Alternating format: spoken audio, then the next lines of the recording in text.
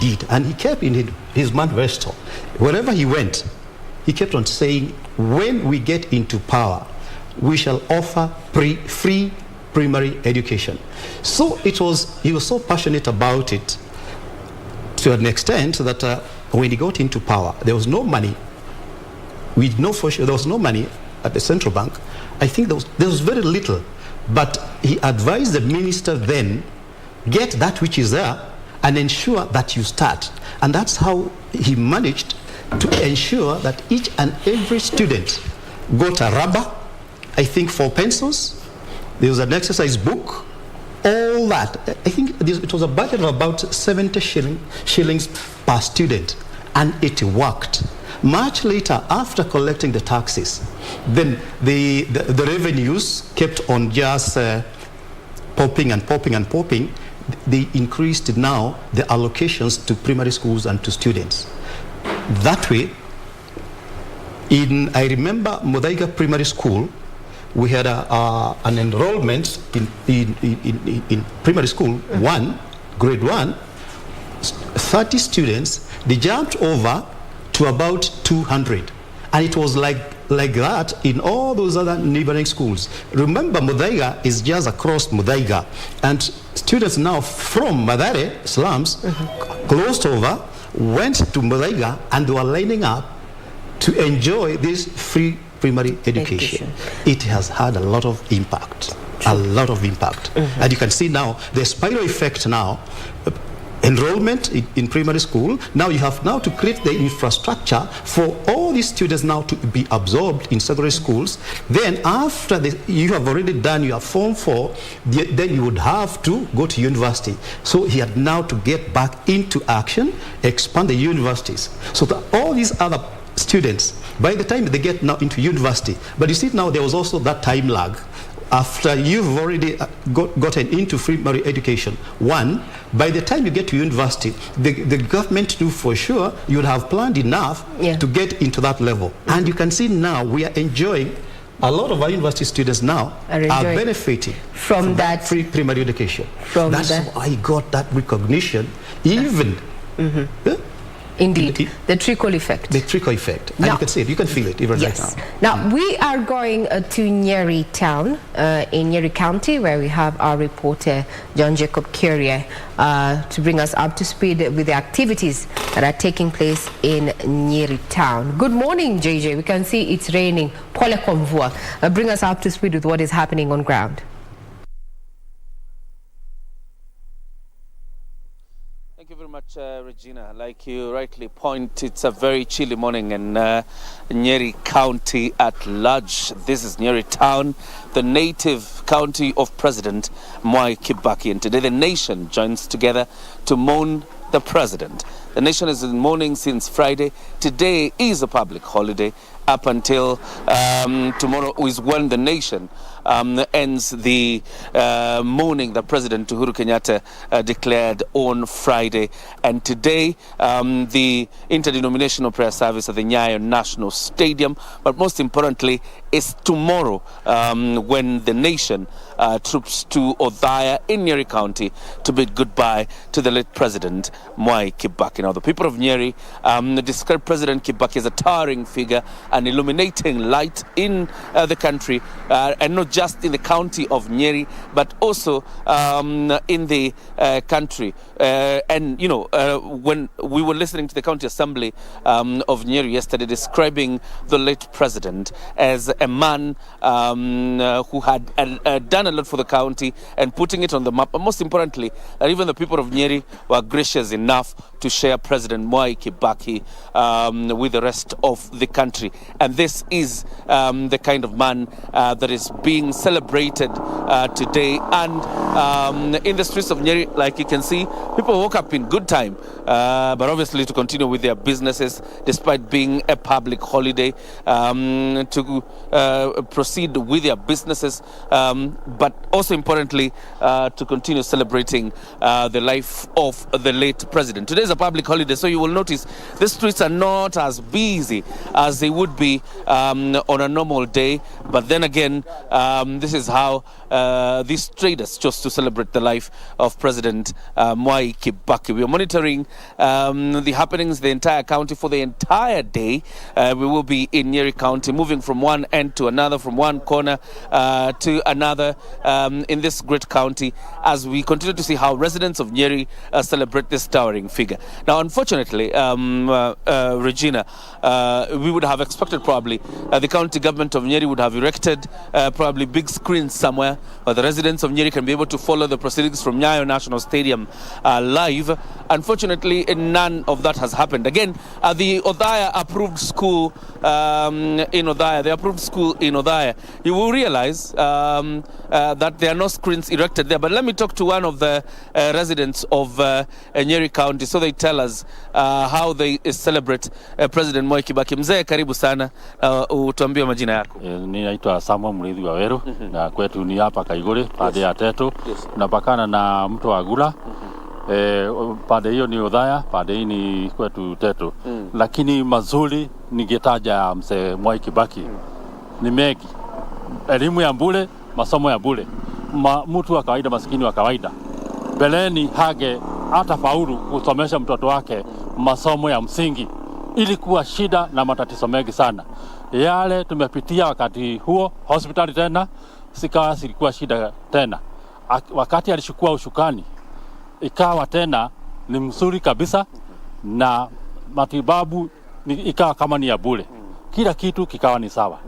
Kwa masomo zaidi, hata kwa university ikawa tena alileta masomo ya msingi kwa kila eneo, kwa kila kijiji, akaigisa kwa primary, akaigisa secondary. Na ile ilikuwa shida sana kwa mwananchi wa kawaida kupeleka mtoto kwa secondary. Kwa hivyo kulinganisha masomo kwa pande yote, hiyo ni kitu moja ningeweza kushukuru kwa rais hayati mzee Mwai Kibaki. Hiyo nyingine, upande wa maji tumejionea kila mahali tunaletewa maji, hata ya kulima tuko nayo. Tukienda kwa upande wa mabarabara, kusema kweli, wakati alichukua ushukani, kama hii barabara yetu ya kuenda Othaya kupitia kwa Mbwa hivi hapa Classic, ilikuwa ya kwanza, na hiyo ndio ilikuwa barabara ya kwanza, na ndio ingekuwa ya kuenda Nairobi kwanza kupitia Othaya. Alifanya vizuri kwa sababu alipanua na akafungua kila mahali, kukafunguka, kukaanza machaba yakafunguka, tukapata mahali pa kujenga vizuri. Hata wageni wakikuja area zetu hata wananunua na wanajenga manyumba mazuri, na maeneo yetu na vijiji vyetu vikafunguka. Asante sana mzee. Mzee kutoka Nyeri, wakikumbuka jinsi mzee Mwai Kibaki alivyofanya kazi na wakazi wa Nyeri na tena wananchi wa Jamhuri ya Kenya, hasa kukumbuka masala ya ujenzi wa barabara na vile pia kuwatilia wananchi wa Nyeri na maeneo mengine maji na masomo ya bure pia katika shule za msingi. These are some of the things that they remember President Mwai Kibaki for. And when history is written, history will remember this man kindly. And those are some of the descriptions of the people of Nyeri County. So what we're going to do, Regina, we're going to be monitoring in Nyeri as well as in his native Othaya constituency. And you can imagine how the residents of Othaya feel for a man who represented them for more than 35, actually a near 4 decades. You would imagine how they feel about the loss of President Mwai Kibaki. So we're just going to see how they will be monitoring this event from their screens, obviously, because there doesn't appear to be a coordinated effort to have them together to watch or beam this event live. But we're going to be monitoring from where they will be watching this event from as we bid goodbye to President Mwai Kibaki. I'll hand it back to you, Regina, in studio. Update on what is happening in Nyeri town there. We hope that in the course of the day, at least the Nyeri County government is going to ensure that, members, or rather persons, constituents of Nyeri County get to follow the proceedings of what is going to be happening at Nyayo Stadium, as you have seen in the past. Counties come together to support what the national government is doing. Well, we're going to be keeping tabs on what is happening. Remember that at 8 a.m., if you've not made your way to Nyayo Stadium and you wanted to, you're expected to be seated. So if you're on your way, well, it's a holiday. The roads are very clear. Kindly be there before 8 a.m. because we're expecting the president also to grace this occasion as from 10:30. For now, we take a quick breather. We'll be right back with this particular broadcast. Do not go away.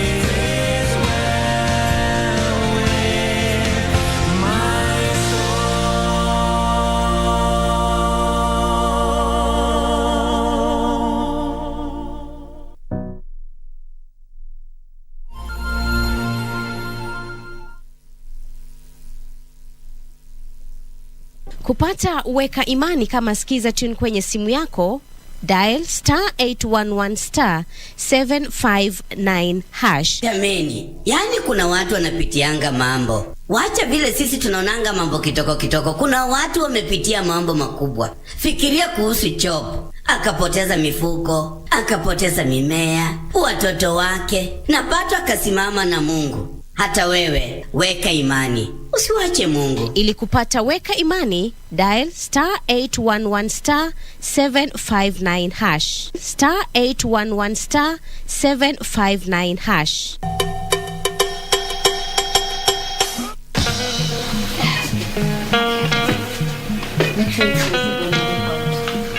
Is she sick? Yani wewe ni mama ya Tiffany? I asked you a question. Are you pregnant? What? Not in the house. Kukadil fulani hapa mbaya. Kataivana. Wazi Arif. Kat is back. She's in Kenya as we speak. Wewe inaonekana unamjua mwanamke sana Moto. Huyu mwanamke ni moto wa kuotea mbali. I asked you how much money you wanted so you can stay away from my daughter. Go serious. What plan do you have for your life? Mwache saja mwe. Believe it or not, this one here is Tiffany's boyfriend. What? By the way, naitwa Jonte.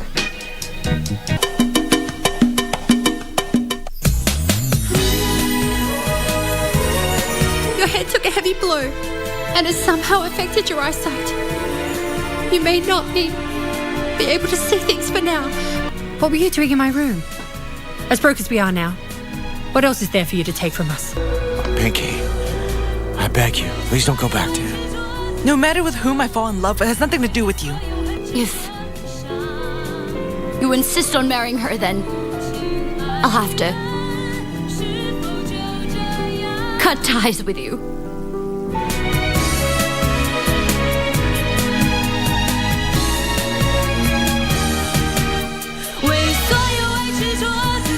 Differently abled, differently. There's a lot of stereotyping around people who are abled differently that makes organizations rather less inclined to offering them jobs and giving them an avenue to showcase what they can actually bring to the table. They really get the discrimination because clearly wherever you work, you see that it is not balanced. We have less people who are disabled or able differently working there. Disability is not homogeneous. Like we cannot really match one disability with the other one. We're differently abled, differently.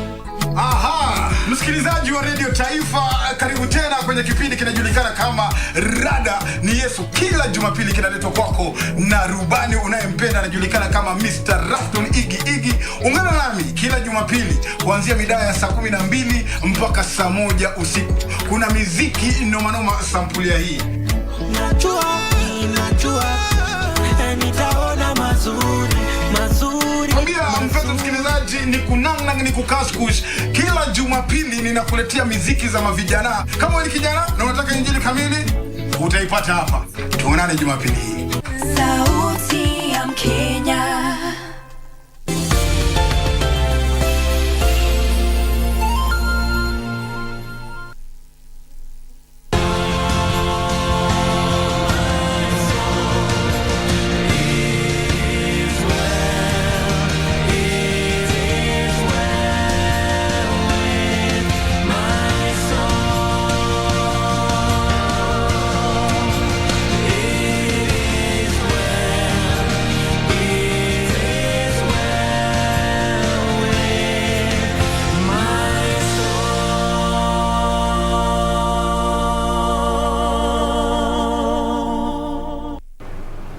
Good morning once again. If you're joining us, is a special coverage where we honor an icon, Emilius Stanley Mwai Kibaki, who passed on at the age of 90 last week on Friday.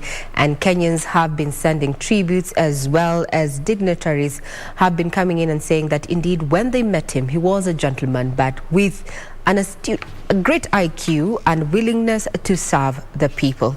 Now, what you're seeing on air is what is happening at the Lee Funeral Home.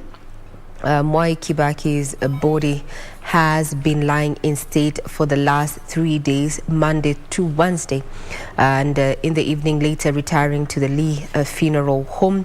We expect that a solemn procession even from State House is going to be starting at around 9 a.m. headed to the Nyayo Stadium, the venue for the state funeral service. But for now, this is what you are seeing from the Lee Funeral Home there. We have our reporters stationed in various, parts of the country to just try and monitor this day that will go down in history for a majority of Kenyans, those who are already working and those who are in school. One way or another, Kibaki's tenure touched their lives. Free primary education has been one of the pillars that has been mentioned by majority of Kenyans, and it had a ripple effect. With free primary education, there was improved infrastructure in as far as our schools are concerned, and it also triggered an effect to also expand into the free secondary school education. A majority of us are beneficiaries of that particular program. So indeed, as we look back at the times of Mwai Kibaki, that is one of the things that we fondly remember. I'm joined in studio by two gentlemen. On my far right, we have Dr. Fred Ogola, who is a professor of strategy at the Strathmore Business School, as well as John Murage, who was part and parcel of Kibaki's strategy team. Karibuni, gentlemen. We've had Kenyans there pointing out that free primary education is one of the things that they fondly remember Mwai Kibaki for. And we've said it triggered an effect in as far as socio-economic development is concerned. Mr. Ogolo, let's start off with you. Looking at free primary education and its catalytic impact it has had in Kenya's economy. Maybe we can look at it now. We break it down. Break it down. In your opinion? Yeah, so when you listen to our late President Mwai Kibaki, there was some sort of clarity in this man's head that is sometimes equal to none. In strategy, there's something we call leading variables and lagging variables. Leading variables are the things you want to see. For example, GDP growth. You want to see a vibrant economy. You want to see liquidity in the economy. But lagging variables are the things you need to do so that happens. And that's why he got right. Remember, even before we go there, that the president had worked in all cadres of government. He'd worked, for example, from the political party KANU. He worked as a secretary to the cabinet. He worked as a minister for finance. He understood the public sector from down until top. So when he went there, he went with a serious clarity on what if you do by stroke of pen. In economics, we call it a silver bullet. So he shot the silver bullet. One of them was free primary education. Now, Regina, you know that when you're doing a national budget, education ministry receives the highest allocation. And then second thing, which was very clear to him, was that people said, why do you want to talk about primary education without focusing on transition from primary to secondary? Again, he said, secondary education can wait for you, cannot wait for you to finish primary, but you can finish primary and wait to go to secondary school. Now, the same thing from secondary to university. University cannot wait for you to finish secondary, but you can finish secondary and wait to go to university. Then when he created the tertiary institutions, now you find that then there were very few universities. He created tertiary university. People told him, Mr. President, you are creating secondary university education. Why will these guys get jobs? He said, a job cannot wait for you to do education, but education can wait for a job opportunity. With such kind of clarity, it was very easy for him to push his agenda to go forward. And in fact,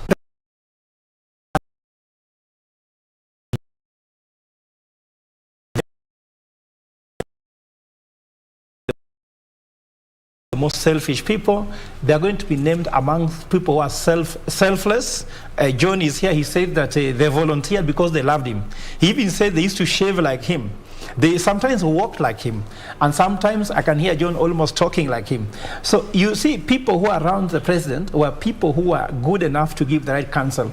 And also, if you look at what you say, I don't think he tolerated people who had so many self-interest around him. You know, when you're having a certain character, there are people you repel and there are people you attract. Yes. So the people who are, he's in a call. I met yesterday Peter Mudoka. You see, he was working with him in Central Bank. They worked to transform KCB. So the president had that kind of clarity. And the main thing is, where did this come from? This guy was an economist, first-class graduate. Secondly, he took time to vie for president. Like I told you, he vied more than 3 times before he got it. I know when you are when you are vying for a seat, you work on a manifesto, you don't get. Next time, you have a better manifesto. So we could even see now, for example, the head of Azimio, he's contested 4 times. I'm sure his 10-point agenda should be an improvement of all other manifestos ever. All that. So we hope. Yes. we hope. That's how it could be. We hope. We hope. Before we get to that, Murage there, Ogolo there has mentioned that, you know, his circle of friends, his kitchen cabinet. Yes. Tell us more about that particular watu wandani, you know. I mentioned but before you tell us exactly who these people were, you know, a majority of them are in the public you know, domain. We know them. But then I'm sure you know there are others who are were iconic in the person who he was and the legacy he made. Now we go to our reporter Yusuf Farah, who is at the Silver Springs, to give us a brief on how traffic is looking like. Good morning, Farah. How are you?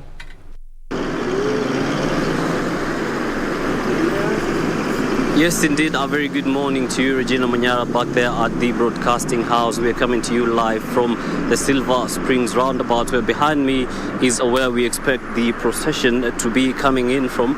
And the motorcade is expected to come in through this road, and then it's going to come and circulate this roundabout. And the procession has not yet come out, so we're still on standby waiting for that. I've been able to see a little bit of security throughout the road when we were coming, some mobile patrol police cars, and also to my left there is a mobile patrol police car that is on standby waiting for that. So that is the march we have now. And of course, just to bring Kenyans up to speed, they did have 3 days to view the body of the late President Mwai Kibaki that was lying instead at the Parliament buildings. And then today will be the final day. Of course, the procession is going to be passing through here. You can see the mobile patrol there, and then it's going to circulate the roundabout and move all the way to State House, after which the body will be ferried to Nyayo House. So that's the march we have for you right now. Back to you in studio, Regina. Thank you very much. As far as you can see from the pictures, there is that, you know, traffic.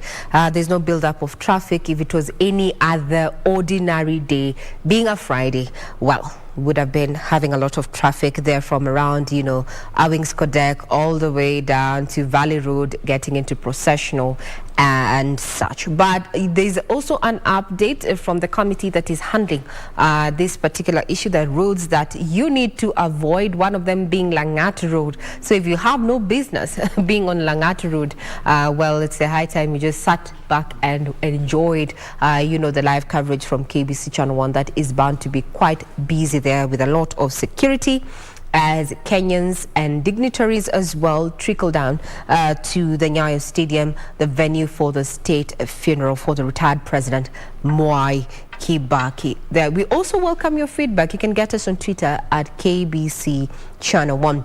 Now, information getting to us this morning is that the timings where the cortege is going to be leaving the Lee Funeral Home has been rescheduled to 8:30 this morning. So that's why we're seeing, not much activity there from the live feed that we have been broadcasting there. So a change in timing, so to speak. And I'm just going to point to that, Murage. Given that we're expecting that tomorrow, I think due to public demand, we're going to have the body of Mwai Kibaki moving by road, so to speak, all the way to Othaya, where he's to be interred. Are we expecting to see some changes in the timings and the plannings of this, looking at the issue of security and the high demand, from the populace to at least have a glimpse of that particular procession? Murage. I'm sure that the committee planning is in a nightmare, because right now the situation on the ground is such that there is that outpouring of grief, and all the way now from Nairobi, you get to Kiambu, Murang'a, there is Kirinyaga, there is Nyeri, and then you snake all the way up to Othaya. There is a lot of people who have just gotten some interest right now, and they feel that our president is part of us, and we have to touch and also to be seen to be there. So I can imagine those who are planning, they'll have to think a little bit better how to plan the procession, because we can imagine the kind of traffic jam, the human jam traffic that will be on the streets. On the streets. Yes, it's going to be a nightmare, definitely. Well, I don't know what they will do, but. Being that this is, I think, the last procession that we saw that really took the country in this kind of wave is what we witnessed with the founding father, that is Jomo Kenyatta, there in 1978 there. And also we also saw a semblance of such, Kenyans coming together, wanting to be seen there, wanting to be part of this, as with Kijana Wamalwa in 2003. It was the same kind of euphoria that we are experiencing. 78, 2003, a replica in 2022 indeed. Kenyans are very interesting. The Kenyans are very, very, very nice people. Yes, indeed. Right now, if you tell them that they are not going to see that casket, that motorcade, I don't know what will happen.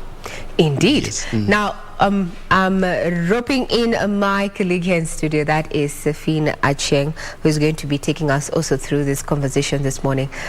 Good morning, Safin. Good morning, Regina. It's so good to be here, and it's actually such an honor to be doing this for a man that has been eulogized as a hero and somebody who has done a lot in terms of just changing the lives of thousands and millions of people in this particular country. So today, I know there is going to be a lot that is going to be said and done, and we assure you as KBC Channel 1 that each and every part of the activities that will climax in the interment of the body of the country's third president, Emilio Stanley Mwai Kibaki, are going to be brought to you live right here on KBC Channel 1. But I see, Ray, you had already started, picking up the momentum and taking us through what is already happening this morning. And allow me also to just chip in the conversation you were having earlier with David, with John and Fred, Dr. Fred there. I had, something that really I would want to know concerning the free primary education, Dr. Fred Ogola.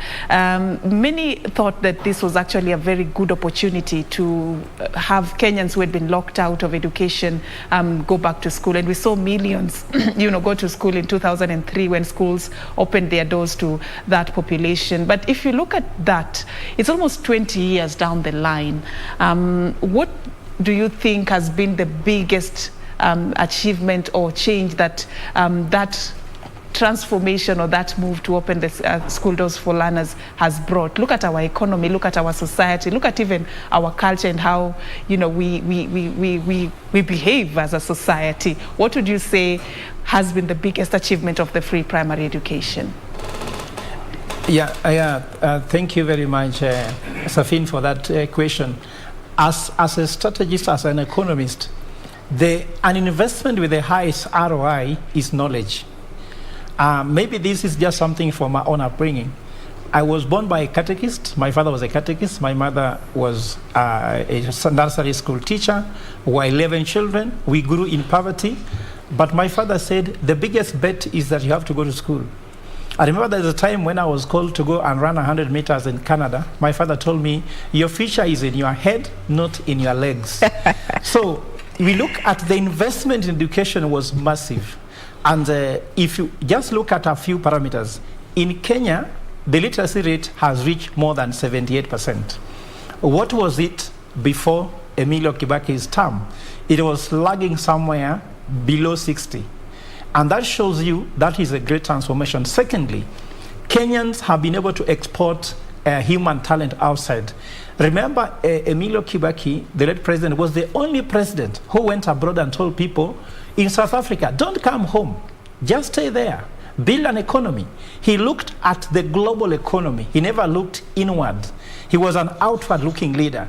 He went to the US, told people, just stay there, build the economy. We are looking at this thing. And remember, that went on to expand the East African community. We brought Southern Sudan, was brought, Burundi was brought. Now, the current president has followed in the footsteps to bring DRC Congo. We are seeing an economy of around 27 billion, let's say, GDP. Like, that's a very big regional economy. So if you look at all these things, you see that when we invest in education, we shall have global competitiveness. We shall have regional competitiveness. And you start looking at the human index. Human Development Index has also increased in Kenya. We've had a lot of freedom of speech. Those are also part of Human Development Index. Kenyans have moved to go study abroad. Kenya have set business abroad. You see, KCB is now in different countries like Tanzania. There's KCB in Juba. There's Equity Bank now in DRC Congo.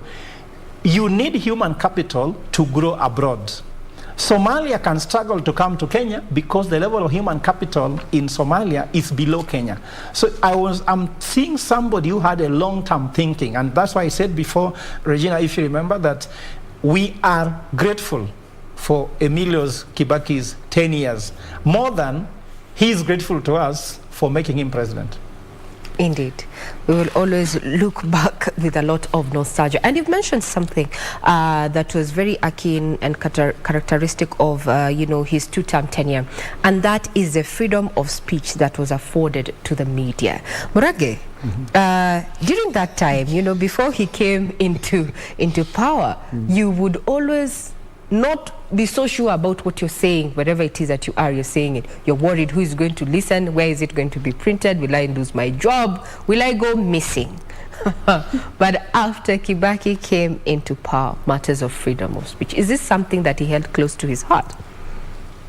He's a Democrat, and for you who are not there, it was so, the situation was so bad that some of us who are known to not to support the government had their files all the time being ticked. Where was he today? Who was accompanying him today? Where did he take his lunch? And we knew those characters, and they trailed us everywhere. We could not get jobs. We could not get tenders. We could not get employed in government. Anytime you went there, you found a fella who you had seen somewhere else trailing you. So what happened is that if you went out to to make news, like I am here now, and and you just speak things that are not favorable to the government, you would get somebody just pick you in a white car, just at the gate. It was so bad that, remember 1997, we had this IPPG agitation for what we are calling the literal reforms. And the literal reforms, we had now 4 parties, talking together, joining together with a view to making some changes. In that time it was IEC. And we had commissioners picked from all the parties so that they could be represented in IEK. And what happened just a few weeks before the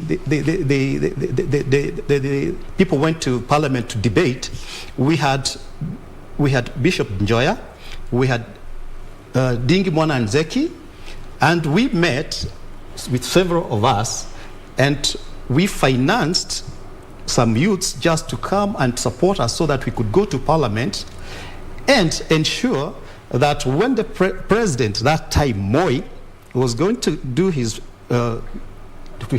parade, would ensure that we disrupt in such a manner that the whole world will know that the time has come now for them to accept, because there was no way they were going to accept the changes to the constitution. Even the minimum reforms, we had to fight for them. So what happened to us now, we were about 20 of us, and we went to Dingi Mwana Nzeki, we sat down with him, we agreed very well. Much later, he told us, look, there's no way I'm going to join you. He had been talked to the previous night. There's no way I'm going to join you. Gentlemen, I'll bless you, just go. Just go. Just go. Now we will continue. We'll pick it up from just go. I can't sit with you, gentlemen, but I'm with you. But just go. From where I sit, you can only be on your own. Yes. We'll pick it up from there. Now we'll take you to Nyayo Stadium, where we have Zainab to bring us up to speed with what is happening. Remember, members of parliament, members of the public are expected to be seated at Nyayo Stadium by 8 a.m. Good morning, Zainab.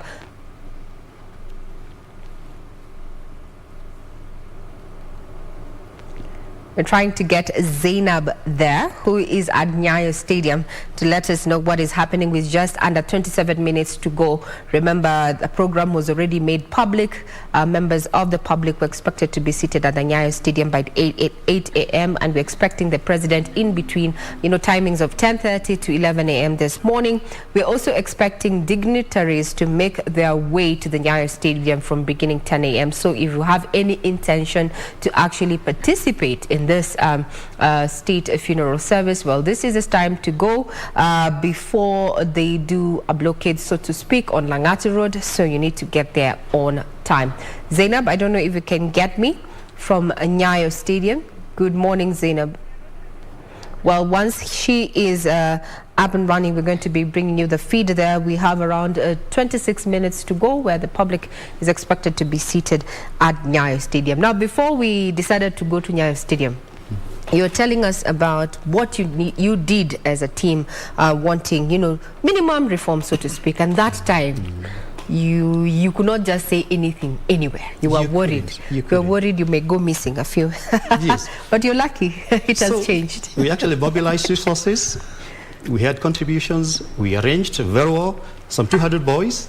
Then we ensured that Honorable Mother Karua plus Honorable Ndwiga, Norman Nyaga, through now the secretary now of President Kibaki, who was Mrs. Maranga, we delivered some paraphernalia, some boards, written minimum reforms.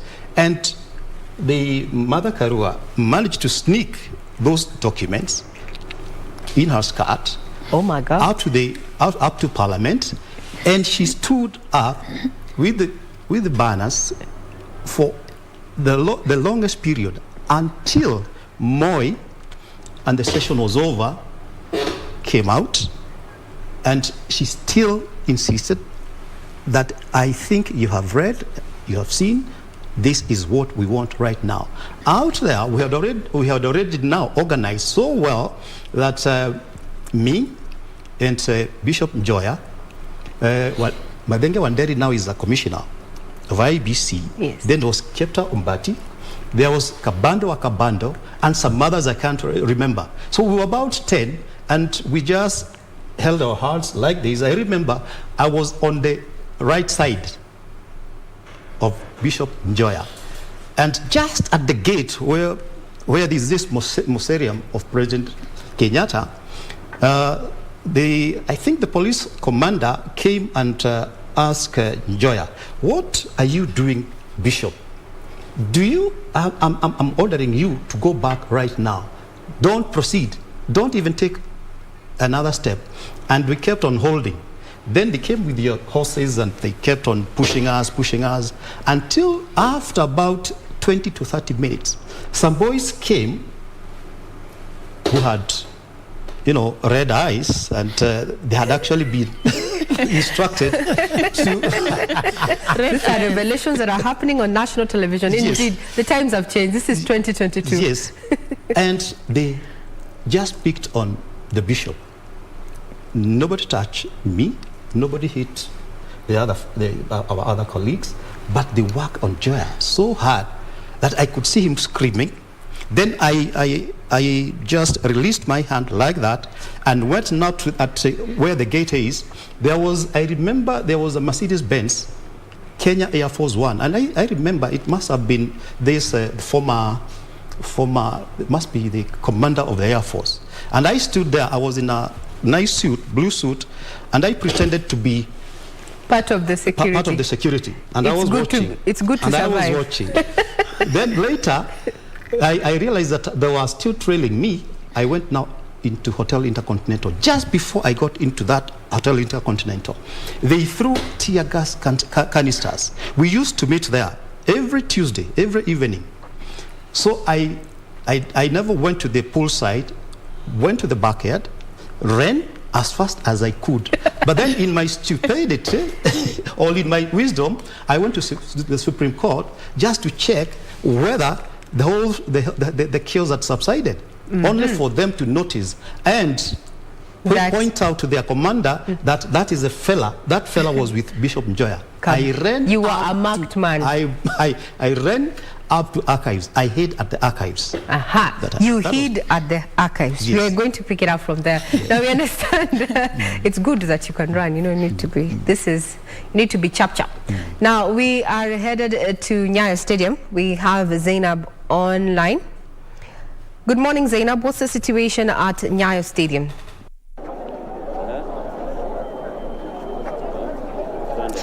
Naam, kama ulivyotaja Safin, ni kweli tuko katika lango la Nyayo Stadium na hapa shughuli ni tele, watu wanaingia kuja kuhakikisha kwamba wanahudhuria sherehe hii. Tulivyoingia pale awali katika lango, kuna wale ambao wanauza picha za aliyekuwa rais Mwai Kibaki, kuhakikisha tu kwamba wanavalia beji hizo wakiingia hapa ndani, na pia shughuli nyingi. Lakini kwanza tu, kabla sijasema mengi, wacha nikuruhusu tuweze kuzungumza na baadhi ya Wakenya ambao wamefika hapa kuja kushuhudia shughuli hii. Naam, tueleze tu jina lako pengine na utuambie umetoka wapi. Wacha nitakuonyesha vile mimi. Naam. Chukua hapa ni Kibaki iko hapa. Wacha nitakushikia hii. Mimi naitwa Matthew Scobie Anampio kutoka Meru. Kibaki ni mtu ninamuelewa. Pole. Zungumza tu. Kibaki ni mtu namuelewa zaidi. Na kutoka tumeshaingia ndani ya Kenya kutoka 1963. Hatujawahi pata kiongozi mwingine kupita Kibaki. Na kiongozi yoyote yule atakuwa ndani ya Kenya kiwa na tutawala. Afadhali please afuate nyayo za Kibaki. Mimi niko na ushahidi mkubwa pande ya Kibaki, hata document kwa kitaka nionyeshe nitaonyesha. Kibaki ndiye mtu wa kwanza kuleta pikipiki. Kibaki ndiye wa kwanza kuninjengea lami ya inaitwa Mero Mekindo Limau wa Meru. Si parliament ilikuwa inasema, si MP alisema ni mimi na mzee anaitwa William Mogo na chairman Paulo Ntwanamba, na mimi nikiwa chairman wa board of trustee Matthew Kobia Nampi wa DP. Kibaki Mungu amweke pale pazuri kabisa, kwa sababu ametutengeneza vile tutaweza. President yule ataingia afuate mfano wa Kibaki, kwa sababu hatutasahau Kibaki maishani mwetu. Naam, shukrani sana mzee. Ni kweli umesema hatutamsahau kiongozi huyo. Unaona? Naam. Umemuona? Ndio. Mimi kwa majina naitwa David Kushenei. Natoka upande wa Kericho County. Sub county yangu ni Sigawet constituency. Huyu Kibaki amebadilisha nchi yetu. Kibaki alitenda mengi sana. Kibaki alikuwa mtu ya maneno mingi. Kibaki alikuwa mtu wa kusema na kutenda. Na alikuwa mtu wa haki. Hakuna siku Kibaki alikuwa anabadilisha maneno leo kesho anabadilisha, alikuwa mtu straightforward. Yeye alitoa elimu ya bure, maneno ya CDF, hii maneno ya bodaboda amesaidia vijana wetu sana. Kwa hivyo sisi tunaomboleza huyu mzee. Huyu mzee ametenda. Mungu awabariki. Naam, shukrani sana. Alifanya Kibaki apate. Unamkumbuka vipi rais ambaye ametuacha mzee Mwai Kibaki? Kibaki ndio mtu. Mimi naitwa Joseph Kitonyo. Kutoka Miru. Naam. Sasa Kibaki ndio mzee wa kuongoza watu. Mimi naleta maombolezi hapa kutoka Miru. Nikisema Mungu amuweke pale aliweka watu yao.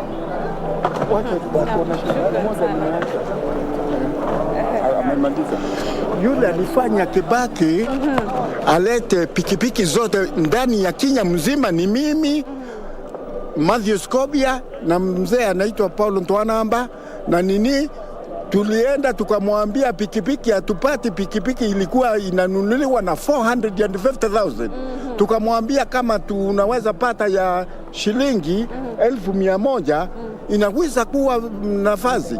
Alikuwa ananitetea akiniuliza kwa sababu gani sikwenda kumkusukuma pahali alikuwa anakaa kwa kwa barabara.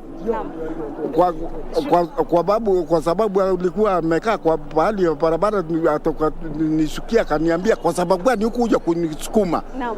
Nikamwambia ni gari, hatuna pesa, gari ni milioni 2, pikipiki ni 450,000. Tukamwambia tuletee. Kibaki akaenda akaachana na wa Amerika na Waingereza, akaenda China akatuletea pikipiki ndani ya Kenya kama si mimi Matthew Kobia na Paulo Ntwanamba na William Moa, pikipiki inga iliingia ndani. Shukrani sana mzee Matthew. Wacha tuzungumze na mama pia hapa. Tuambie tu wewe hii leo umefika hapa unamkumbuka vipi? Kwa jina naitwa Caroline Jerotich, natoka upande wa Sigawet. Nimekuja hapa kushuhudia sherehe ya mpendwa wetu marehemu Mwai Emilio Kibaki. Naikumbuka vizuri sana. Sisi akina mama, especially single mothers, alituinua uchumi yetu sana, ndio tukafurahia. During Kibaki's time kila kitu ilikuwa bei ya chini, lakini wakati alienda retire maisha ikakuwa ngumu, hasa kwa wale wamama wenye wanajisimamia. So naikumbuka mzee Kibaki wakati alikuwa kwa uongozini alikuwa anatufanyia vitu mingi sana. So Mungu alaze mahali pema peponi. Amin. Mungu ailaze roho yake mahali pema peponi. Shukrani sana mami. Na wewe tu tuambie unamkumbuka aje rais mstaafu mzee mzee Mwai Kibaki? Kwanza kabisa naitwa Lona Kirui kutoka Sigawet. Kwangu mimi nimekuja kuomboleza kifo chake, na chenye namkumbuka sana ni free education for all. Sana huko kwetu masomo ilikuwa chini sana, lakini wakati alianzisha mambo na devolution, mabasari zikaingia, watoto wote wakafikia elimu. Sasa yangu kwa ambaye atashika ushukani kama rais mwezi wa 8, namwambia aige mfano mzuri wa the late Kibaki. Bure hii Kenya tumeumia. Asante sana. Asante sana, shukran sana. Safin, those are just some sentiments of Kenyans who have come here to pay their last respect to the departed former president Mwai Kibaki. Most of them saying they remember the president as a person who ensured that the economy was lifted and making sure that all Kenyans, wherever they were able to find or just to have to find a means of having a living, to make sure to betterment their life, to ensure that all the areas in the country were passable. Just great memories here of Kenyans who have come here to pay their last respect to the former president, the late Mwai Kibaki. We'll be following events here and we'll be updating our viewers as they come. As you can see from behind, Kenyans are still coming in, so we'll be following the events and be sure to update Kenyans as they go. Here, the activities, their final touches, we can see flowers being planted everywhere just to make sure that the place is set for the event. Also at the entrance when we were coming in, we could see the Kenyans who have also taken this opportunity to make sure that they make a living. Others are selling the Kenyan flag, others are selling badges with a picture of the former president, the late Mwai Kibaki. And also fruits and drinks, just to ensure that those who are coming in have something they can buy and have something to eat when they come in. As you can see, those are just pictures of how the situation here is at the entrance. The security is beefed up just to make sure that Kenyans are guided to where they're supposed to go. The NYS youths are also here. Also the police are also here in just a big number, just to ensure that security is okay, and they're here to just lead Kenyans who are coming in here to make sure that they get a chance to pay their last respect to the departed president Mwai Kibaki. If you can just see from the gate, Kenyans are still coming in large numbers. There are two entrances, one just on my left and the other one on my right. The Kenyans are being guided on which one to use to come in. Either the left one or the right one. So it's a beehive of activities here at Nyayo Stadium at the entrance where Kenyans are coming in to pay their last respect. Back to you in studio, Safin. Thank you so much, Zainab Said, there reporting to us from Nyayo Stadium. This is going to be the venue of the state funeral of the late former president Mwai Kibaki. Having been taken over by the military, being a state funeral, of course, nothing is being left to chance. You've seen there, very tight security that has been beefed up. But you can see pictures on your screens there as members of the public and other dignitaries already making their way into the venue this particular morning. It is a venue that is expected to host high-profile guests who are expected to start arriving anytime from 10 a.m. This will include ambassadors and high commissioners, principal secretaries, judges, members of the National Assembly, senators from different counties, governors from different counties, members who are part of Kenya's cabinet, judges from the Supreme Court, and of course President Uhuru Kenyatta, who is going to be part also of this, as he's sending off the late former president Mwai Kibaki, and also the deputy president also expected there. But of course, it is an event that is going to pave the way for what is expected to happen tomorrow at former President Mwai Kibaki's Othaya home in Nyeri County. We also have our team in Nyeri County, and we'll be linking up with them as we continue with the day's broadcast, so that you can just get a feel of what is happening already just hours before the body of the late former president arrives in that area. But then again, what we are expecting now, the time that the body was to leave Lee Funeral Home was adjusted to 8:30. It's a few minutes to 8. So we're expecting that that is also, the preparations for that to happen are also going on at Lee Funeral Home. We also have our team there that we will be linking up with to tell us what is happening. But of course, what you see on your screens are pictures from Nyayo Stadium. But of course, in studio, we are also having a conversation concerning this man, Mwai Kibaki, and the legacy that he leaves behind. And we are having a panel of two gentlemen, Dr. Fred Ogola, a lecturer at Strathmore Business School, and John Murage, who was part of Kibaki's strategy team. And gentlemen, of course, I'm also doing this with Regina Manyara, my colleague. Gentlemen, earlier you had those sentiments from the members of the public who are making their way into Nyayo National Stadium. And one thing that stood out for me was the role that Kibaki played when he zero-rated the importation of motorcycles in the country. And maybe Dr. Ogola, just to paint to us a picture of, this particular sector. It has grown now to become a sector that generates about 1 billion shillings daily in terms of, revenue. I mean, what do you think wasn't possible then before this happened that was now possible after, motorcycles were allowed to be imported at affordable prices in our country? And how has this, also shaped up our economy? Yeah, I think, Safina, what I can say is that what is important is that when we got Mwai Kibaki as our president, he was an economist and he understood the economic dynamics in all facets. And maybe if I can just tell you this in short, when we had COVID-19, some people said, let us put money in some sectors and ignore some sectors. I think I was in studio one of those days, and I told somebody, no, an economy must be looked at in a holistic manner. Because if you say, let's put money in agriculture and not money in hospitality, so the tomatoes you get from Shamba, who will eat them if there is no hotel opening? So Kibaki understood that for the economy to grow, all the facets of the economy has to work. So the zero-rating of importation of motorcycles was very important because we know that if economy is vibrant, there must be movement. Logistics is an important element of the economy. And by seeing that, it was really important for us to be over like that. And then remember, where did motorcycles coming from? Motorcycles were coming from Japan, for example, maybe Korea.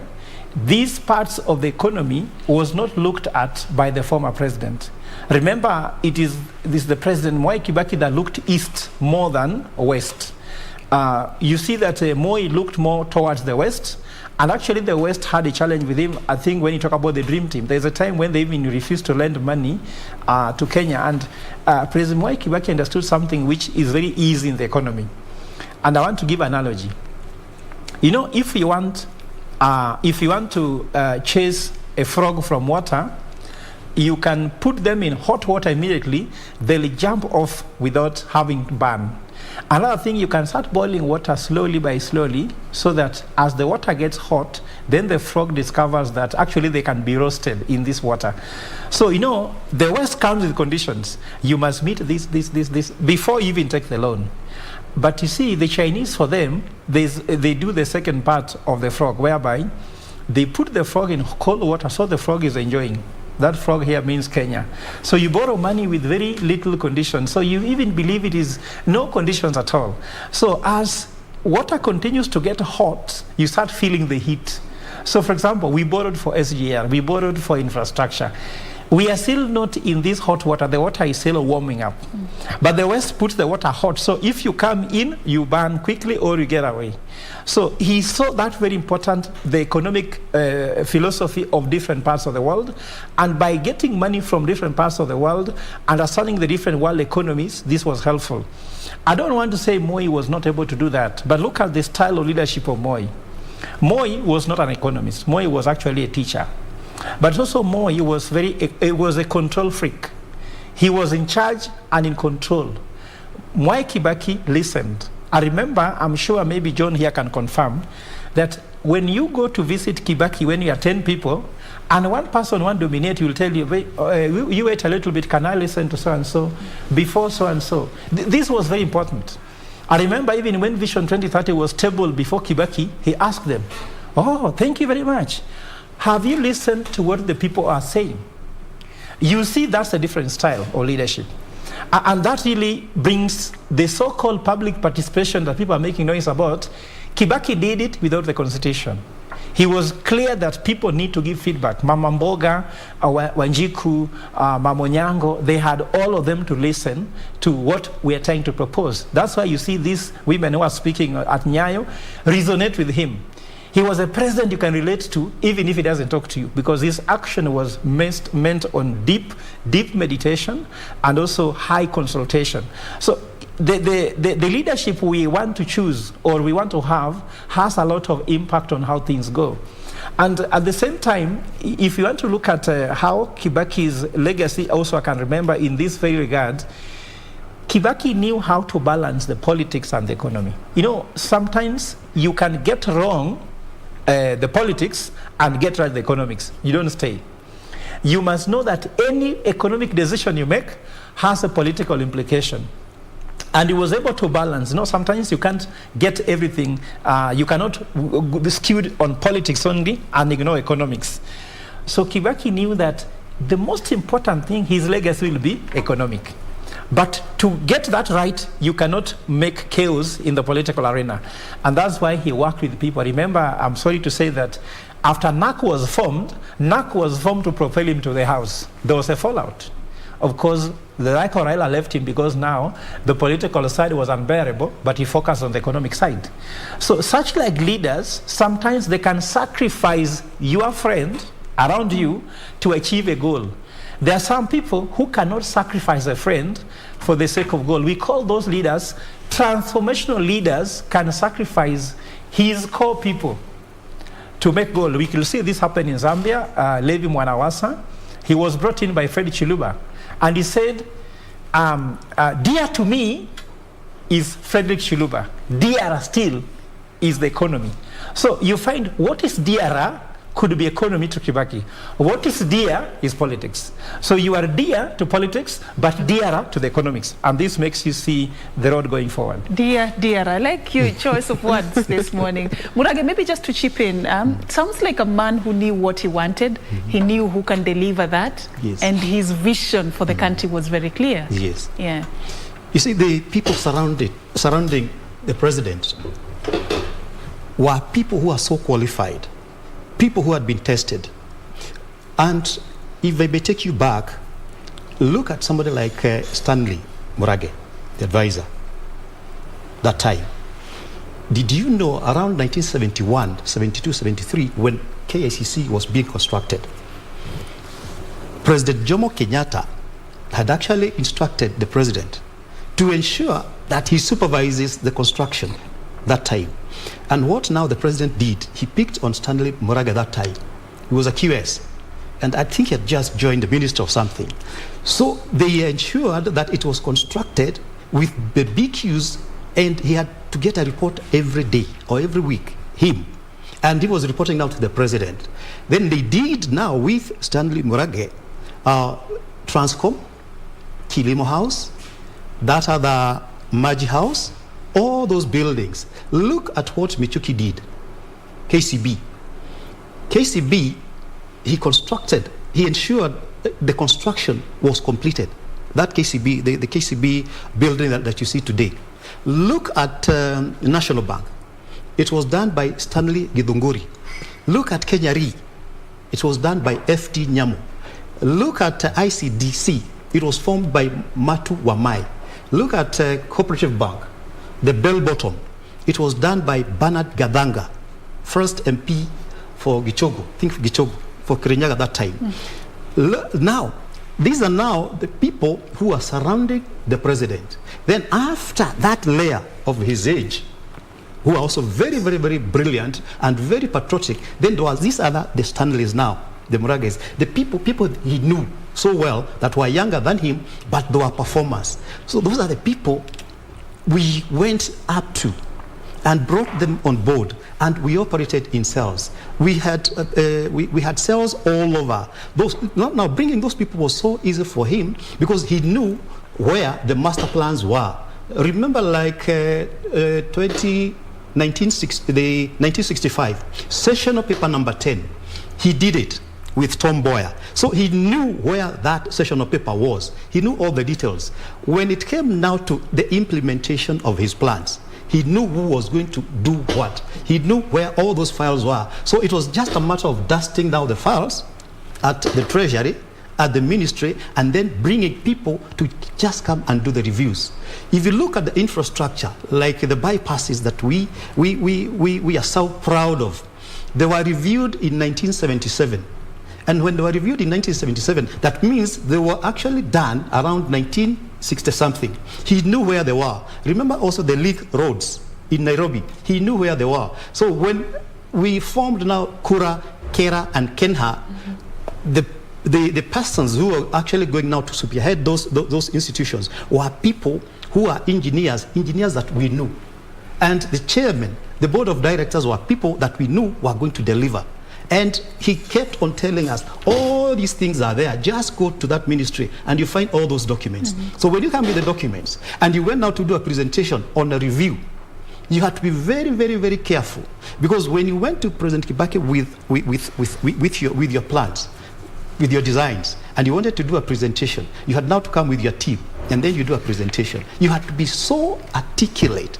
Otherwise, he looked at you like this, and the kind of face that he gave you, you just felt like you are going to freeze.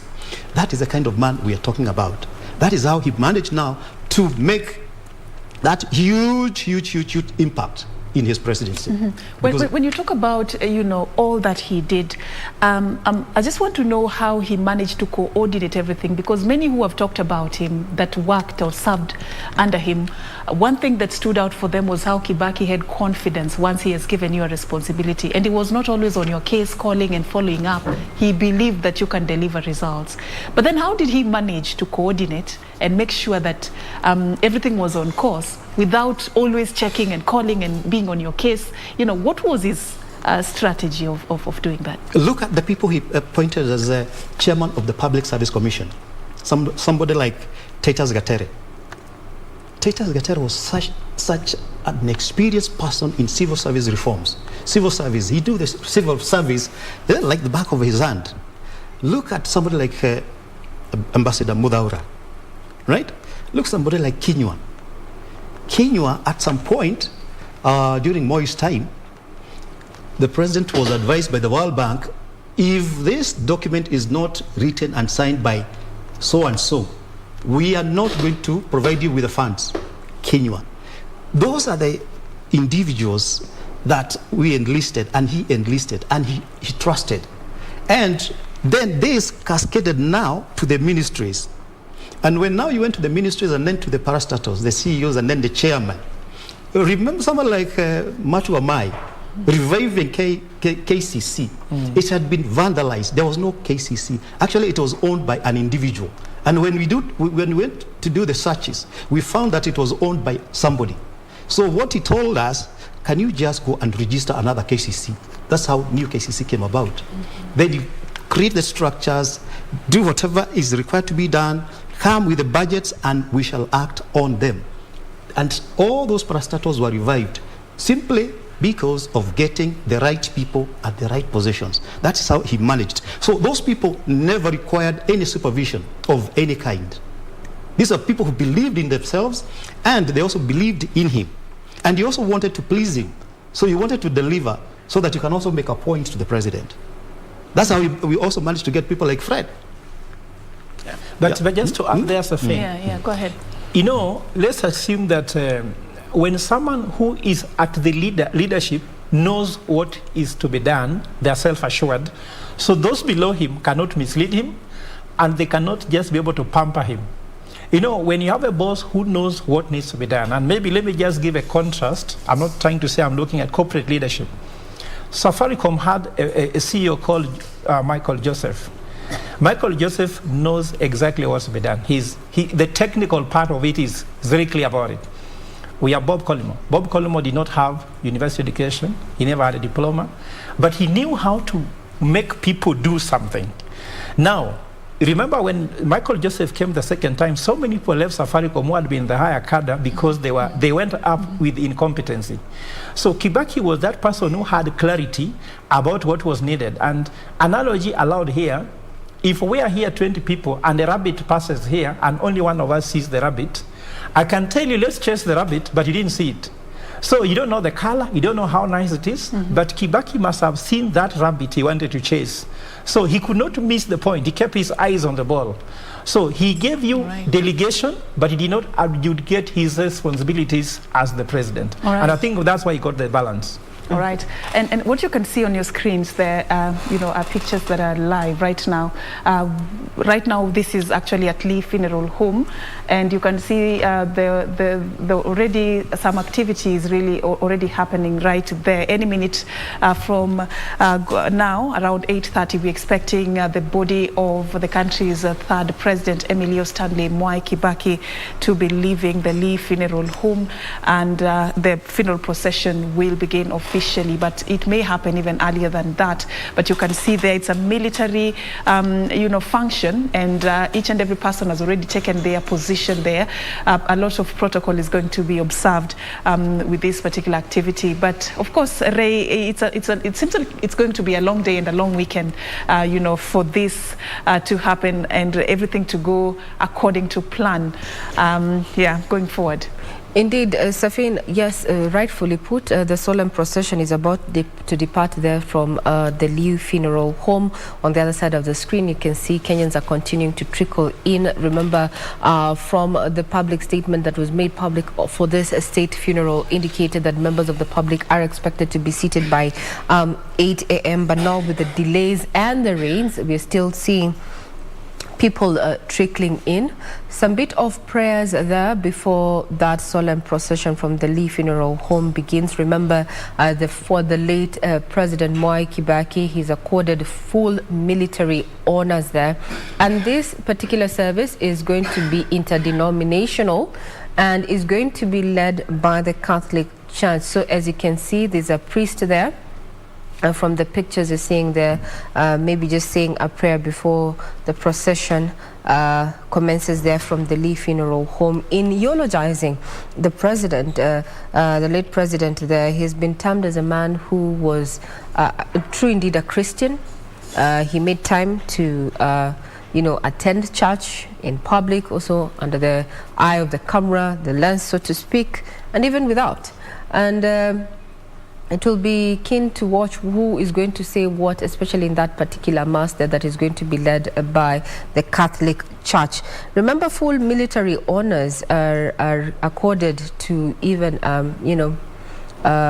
presidents who, or rather retired presidents as Commander-in-Chief of the Armed Forces. But now let's have a listen into what is happening on ground from the Lee Funeral Home.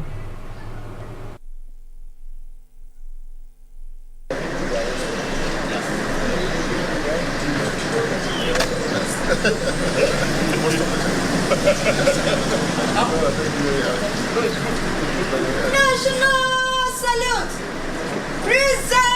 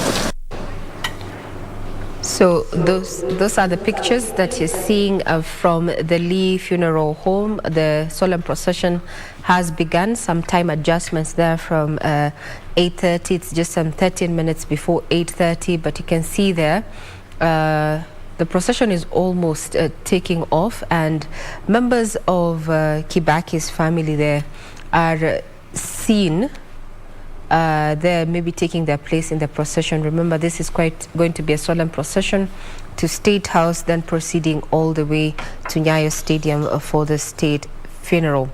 Back here, we have been discussing about, what you are seeing to understand what exactly is a state funeral service. And I have learned from one of my guests, that is Dr. Fred Ogola, that despite being a military kind of procedure and celebration, or rather being Mwai Kibaki's accorded military honors at this time, that the family is going to receive, or rather going to have a pride of place. Maybe you can take us through that and what to expect in not too long when we come back to the studio. But for now, these are the pictures from the Lee Funeral Home there. We expect that dignitaries have arrived, or rather continue arriving at the Nyayo Stadium for the state funeral service. The president himself, President Uhuru Kenyatta, is expected at 10:30 this morning. This particular procession, this particular celebration is very much in line with what we have seen from the British monarch, given that they are our colonizers. So this is a procession that is tailored to what the British undertake when a person has been accorded as state funeral. You can see the red uniforms, the red and white uniforms there with the full military regalia.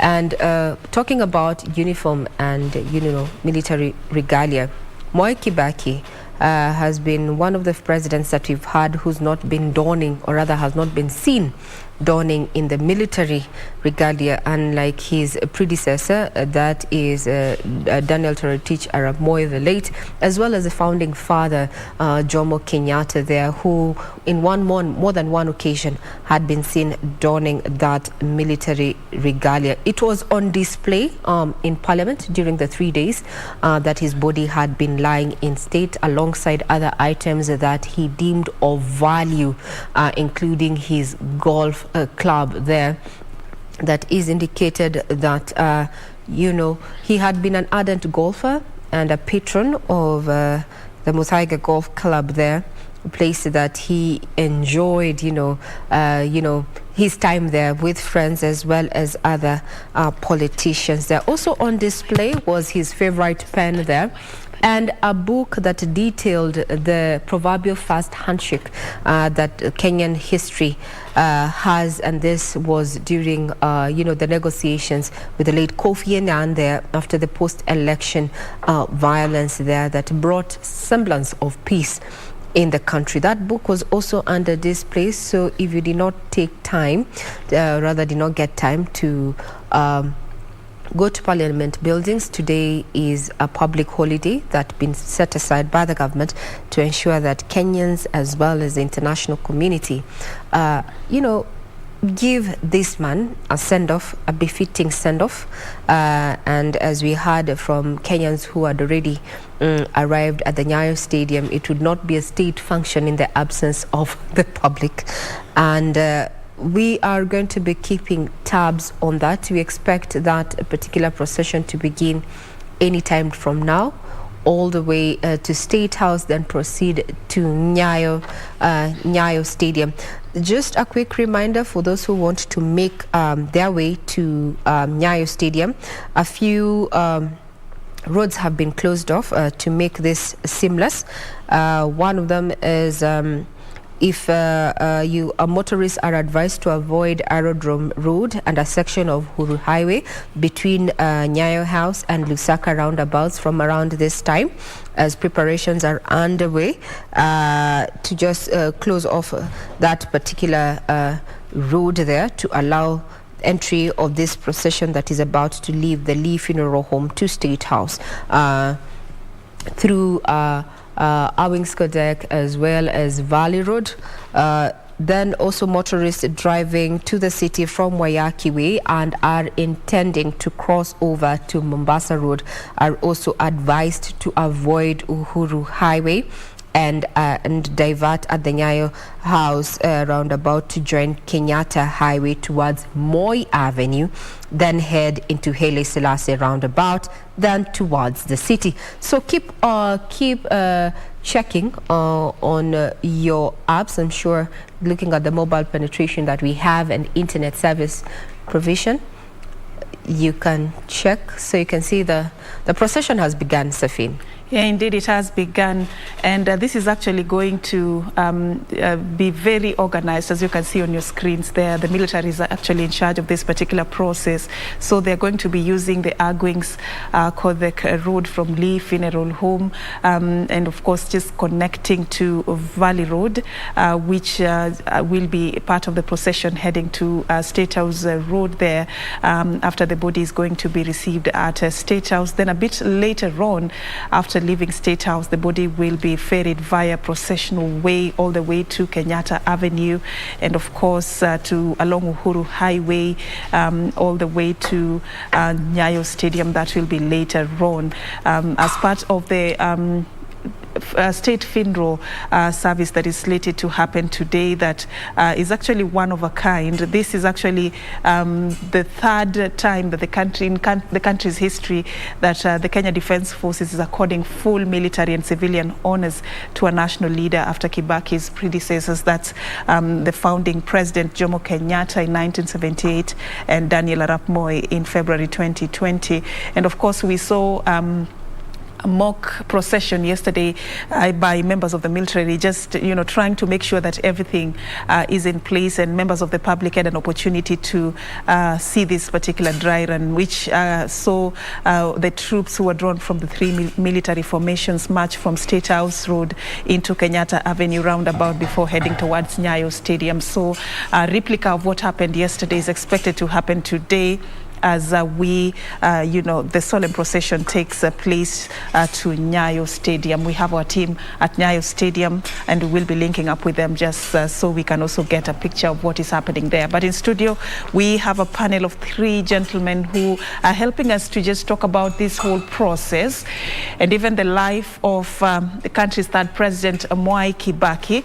And I'm talking about Dr. Fred Ogola, a lecturer at Strathmore Business School, and John Murage, who was part of Kibaki's strategy team.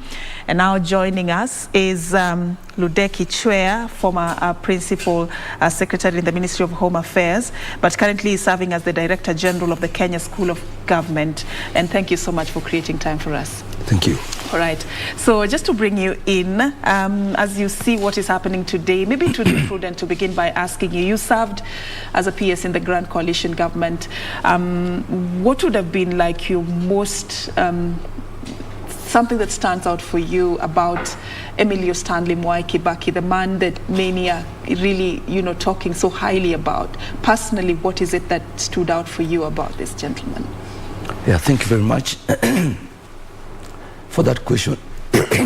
What stood out very prominently about President Kibaki was his commitment to duty.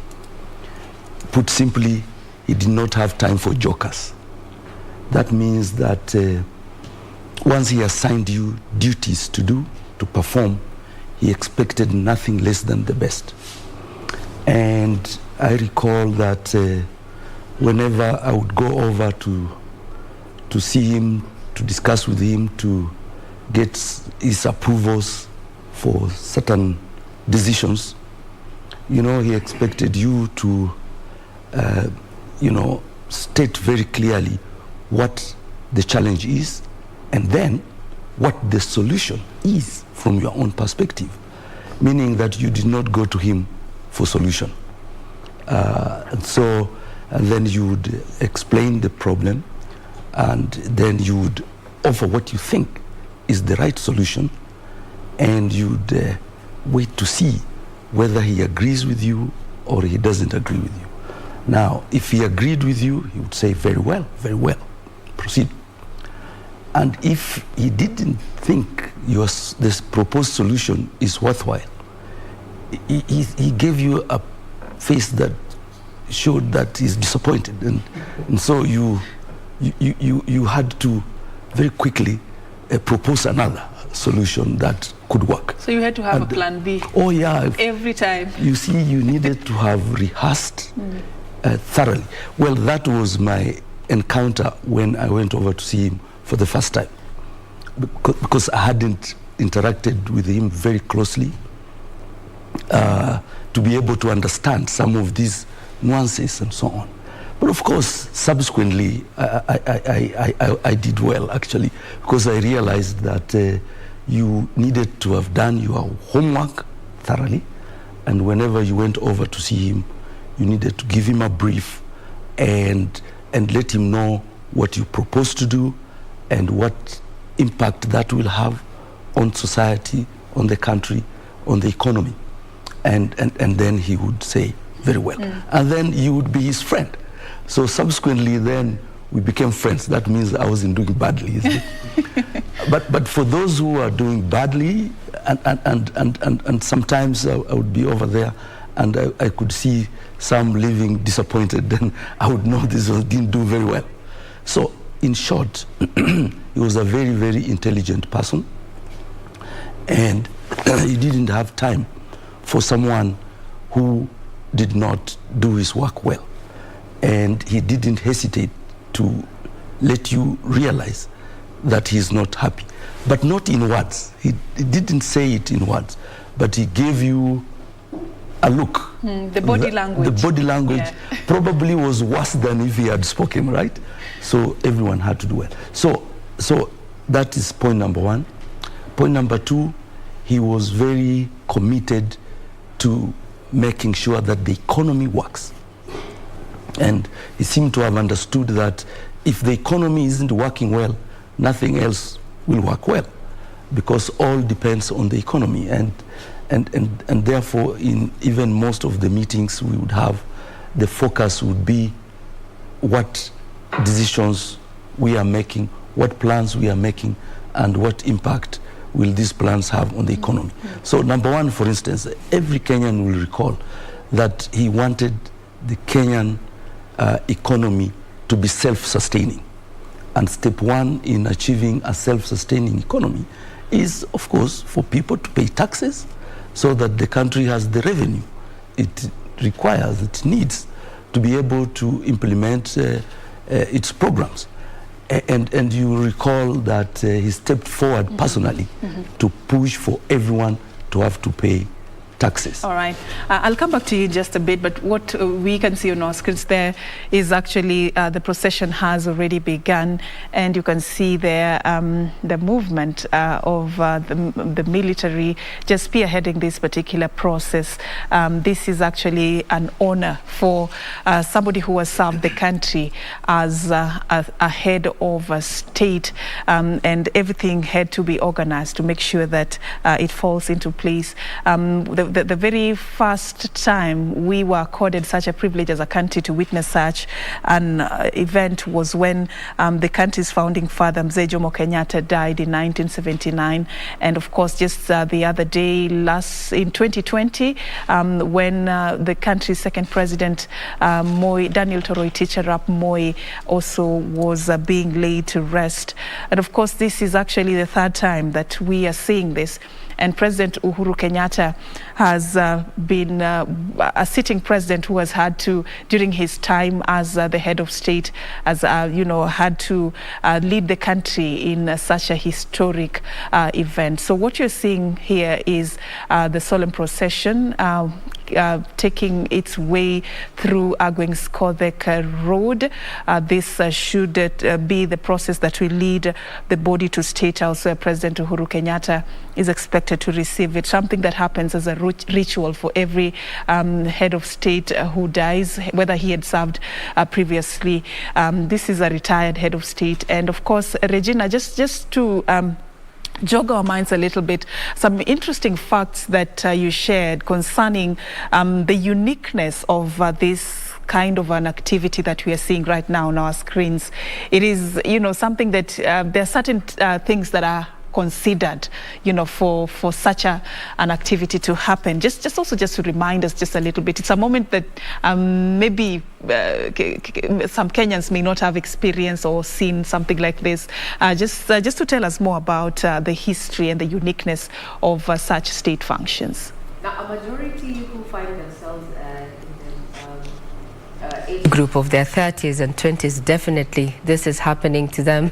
Is something that they have not seen because the first one took place in 1978, and that was indeed the first founding father of the country, and that is Jomo Kenyatta there, whose body lay in state for a cool 30 days. So what we have observed with the fallen third president, that is Mwai Kibaki, his body lay in state for 3 days, and this is after his demise on Friday there. So from Monday through Wednesday, Kenyans were allowed to actually go view the body and pay their last respects from Parliament buildings.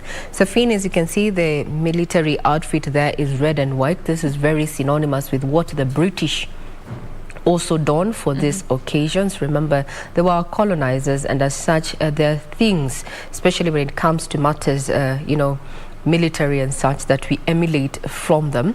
As you can see, it's quite a solemn procession there. That is the Silver Springs roundabout, the intersection on Irving's Kodek, and they're coming down through Valley Road to Processional Lane, all the way to State House, then proceed. Those are beautiful shots from our technical and camera crew there. As you can see, we're giving you all angles in this particular broadcast. That is KBC Channel 1 bringing you and televising this, and we're also streaming on our various platforms. So if you're not able to actually watch this from the comfort of your home, well, you can stream us live on our various platforms, including Facebook and Twitter there, as well as our YouTube channel at KBC Channel 1. Our reporter Yusuf Farah is on ground just following up that particular motorcade. This is a procession in line with the state funeral that has been accorded full military honors.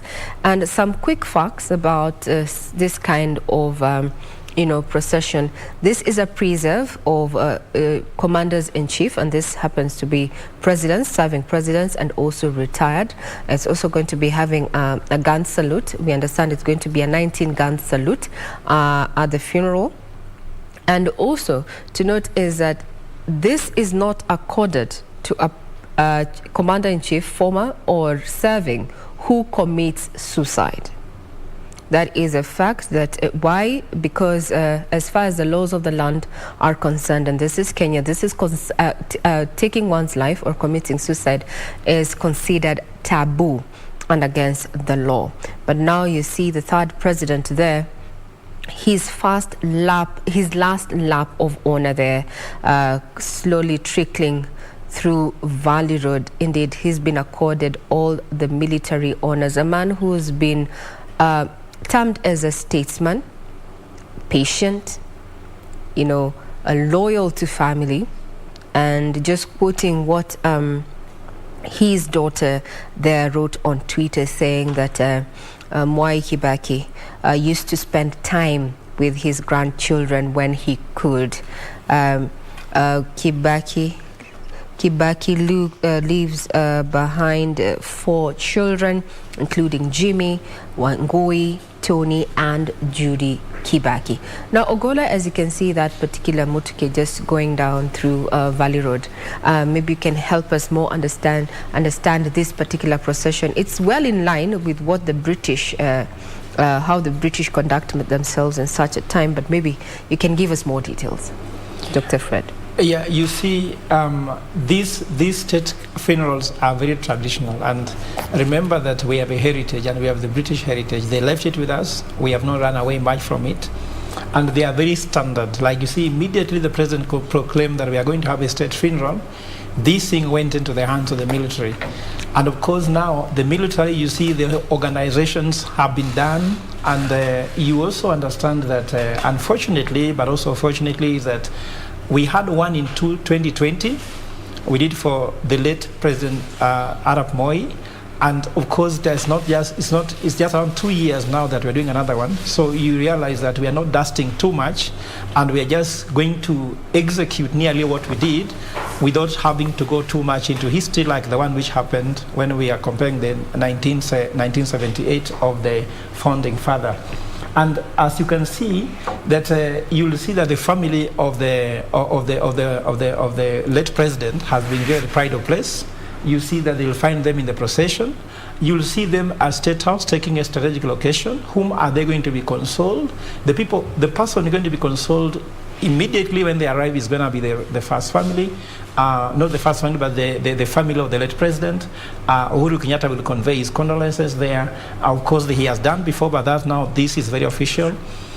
When he arrives in State House, of course, this is a place where Mwai Kibaki lived.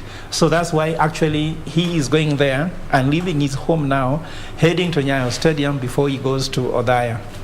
It's a last journey, and I'm sure, like we said before, that we only take you where you went. Indeed. In the Catholic Church, as a Catholic, if you never went to church to pray, even if all your children plus your wife are Catholics and used to go to church every day, your body can never be taken there. So this is a requiem mass. It will be done by a Catholic, I think, in the Catholic way.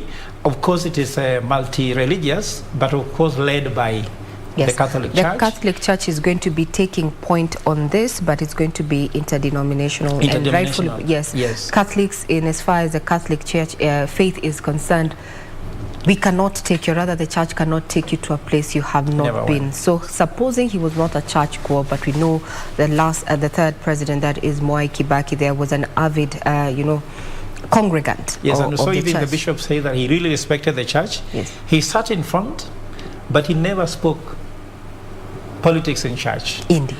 And today also, I think the Catholic Church will be given a pride of place. The family will be given a pride of place in this ceremony.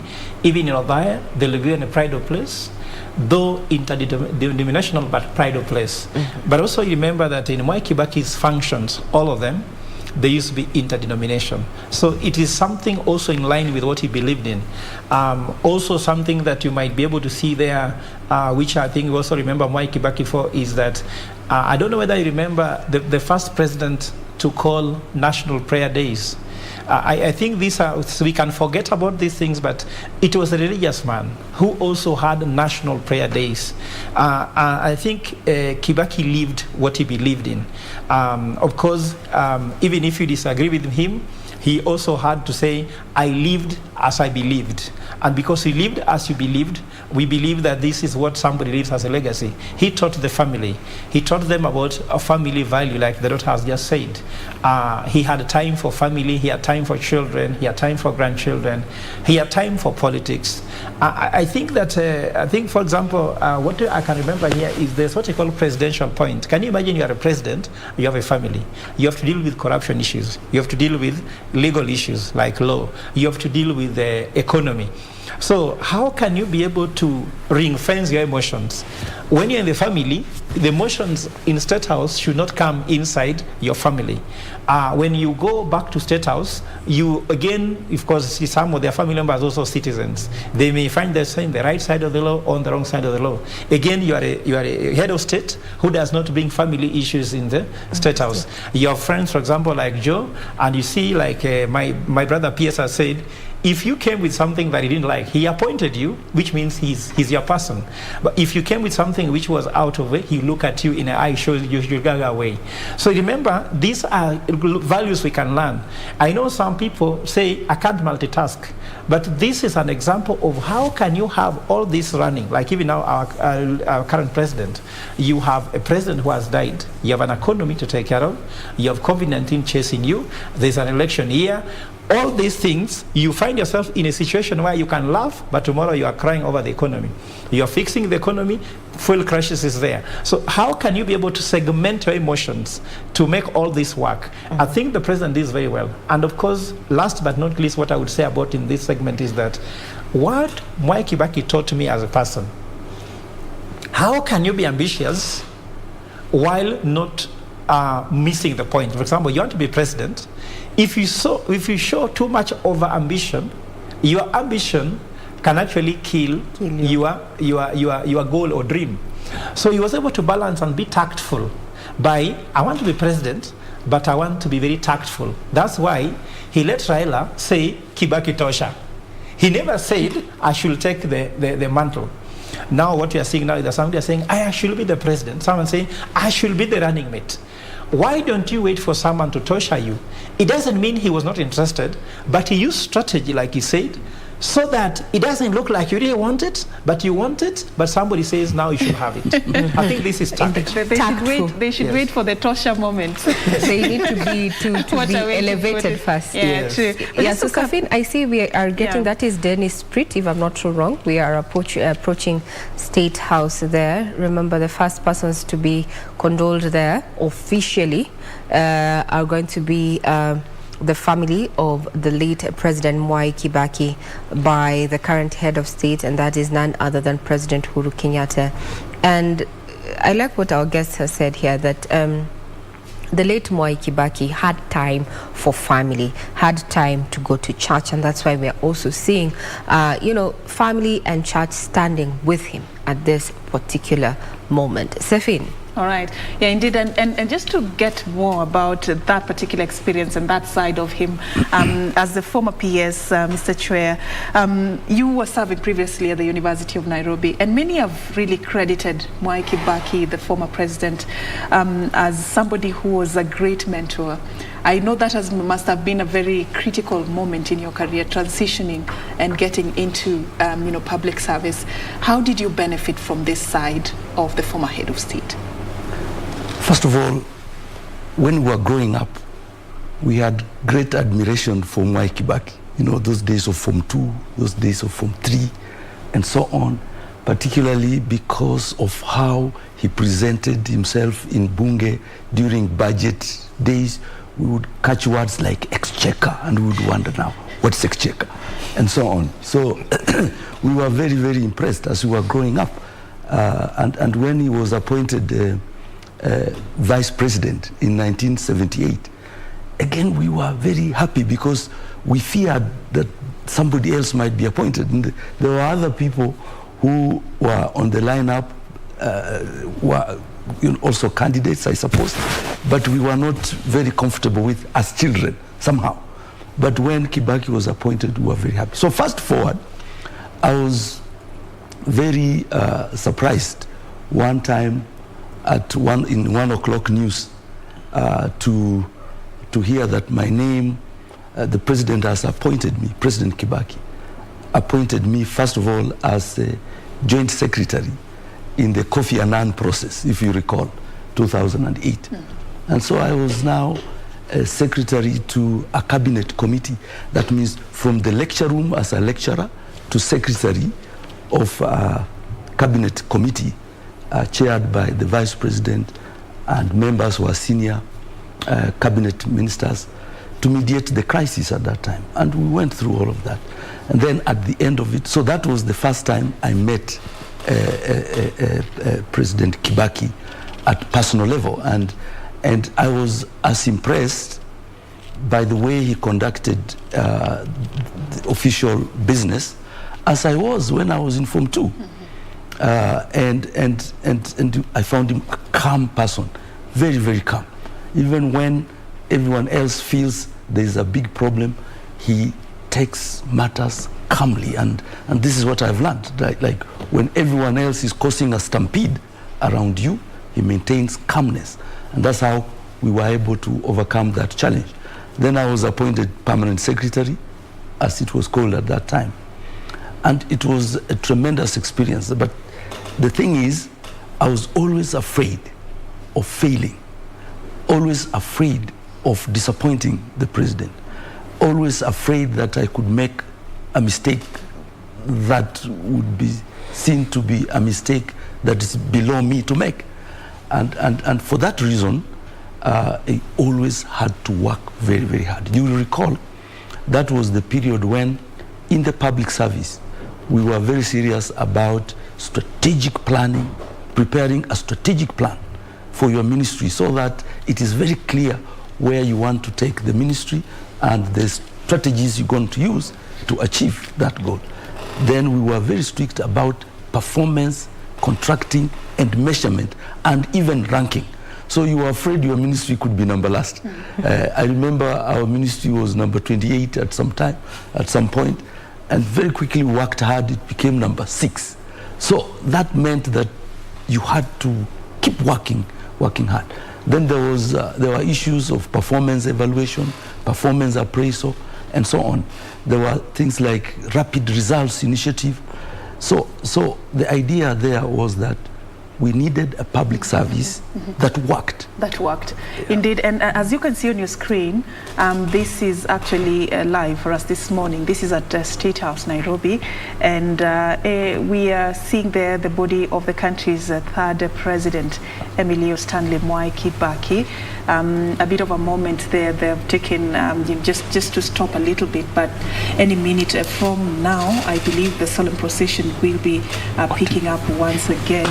As the head of state, President Uhuru Kenyatta, is expected to receive the body of the country's third president, Emilio Stanley Mwai Kibaki, and of course lay his condolences to the family of the great man who many have eulogized as a patriot and a statesman who had the interest of this country at heart. And one of the things that have stood out about his rich legacy was how he managed to build up Kenya's economy.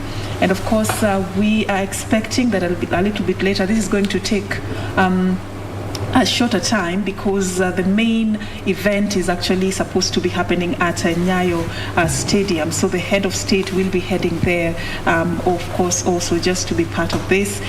President Uhuru Kenyatta, you remember, he's the commander-in-chief of the Kenya Defense Forces, accompanied by the First Lady Margaret Kenyatta. They will also be making their way to Nyayo Stadium to be part of the high-profile list of delegation that will be there already seated and expecting them to arrive, which include ambassadors, high commissioners, members of the cabinet, members of the National Assembly, the Senate, and even drawn from different counties. So what you can see there is actually the military expressing their respect to a man that was once in this history of this particular country the commander-in-chief of the Kenya Defense Forces. And of course, this is a ritual that is usually accorded to somebody who has served in that capacity, whether it is during the era or it was in the previous time, a retired head of state or a current head of state. Regina. As we continue with this particular live broadcast, information reaching our studios is that Tanzanian President Samia Suluhu Hassan has declared 2 days of national mourning in honor of Kenya's former president Mwai Kibaki. There, flags to fly at half-mast. At the same time, Queen Elizabeth there has mourned Mwai Kibaki, terming him as a great statesman and taking pride in the legacy of his leadership. Those are live pictures from State House. The president is to receive the body of the late Mwai Kibaki, who served as the third president of this beautiful nation that is Kenya, a man who has been termed as an astute leader, focused on bringing Kenyans together, focused on matters of national unity. And he took up reins at a time when Kenya was struggling to remain afloat in as far as the economy was concerned. And in his first term, Kenya's economy grew to 700 billion shillings. And later on, by the time his tenure was coming to an end, Kenya's economy was capped at 1.3 trillion shillings. So much has been said by leaders, persons who knew him on a personal capacity, as friends. And what is common across board is that he was a statesman, a gentleman, one patient and always loyal to his people. However, loyalty to him did not cloud his judgment, such that if you made an error in judgment, whether in speech or even action, he was quick to reprimand, whether in verbatim or even just with his gestures there. As you can see, that's the casket that is being lowered by the military. He's been accorded military honors, having served as the commander-in-chief of the country from 2002 all the way to 2013. In December 2002, when he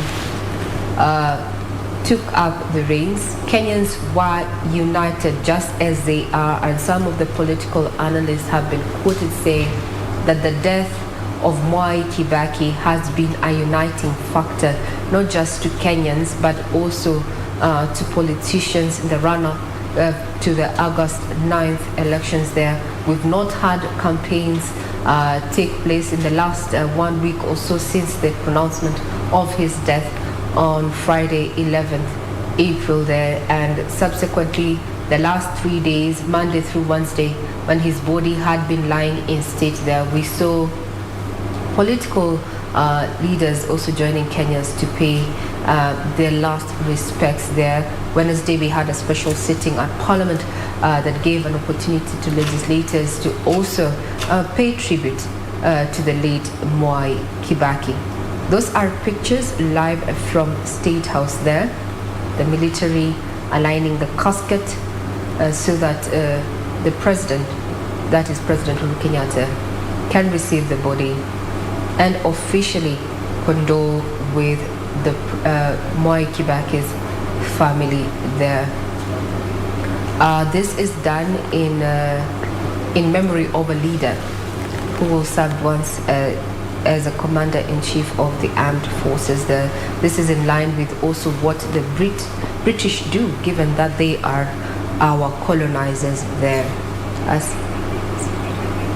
Now let's also bring in John Murage. You knew the late Mwai Kibaki on a personal capacity. When you see this happening right now, I'm sure there must be something that is, pulling at your heartstrings at this point. Maybe you can share. Before you actually have this conversation, let's listen into what is happening at State House, then we'll come back to you. To State House now, let's have a listening.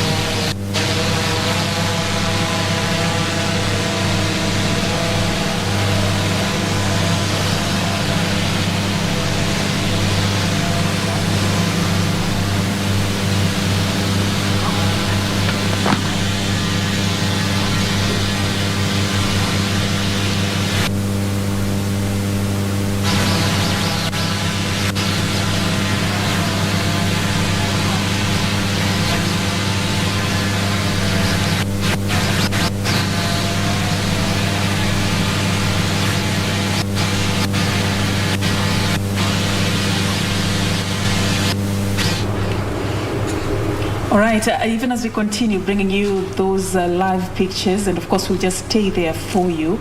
There was that earlier question Regina had asked Murage, and I just want to give him that opportunity. I mean, this might have, elicited some sort of memory or something within you. Just very quickly, tell us what is on your mind right now. It feels just looking at the person and knowing too well that he's gone. And you've been with him when you were very young. And even just like the PS mentioned, when we were in Form 2, Form 3, Form 4, we wanted to imitate him. We wanted to read the newspapers. We wanted to listen to the budget. I was also taking economics at some point. And every time there was budget day, the way he was described by the Nation newspaper, by the Standard, the label, the briefcase, the suits, and even the tie, you could see they were also passionate about the man. They loved the man. Then we had an opportunity now, after our college, we joined now the Young Democrats, and we were there as Young Democrats reporting to him. And we didn't report to any other person. Then we formed the professional group, and we were reporting to him. After the Democratic Party was formed, much later, there was then the Democratic Foundation. The Democratic Foundation was actually like a training institute for the members of the Democratic Party. And we trained a lot of youths, a lot of young people.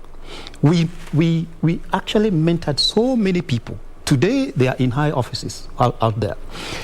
Such that by the time he was now coming to become the president, he used to call us and tell us, now, young people, do you have a list of people you would like employed in the government? And would come with that list, and he would just stick and tell us, just go to so and so, and they're all employed.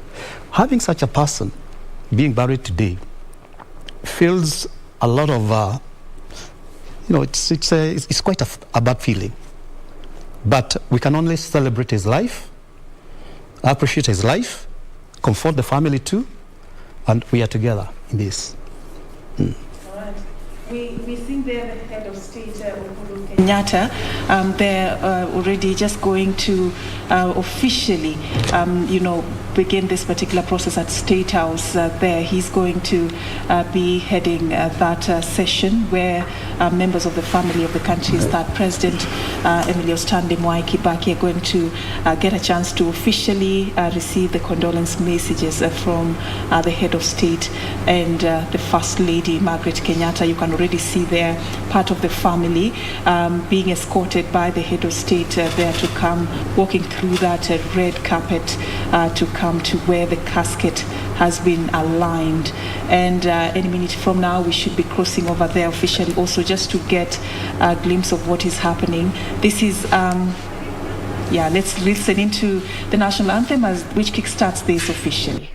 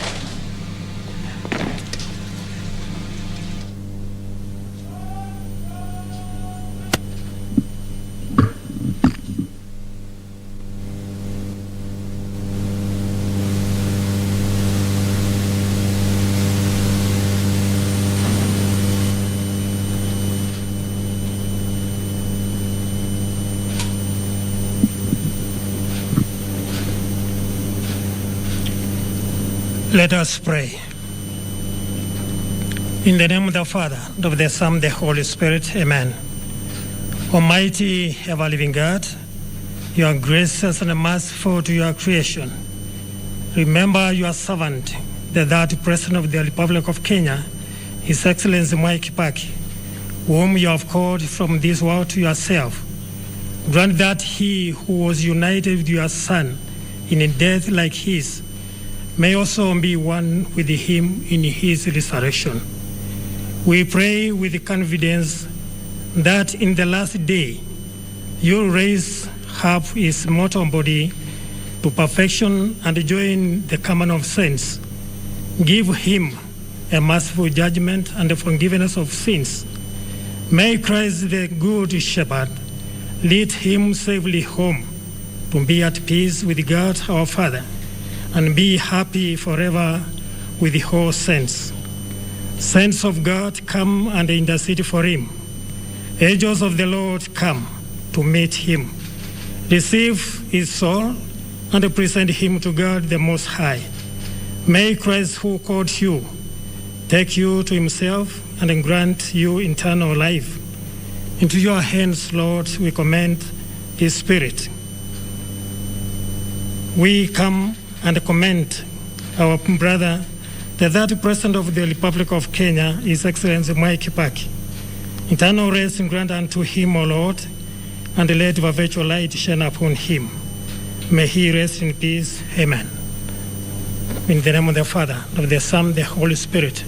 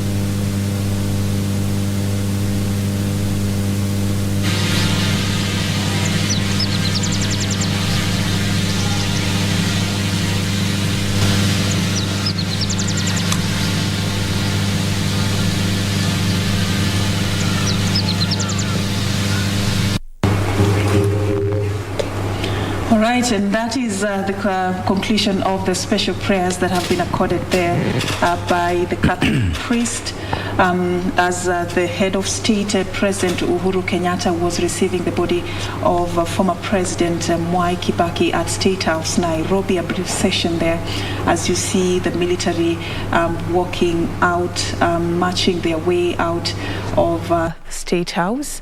This should actually set the pace now for the procession to be headed to Nyayo Stadium. Of course, any minute from now, we will, be seeing movement as the hearse makes its way to Nyayo Stadium there. But of course, this is from...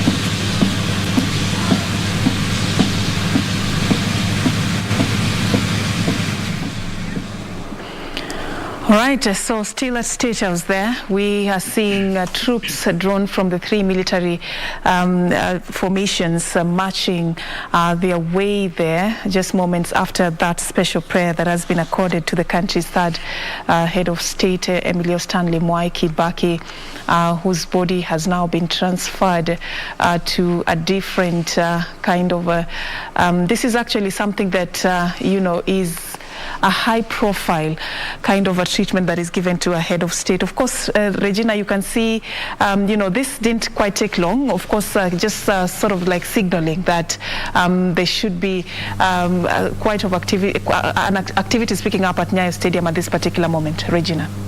Yes. Now as the cortege leaves the State House, Stephen, we expect maybe in the next 20-30 minutes or so, given that we're expecting the head of state there to also be at Nyayo Stadium from around 10:30, according to the statement that was made public yesterday about, you know, the procedure of the ceremony of the state funeral that is to be held at the Nyayo Stadium. We're expecting the head of state. He's just seeing off the cortege as it leaves State House there. It's going to be, it's quite a solemn procession there, and snaking through State House Road there, through processional, down through Uhuru Highway, all the way to the Nyayo Stadium there. Quite a somber mood there.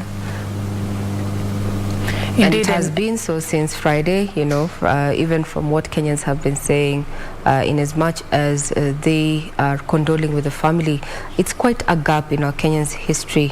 And I saw an interesting tweet there from a Kenyan said that if we were given an opportunity, that all the 49 million of us would give up one day to have Kibaki back with us and probably be our president once again. That was quite an interesting tweet I saw. Now the cortege is leaving State House after it was received by President Uhuru Kenyatta there, officially condoling with the family. As you can see, we are waiting to see exactly what is happening. Remember, these are full military honors that are being accorded to the late President Mwai Kibaki there. He served as the Commander-in-Chief of the Armed Forces from 2002 all the way to 2013. And having retired, he's still been accorded military honors. Information also trickling in indicates that Tanzania is being a good neighbor and is mourning with us. And President Samia Suluhu has declared 2 days of mourning there, and the flags are going to be flying half-mast there. We're waiting to see if the cortege is going to go back to the vehicle in which it rolled into State House Inn. Those are the pictures that are coming live from State House, Nairobi. Remember, this is a procedure we are all learning as we go, being that it is military ran there. I can see my guest this morning, Dr. Ogola, yes, nodding. It's indeed run by the military there. What deviations or similarities are you seeing, Dr. Ogola, in regard to this particular procedure at the moment? There are some things to well mention here. You can see 3 uniforms, and that's a symbol of the 3 forces are available in this service. You can see clearly there are 3 uniforms, and that is symbolizing that the 3 forces are available for this function, giving our former head of state the military honors. The other thing you can see an occasional Land Rover. The occasional Land Rover is that Land Rover that normally the president used to arrive with in the state ceremonies. But the difference here is that occasional Land Rover just has somebody who looks like the general commander, but the head of state is not there. That's also a symbol that we are mourning, because now he's in a casket in a hearse that is carrying his body to the ground. Those are what they're noticing. And the other things that you can be able to see here is that white seems to be so visible. You can ask yourself, why is white so visible? President Kibaki's presidential standard had white, and white was very pronounced. Of course, you can be able to tell now. You can see the occasional Land Rover there being shown, and of course, there's one that is carrying the family. which is just right behind, next to the body, that I told you the family will be given pride of place. Of course, sometimes families can choose not to take these honors. I told you the family has the choice. There are some things which are different with the family. Like I could tell you, the state functions have got very standard way they are done. The only differences could be one, family choices that are offered they can take or not. The other things that could also be possible, for example, if I just give an example, Margaret Thatcher was offered a state funeral, and the family chose not to take this military honor and scaled it down. The family is allowed. It's not written on stone, because actually the most people to be respected here is the family. Because in as much as me and Joe maybe mourn Kibaki in a professional way, the family mourns a father, the family mourns a grandfather, the family mourns a relative. There must be given some sort of ways on how they want to mourn. Mm-hmm. So those are the only thing that makes differences, what the family chooses to do. And also you can look here that Kibaki did not write anything serious in his will. That's what I could tell now. Because if he wrote something serious in the will, it could have really confined the family on how to do this state funeral. You see, Wangari Maathai did write something that is very particular in the will, so it has to be obeyed. So even though we are giving a state funeral, we have to give these nuances that come from what the late wanted to be done. So that also comes very clearly and handy. And I told you, you can see that the family was also given the pride of place in State House. You could see the family of the late president being there, being close to the president. I could also see President Uhuru. How does he feel? Like Safin said before, exactly how do you feel when you announce 2 deaths and you are presiding over them? It's not just about being there in a historic moment. It's also how comes you announce two deaths. And you see this last one, he did it very fast. It was very quickly. It is my duty. He said as duty. I think he did it very fast and moved on. Mm-hmm. And I think this is something that you can feel. You could see on the face, you can see somebody who is in some very sober mood. Yes. He worked very closely with the president. He was the deputy prime minister. He was his finance minister, which means that most of the projects being executed on the strategy where he was working with the PS president here, they were more the guy executing from the budget side. Remember, if you don't sign any contract with the treasury, there's nothing you're doing, because that's where the money is. So that was his right arm that he used, and I think that to appoint somebody to be heading your treasury, that actually is your right-hand person. All right, Dr. Ogola, as we're still in State House there, and just to rope in Mr. Chue, former PS, I mean, the retired President Mwai Kibaki served in this place for 2 terms, 2002, and the next term was until 2013. You had the privilege to serve in his cabinet. What do you think, his government, yes. What do you think are some of the things that the mark that he left, that even as we're looking at these pictures on the screens right now, State House, what is it that will go in history as the biggest role that Kibaki played for this country from where you sit? Yes, from my standpoint, from what I could see while in government, number one was to revive the economy, which had been really battered, shall I say, and we were in the negative economic growth. Roads were in a shambles, as you recall. Institutions had collapsed when he came into office in 2002, and so on. So step one was to revive the economy. And this, as I mentioned earlier, had to be done, first of all, by making sure that the country is able to raise the revenue it requires. And then number two, the different economic sectors had to be brought to their feet again, like agriculture, like manufacturing, trade, and so on.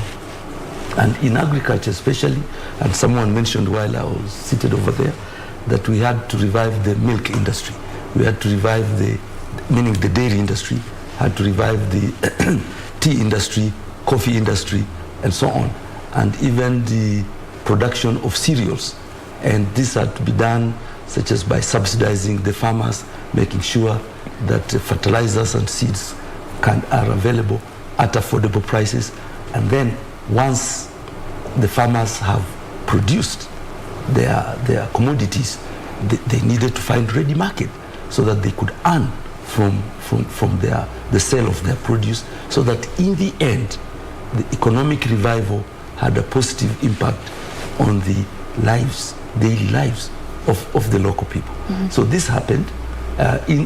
May I just give one example? In the dairy sector, farmers would have supplied their milk and it would take 6 months before they are paid. You see, but once the new KCC had been established, and the farmer would supply the milk to this marketing body, and within 5 days of the new month, you have received his dues. And this is what then helped to transform social and economic life. There were issues like free primary education. I was out of this country during the elections,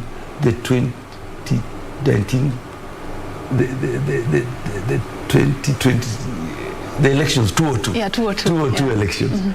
And then I called home, and a 6-year-old said to me on phone, Kibaki is president and education is free. You know, those are just the 2 points a 6-year-old made, said to me.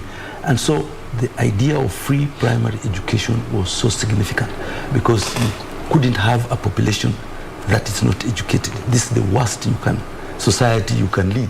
It's one where people are not educated. And so this, to me, is landmark. The other thing that is landmark is the general economy, in the sense of capacity of the people to have the opportunity to invest and to realize returns from their investment. The challenge had been that it was not easy to access credit, and banks would require customers to have collateral, could have security. They didn't have. Interest rates were at 30% and so on. This frustrated entrepreneurship and so on. And so what I feel was a major transformation was to improve the financial market so that interest rates came down. Government borrowed less from the domestic market. This is what brought down in interest rates. And so entrepreneurs were able to access credit. In fact, at some point, banks began to hawk credit. Please come and take credit. When just a few years before, it was not easy to get credit from the bank.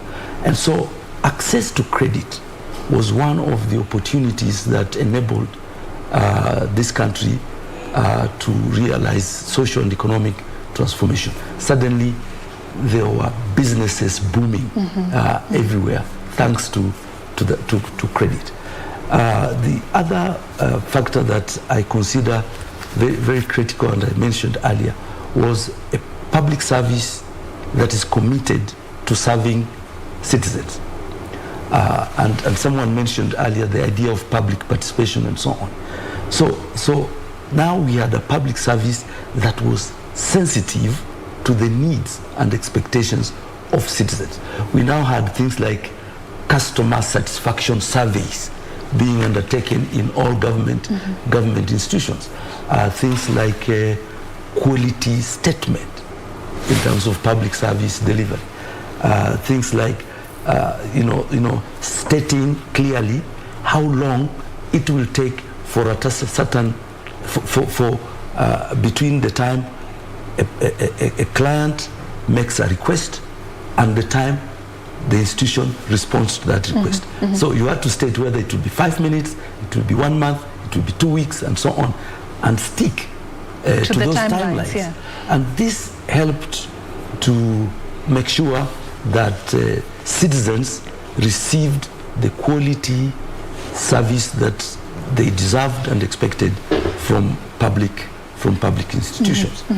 Just to look at even your time as you served as those days they were called permanent secretaries, and it was in this season that there were a lot of reforms even in the prisons department. I mean, I just want to know that moment that stands out for you in your mind, that you took up a project or you took up an initiative and you said you wanted to do something and it was a success. How did Kibaki support his people in the implementation of some of the things that they were undertaking? Yeah, that's a very important question. When I write my book, I'll underscore that. The fact that, well, I was appointed permanent secretary in the Ministry of Home Affairs and Office of the Vice President. And I recall that the first day I took office, there was a challenge in the prisons department and a kind of strike and so on. And so we had to get down to bring about reforms and transformation that would restore dignity to that service. And so there were two factors that made it possible. Number one, the minister in charge, who was Vice President Kalonzo Musyoka, was very, very supportive.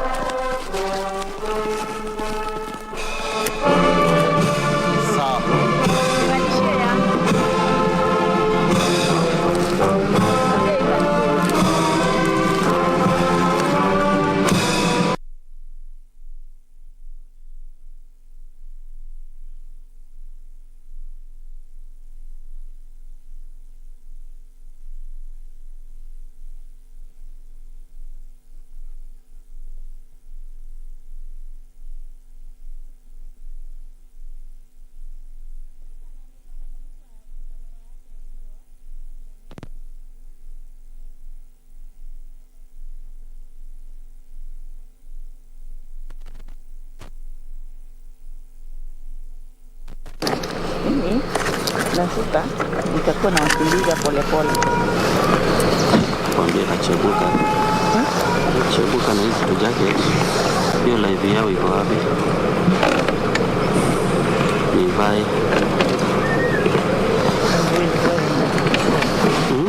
Niko natutishia.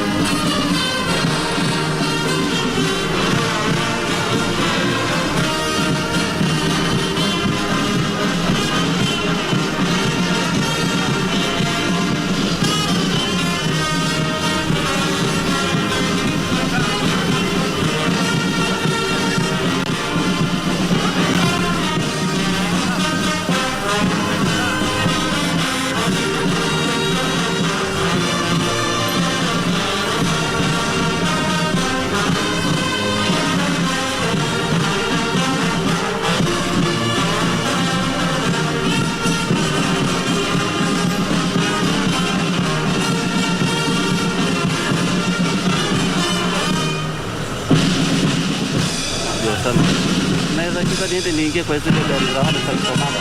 Waezi kubali. Waezi kubali. Hilo? Waezi kubali kanibara ya. Aingia hapo.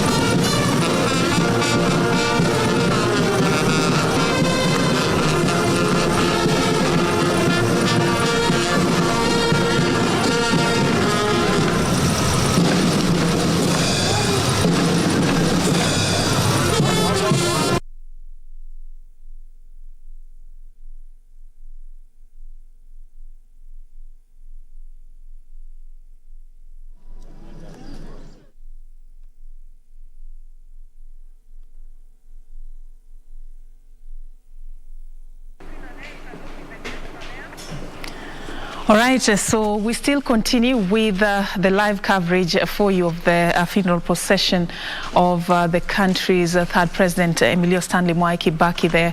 And you've seen the cottage leaving State House, and right now just, almost getting to Nyayo Stadium, about a 6-kilometer stretch from State House to Nyayo Stadium there. And of course, we are expecting that any minute from now, that official state funeral will commence. But in studio, we have been having a conversation with a panel of 3 gentlemen, and of course, just to rope in Ludeki Chwea, the former he's a former PS in the Ministry of Home Affairs. And earlier, we were looking at the life that Kibaki lived, and you had a privilege to serve under his government. And before we just, accorded our viewers the privilege to follow the process at State House, you were telling us a bit about the experience you had there and what you credit your success as the PS then too. And just to tell us more about that moment in your life. All right, so thank you very much. It was a tremendous learning experience. One of the things that I learned, particularly through President Kibaki, was, commitment to duty, and commitment to serving the country. And that's why, we would would come to work as early as 7 o'clock and leave as late as 10 p.m. You kind of felt that you did not have another life to lead except to serve the country. So this is the commitment that I've continued to abide by, because then you end up achieving more than otherwise. I recall that we had the opportunity to,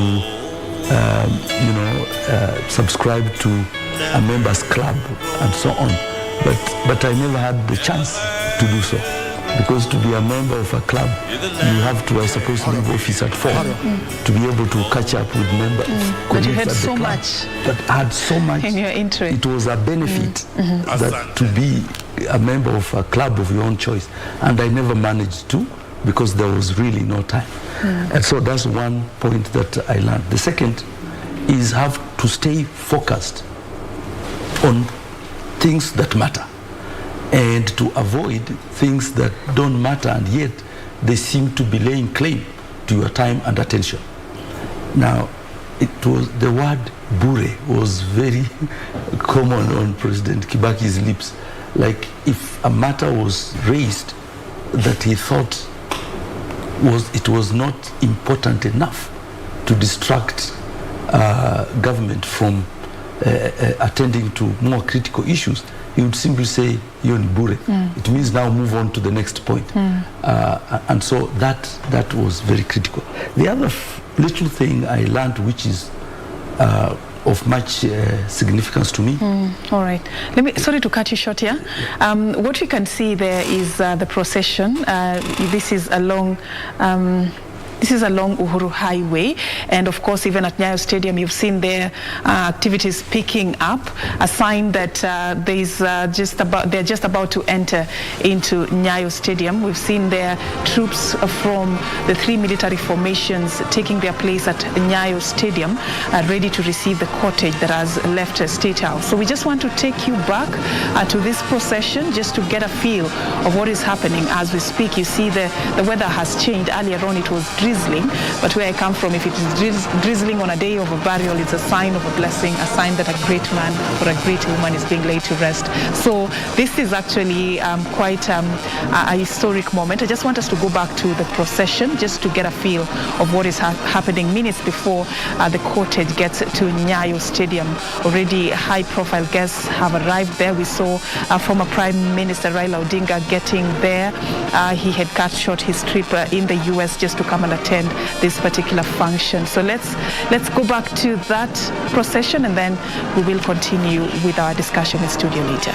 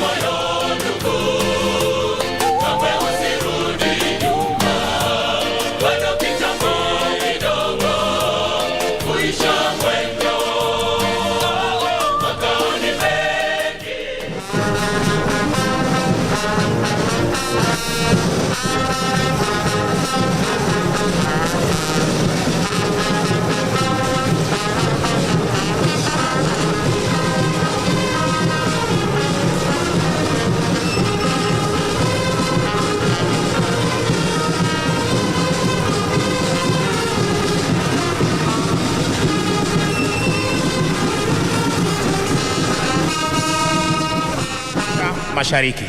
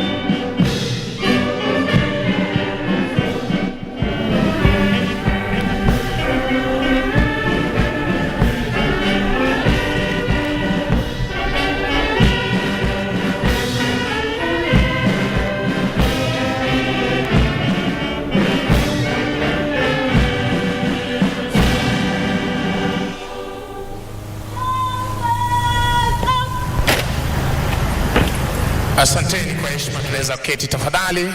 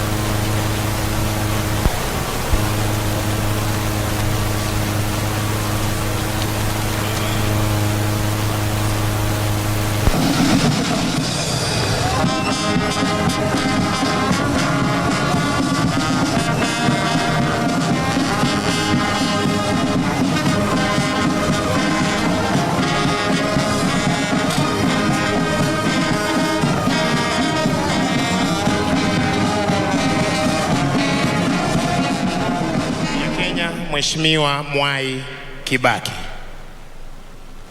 Kwaya tafadhali.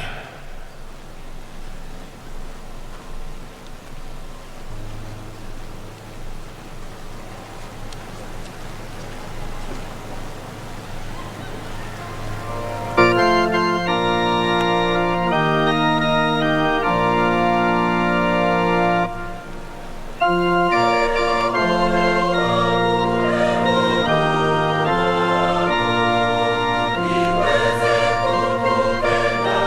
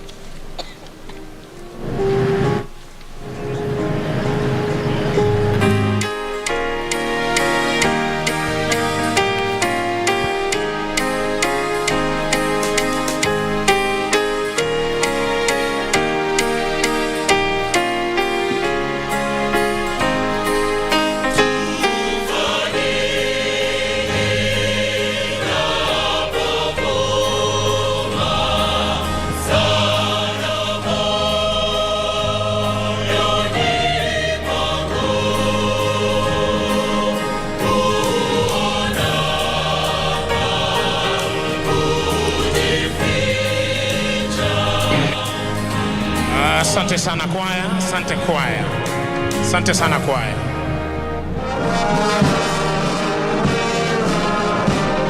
Basi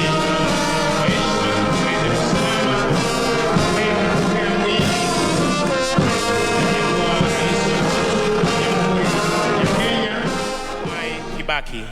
Let's be all upstanding please. Nitawajuza wakati wa kuketi.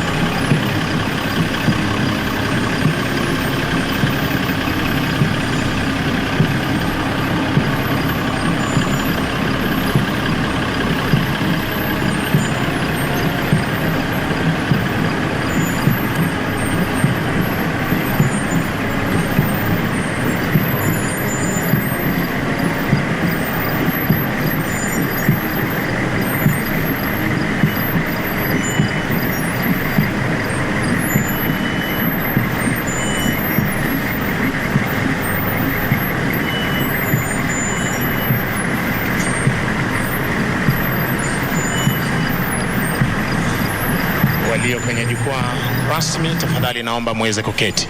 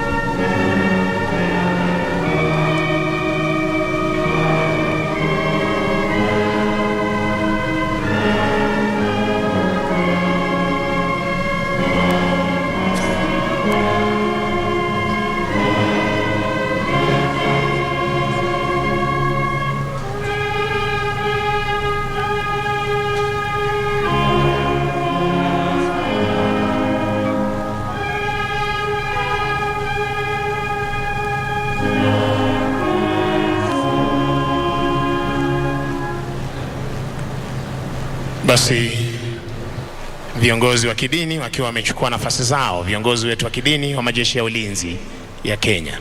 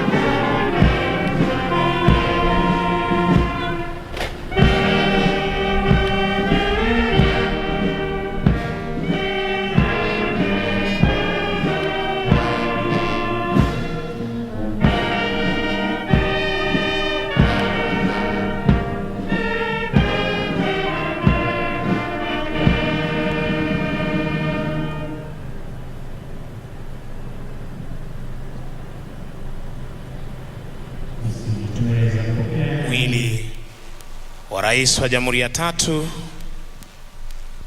ya Kenya, Mheshimiwa Mwai Kibaki kwenye altari tayari kwa misa.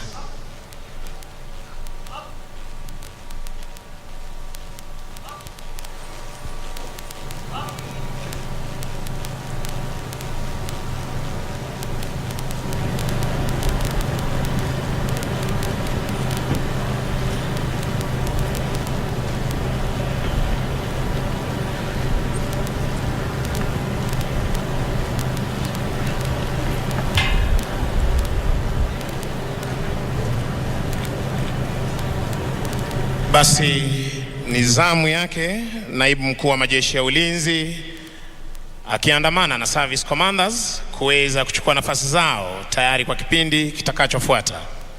Naibu mkuu wa majeshi ya ulinzi Luteni Generali Francis Omondi Ogola pamoja na mkuu wa jeshi letu la nchi kavu, jeshi la wanaanga, jeshi la wanamaji na Inspector Generali wa polisi kuweza kuchukua nafasi zao tayari kwa kipindi kitakachofuata.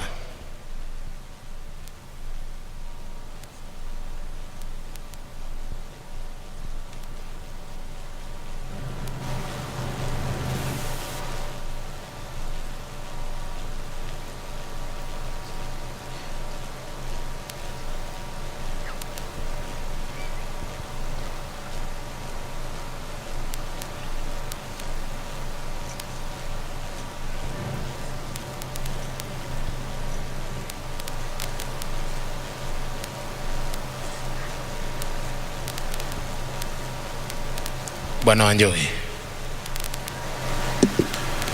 Kwa heshima kuu na unyenyekevu, naomba nimwalike Mheshimiwa Uhuru Kenyatta, Rais wa Jamhuri ya Kenya, aweze kupeana heshima za mwisho kwa Rais wa tatu wa Jamhuri ya Kenya. Atasindikizwa na mkuu wa majeshi. Karibu Mheshimiwa Rais.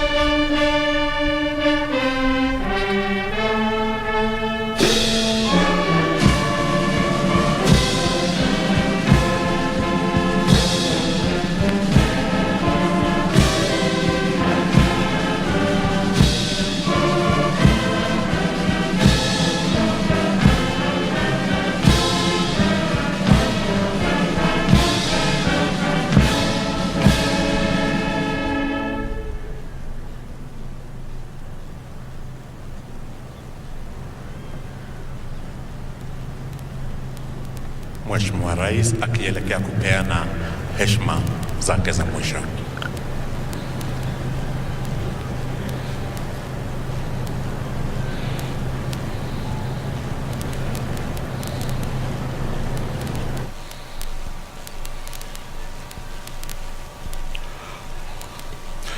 Kwa heshima kuu na unyenyekevu, nitaomba sasa nimwalike Mheshimiwa Salva Kiir Mayardit, Rais wa Jamhuri ya Sudan Kusini.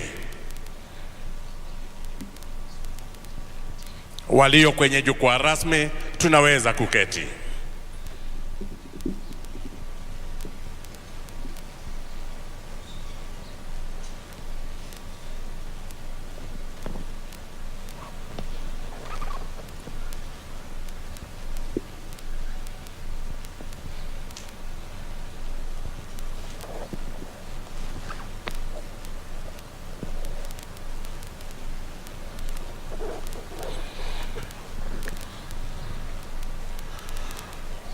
Mheshimiwa Rais Salva Kiir Mayardit, Rais wa Jamhuri ya Sudan Kusini, akija kwenye altari kupeana heshima zake za mwisho kwa rais wa 3 wa Jamhuri ya Kenya.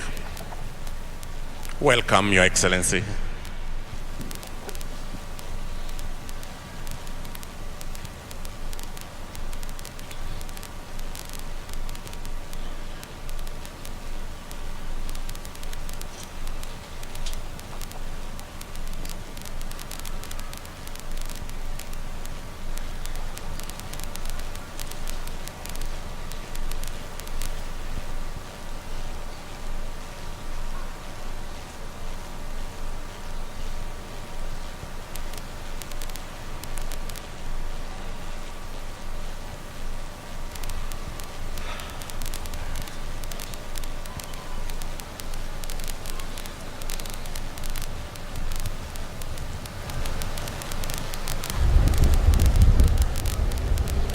Anateremka sasa kutoka kwenye jukwaa kuu Mheshimiwa Salva Kiir Mayardit, Rais wa Jamhuri ya Sudan Kusini, kuweza kupeana heshima za mwisho kwa rais wa 3 wa Jamhuri ya Kenya.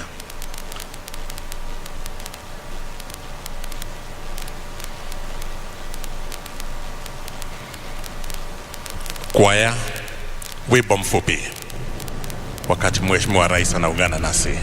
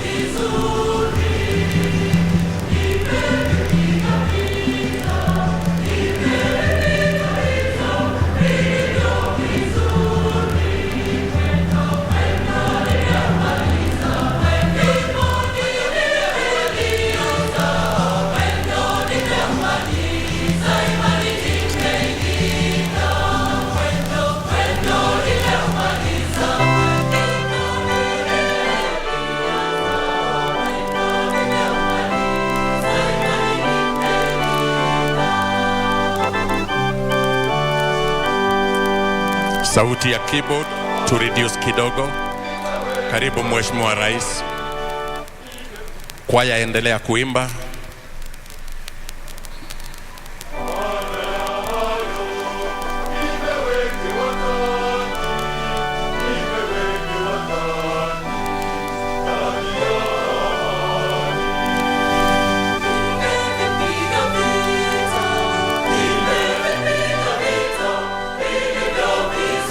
Nitamwalika sasa kwa heshima Mheshimiwa Cyril Ramaphosa, Rais wa Jamhuri ya Afrika Kusini.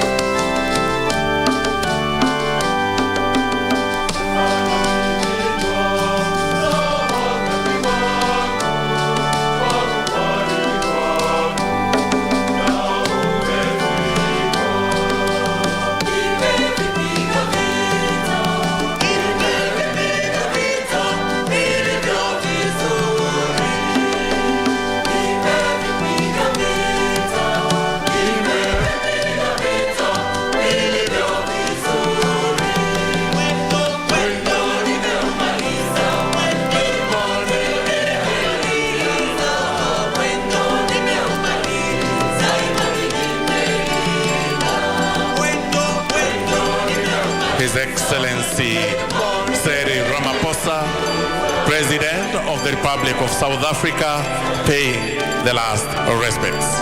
Karibu, Your Excellency.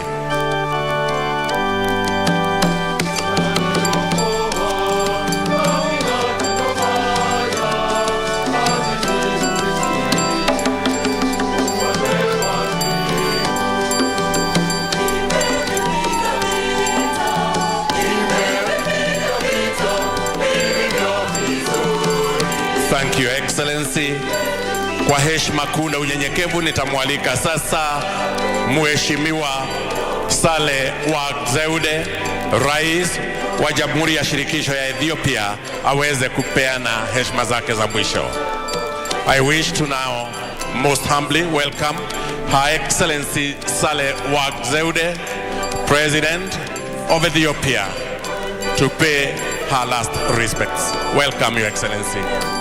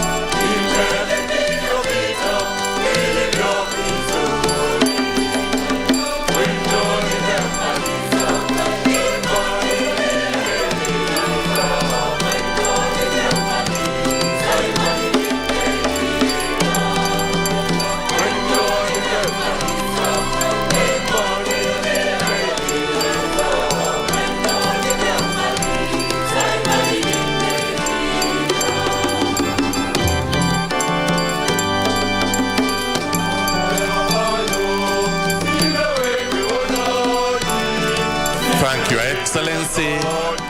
Nitamwalika kwa heshima Mheshimiwa Daktari Edward Girente, Waziri Mkuu wa Jamhuri ya Rwanda, aweze kupeana heshima za mwisho. I now wish to welcome Dr. Edward Girente, Prime Minister of Rwanda, to pay the last respects.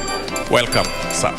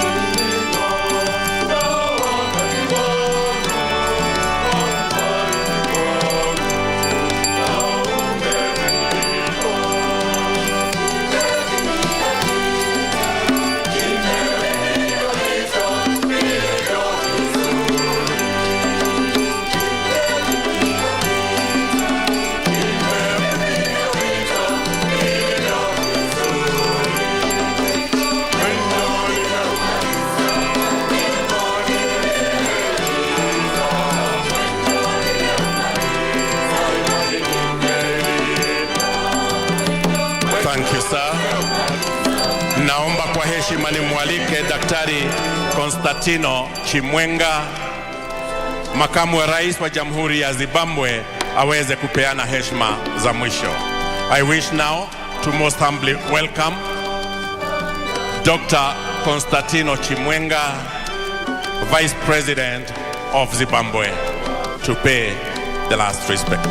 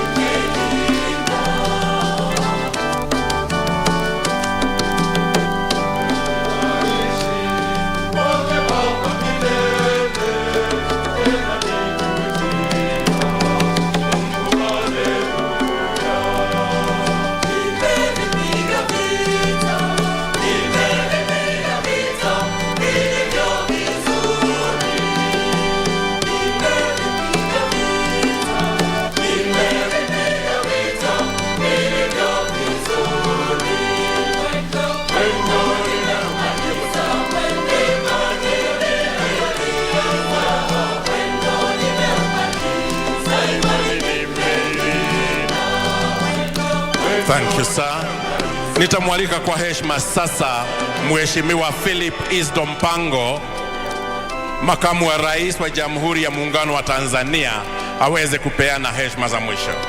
I wish to now welcome Honorable Philip Isdom Mpango, Vice President of Tanzania.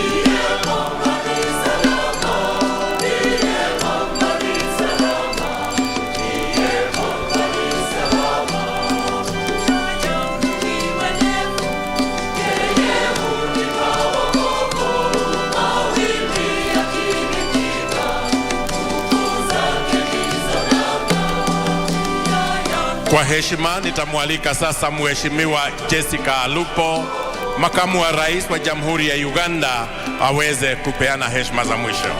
I wish now to welcome Jessica Alupo, Vice President of the Republic of Uganda, to pay the last respects. Welcome.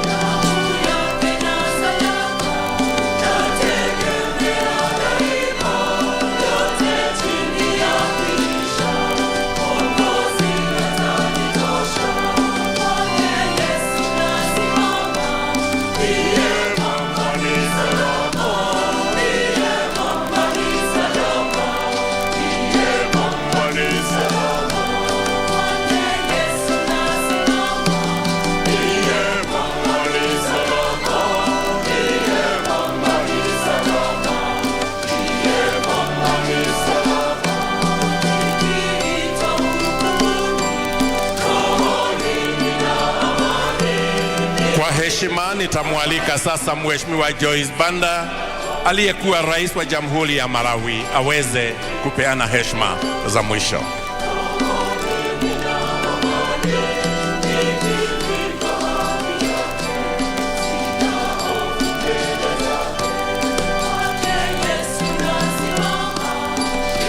I wish to now welcome Her Excellency Joyce Banda, former President of the Republic of Malawi, to pay the last respects.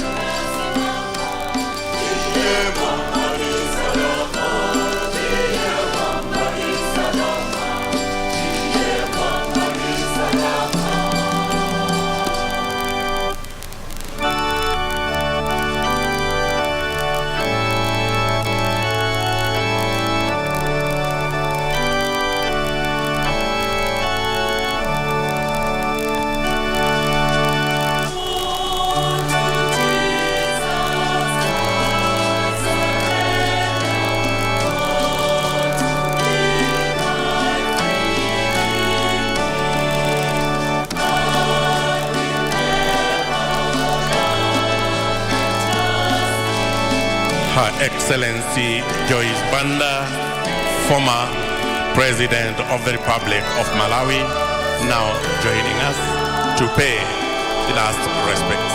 Welcome, Your Excellency.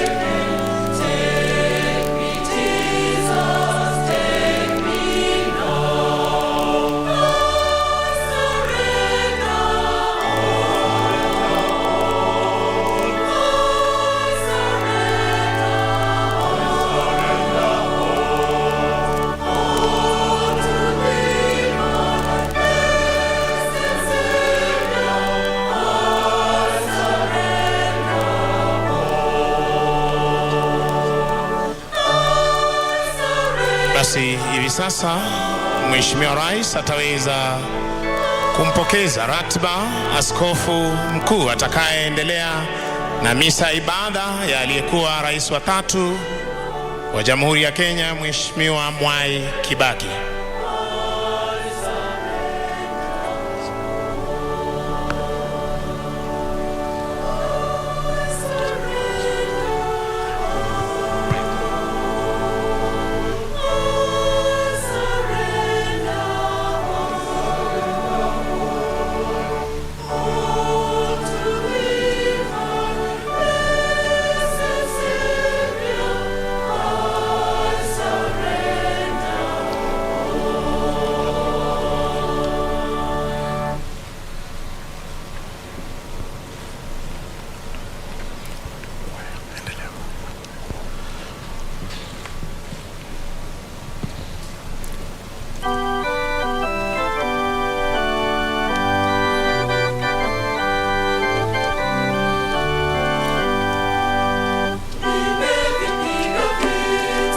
Asante.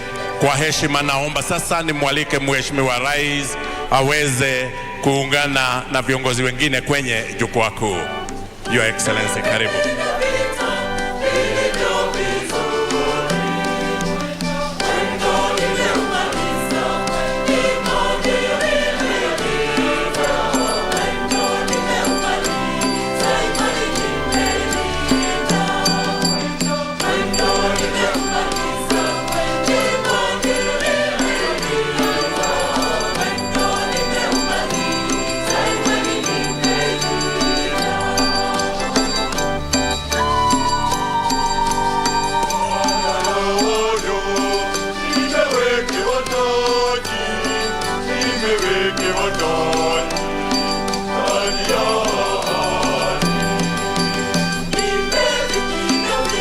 Asante kwaya. Nampisha sasa Kanari Father Mainge wa majeshi ya ulinzi atuelekeze katika ibada takatifu ya misa. Kanisa tafadhali.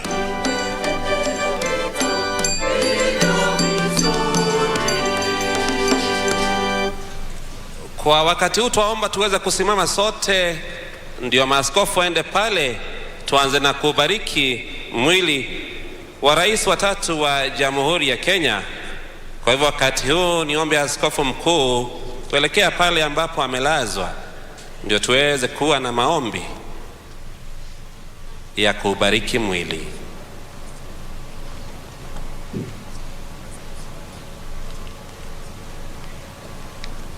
Kwaya tuendelee kwa wimbo, askofu akielekea hapo tafadhali.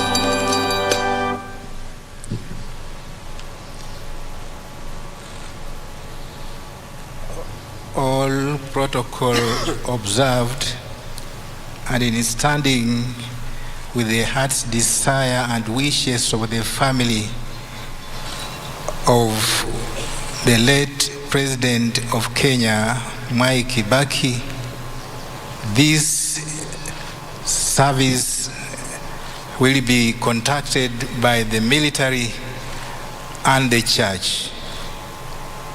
We wish to request that we shall have no political overtones, no politics. Kwa jina la Baba na la Mwana na la Roho Mtakatifu.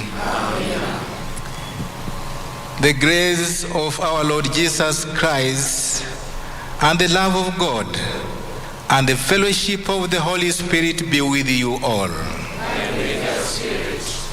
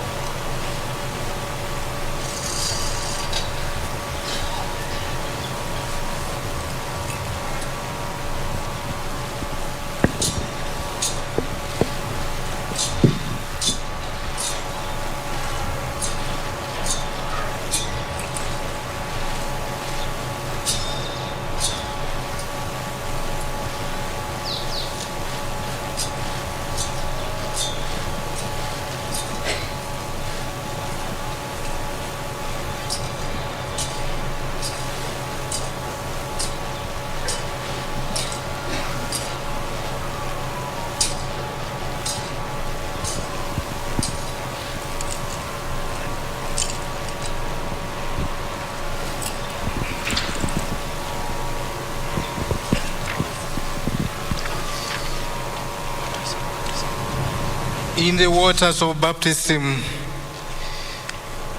Mwai Kibaki died with Christ and rose with him to new life. May he now share with him eternal glory.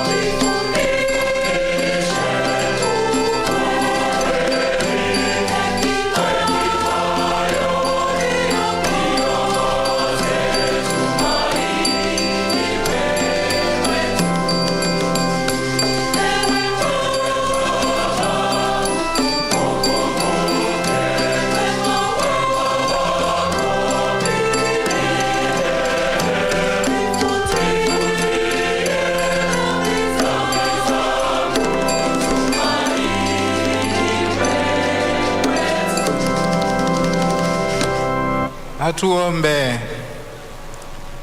Bwana, tunakuomba sana usikilize kwa wema sala zetu, ili kama vile imani yetu katika mwanao mfufuka kutoka wafu inavyoimarisha, vivyo hivyo tumaini letu la kutazamia ufufuko wa ndugu yetu mtumishi wako Mwai Kibaki lidhibitishwe kwa njia ya Bwana wetu Yesu Kristo mwanao, anayeishi na kutawala nawe katika umoja wa Roho Mtakatifu, Mungu daima na milele.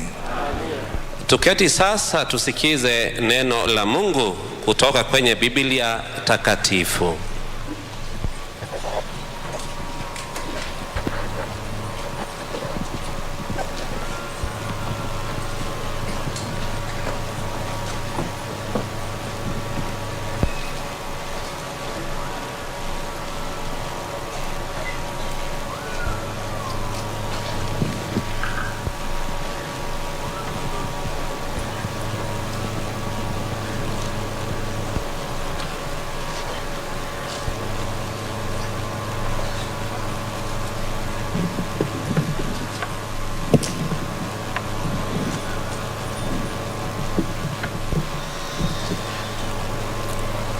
Somo katika kitabu cha hekima ya Sulemani. Roho za wenye haki zi mkononi mwa Mungu, wala mateso yoyote hayatawagusa. Machoni pa wapumbavu walionekana kama wamekufa, na kutoka kwao kulihesabiwa kuwa msiba, na kuondoka kwao toka kwetu kuwa uharibifu. Lakini wao wako katika amani, na hata kama kwa mtazamo wa watu wanaonekana kuadhibiwa, tumaini lao limejaa kutokufa. Kwa kuadhibiwa kidogo, watafanyiwa mema makubwa. Kwani Mungu aliwajaribu, akawakuta kwamba wanamstahili yeye. Aliwatathmini kama dhahabu katika tanuri, na kama sadaka ya kuteketezwa aliwapokea. Na wakati wa kujiliwa kwao watang'aa, na wataruka huku na huko kwa cheche kwenye nyasi. Watahukumu mataifa na kuwatawala watu, naye Bwana atakuwa mfalme wao hata milele. Wenye kumtumaini Mungu watafahamu ukweli, nao waaminio katika upendo watakaa naye. Kwani neema na rehema ni kwa watakatifu wake. Neno la Bwana.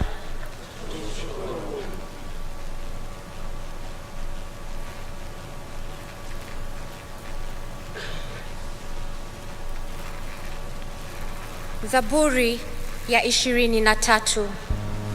Kiitikio: Bwana ndiye mchungaji wangu, sitapungukiwa na kitu. Bwana ndiye mchungaji wangu, Bwana ndiye mchungaji wangu, sitapungukiwa na kitu. Bwana ndiye mchungaji wangu, sitapungukiwa na kitu. Na tutaimba.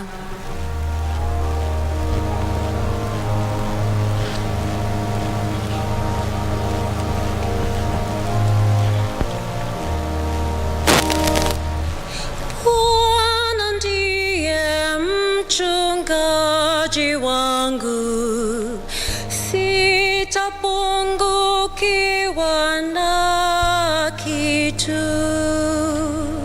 Bwana ndiye mchungaji wangu, sitapungukiwa na kitu. Bwana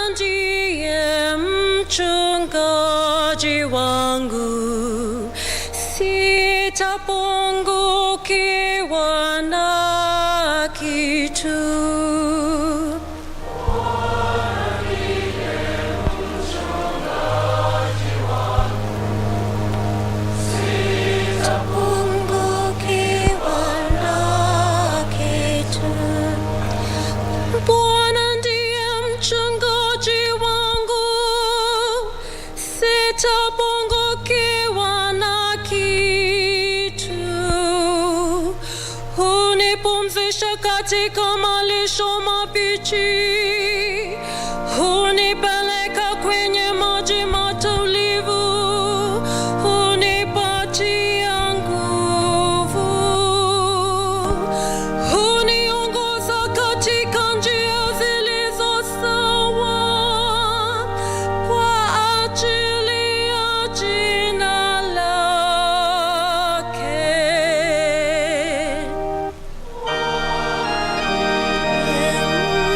Mchungaji wangu,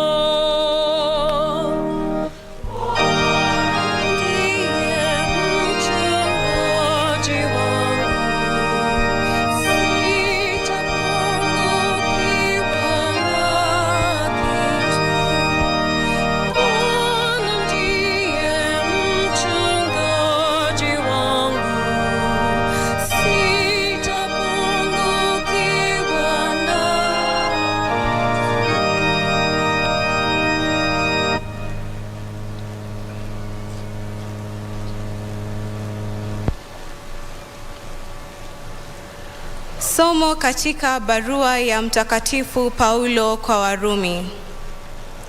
Ndugu zangu, wote wanaoongozwa na Roho wa Mungu ni wana wa Mungu.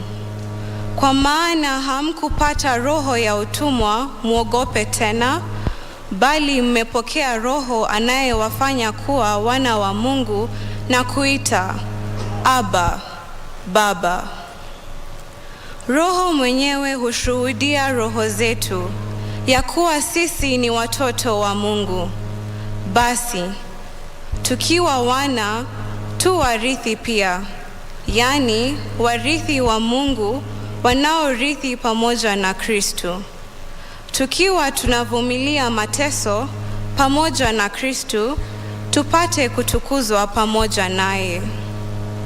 Zaidi ya hayo, ninavyoona mimi, mateso ya muda huu wa sasa hayastahili kufananishwa na utukufu utakaofunuliwa kwetu. Kwa maana viumbe vyote vya utazamia kwa pupa ufunuo wa utukufu wa wana wa Mungu.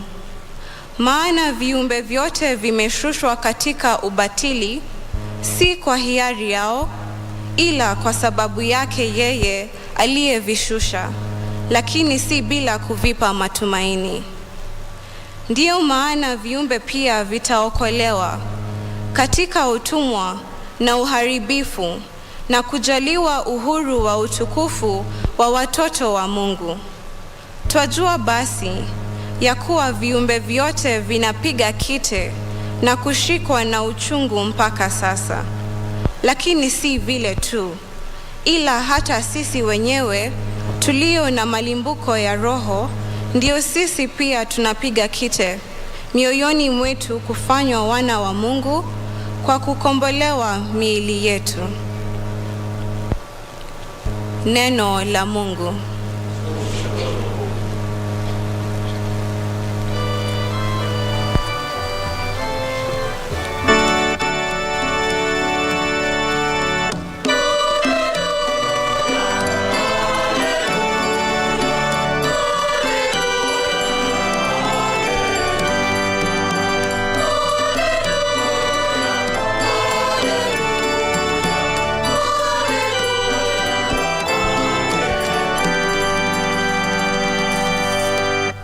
Na kutukuza Baba, Bwana wa mbingu na dunia, kwa kuwa umewafunulia watoto wadogo mafumbo ya ufalme.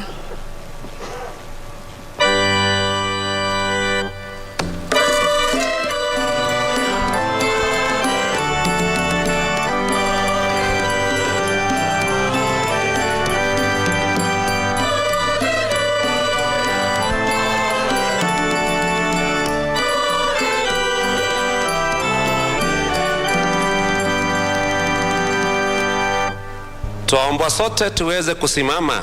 Kindly let us all arise.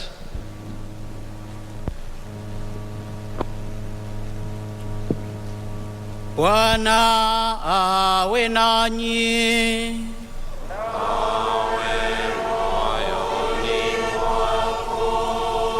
Somo la Injili takatifu ilivyoandikwa na Mathayo.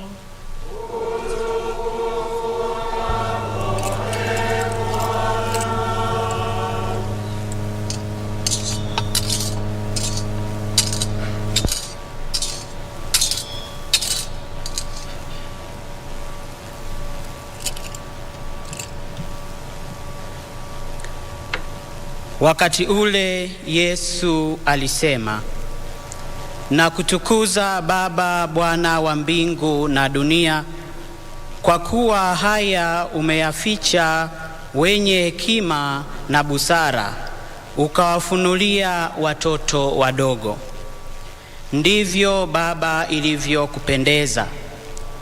Nimekabidhiwa yote na Baba yangu. Hakuna amjuae Mwana ila Baba, wala hakuna amjuae Baba ila Mwana, na yeyote ambaye Mwana apenda kumfunulia.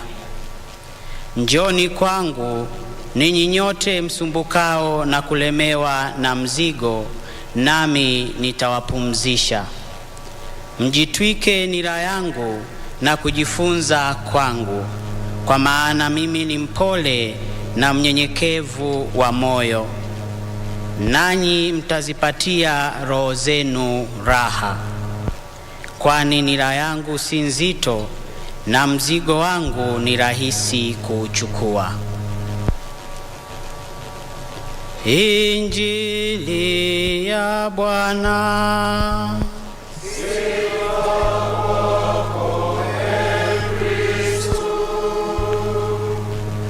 Twaweza kuketi sasa. Let us all be seated now.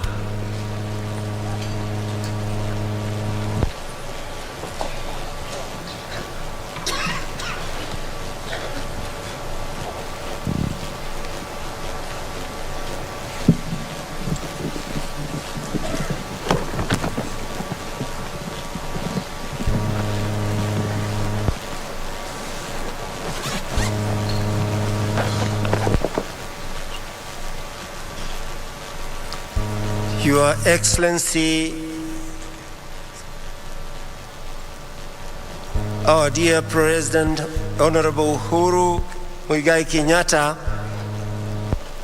all our dignitaries and friends from other countries are visiting us, Your Excellencies from all the countries that are present, we welcome you. Your Excellency, our Nuncio representing the Holy Father in Kenya and Sudan, Your Graces, my Lord Bishops, Reverend Sisters, our lay faithful, the family of His Excellency the President, the late Mwai Kibaki, Wakristo wote wapendwa kutoka sehemu mbalimbali, madhehebu na watu wote waliokuja kusali kwa nia hii ya kumwombea huyu baba wa taifa aliyekuwa rais wa 3 wa Kenya. Kina mama, kina baba, watoto mnaoshiriki nasi mkiwa manyumbani, marafiki wa taifa letu la Kenya, wa karibu na wa mbali, tumsifu Yesu Kristu. Mungu ni mwema na kila wakati. Basi mimi kwa niaba ya maaskofu wa Kenya, kwanza tulokuwa na mkutano majuzi unaisha jana, napenda kuchukua nafasi hii fupi kuwapeni maombolezaji wote mlio mbali na walio karibu, poleni kwa kumpoteza baba wa taifa, rais wetu wa 3 katika jamhuri yetu ya Kenya.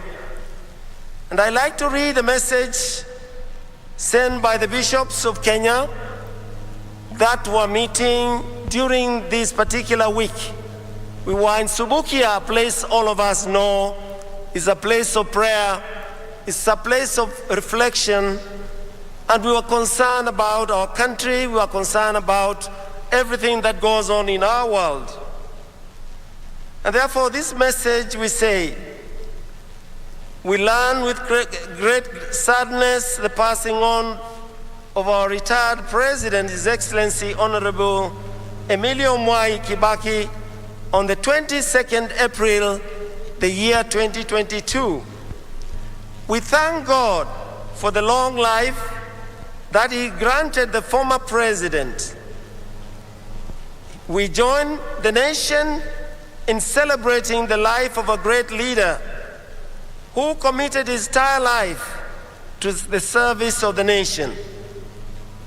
We send our deepest condolences to His Excellency the President, Honorable Uhuru Muigai Kenyatta, the immediate family and the former President Emilio Mwai Kibaki, the government and the entire people of Kenya, for the loss of one of the key pillars of our nation's history.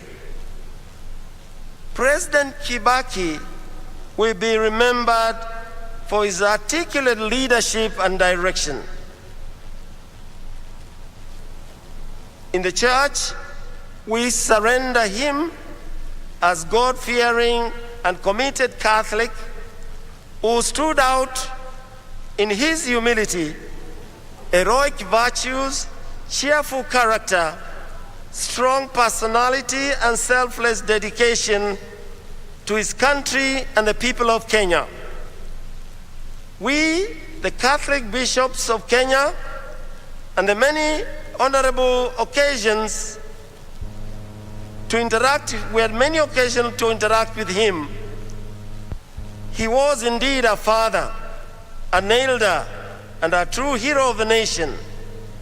He leaves us as a true legacy of statesmanship that was above ethnicity and favoritism, and always portrayed decency and respect for others in his political style. As Kenyans in this moment, to reflect and learn from his wealth of wisdom, and especially we should learn from his stewardship of the resources of this country, his readiness to serve in any capacity with humility and spirit of reconciliation that never harbored rancor or hatred. As our country enters this electioneering period, in honor and emulating the example of our leader, we can call upon our leaders to demand of themselves the highest level of respect for one another, avoiding any expressions of intolerance, hatred, or ethnicity. President Kibaki always put our nation before his personal ambitions and was always accommodative. We, the Catholic Conference of Catholic Bishops, convey our deepest sympathy and promise our prayers to his family, friends, and the nation at large. We also condole with all Kenyans of our country who deeply feel the loss of such a great leader. Eternal rest grant unto him, O Lord. Let perpetual light shine upon him. May he rest in peace. So, my dear brothers and sisters, all protocols observed, it is a great honor we have this day. We were moving fast in elections towards August, towards many activities that surround that activity. But the church, we, the church, and the whole religious community gathered here, though this is a Catholic celebration, is a call to us to prayer. And I believe that is one of his great virtue he had. He called people to pray by his lifestyle, by his words, by his background, and also by his way of never missing moments to pray, especially whenever the opportunity arose. It is great honor. So we gathered here to do what religious people know best. It doesn't matter whether you're Catholic or you are Muslim or Hindu or a traditionalist. Human beings honor their God by prostrating before him and asking for favors and praying for the needs we have. In our way today, we want to say Kenya is a praying nation. In fact, as we sat here, we sang the national anthem more than 3 times. E Mungu nguvu yetu ilete baraka kwetu. The other team came in Mungu nguvu yetu ilete baraka kwetu. We honor and appreciate the fact that we are who we are, courtesy of God's presence. In political peace and security, Mwai Kibaki stood for governance through institutions, not personalized power.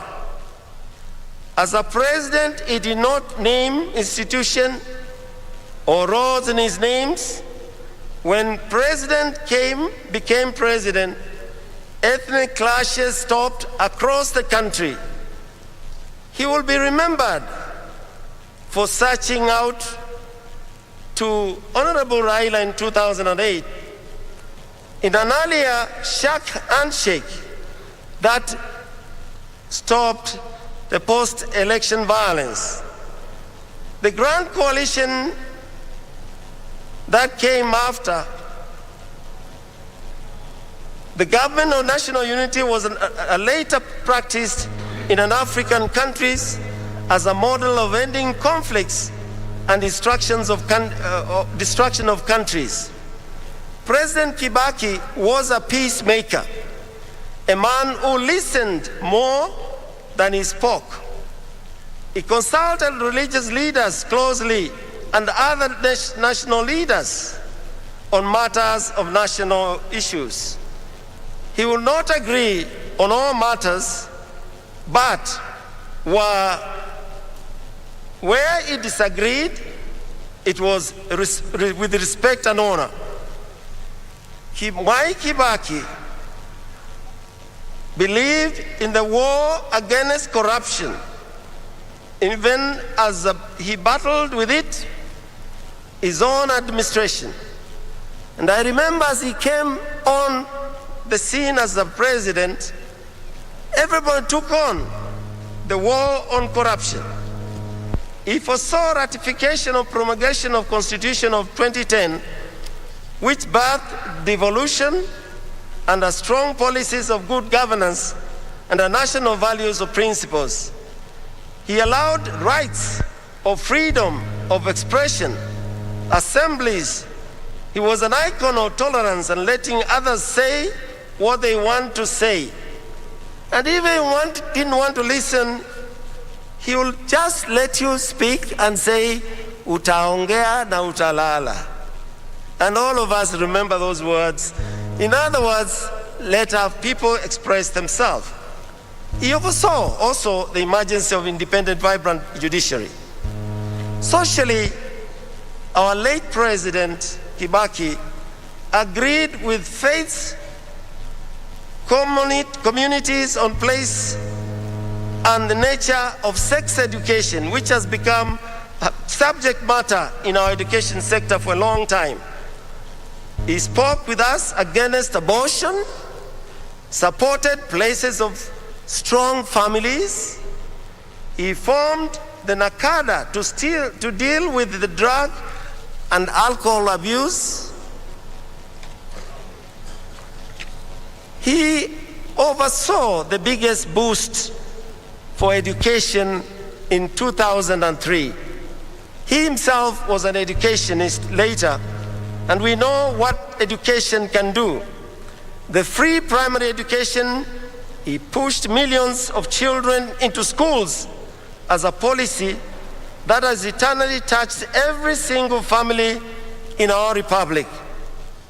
So we gather today to ask, if he was such a great man, why are we here? The first reading talks about roho za wenye haki ziko mbele ya Mungu, japo wameitwa kabla wakati wake, watapumzika na amani. The reading of Solomon, the wisdom of Solomon, is reminding us that we who are here, we are towards our eternity to meet God.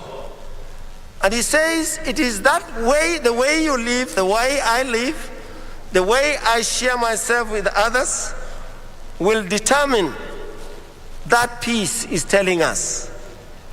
He's reminding us, Solomon, age is just a number.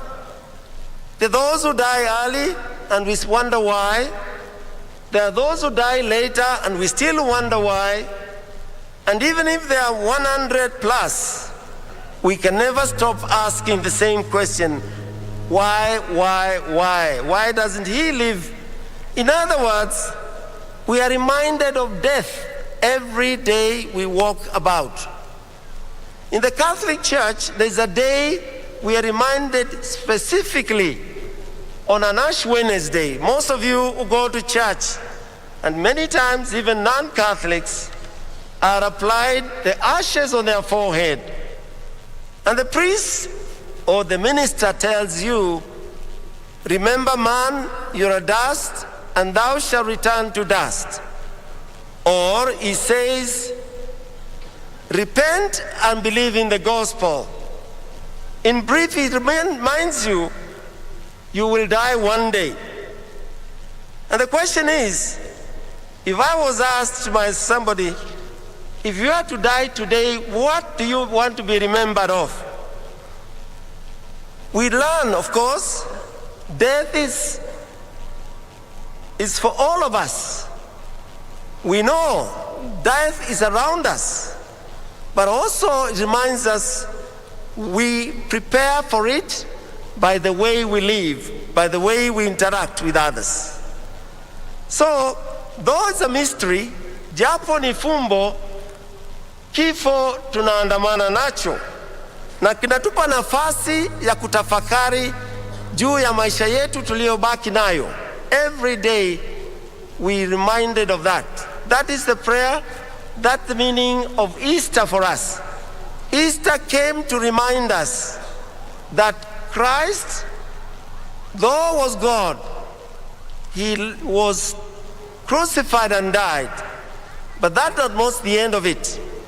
We are reminded and told that after 3 days he was up, he was about, and he went back to his people who he worked and lived with, Peter and others, having been found alive by the women. So the role of all of us in society, men or women, is to continue perpetuating goodness as God has shown us through Christ, where we live, where we work, and all we do.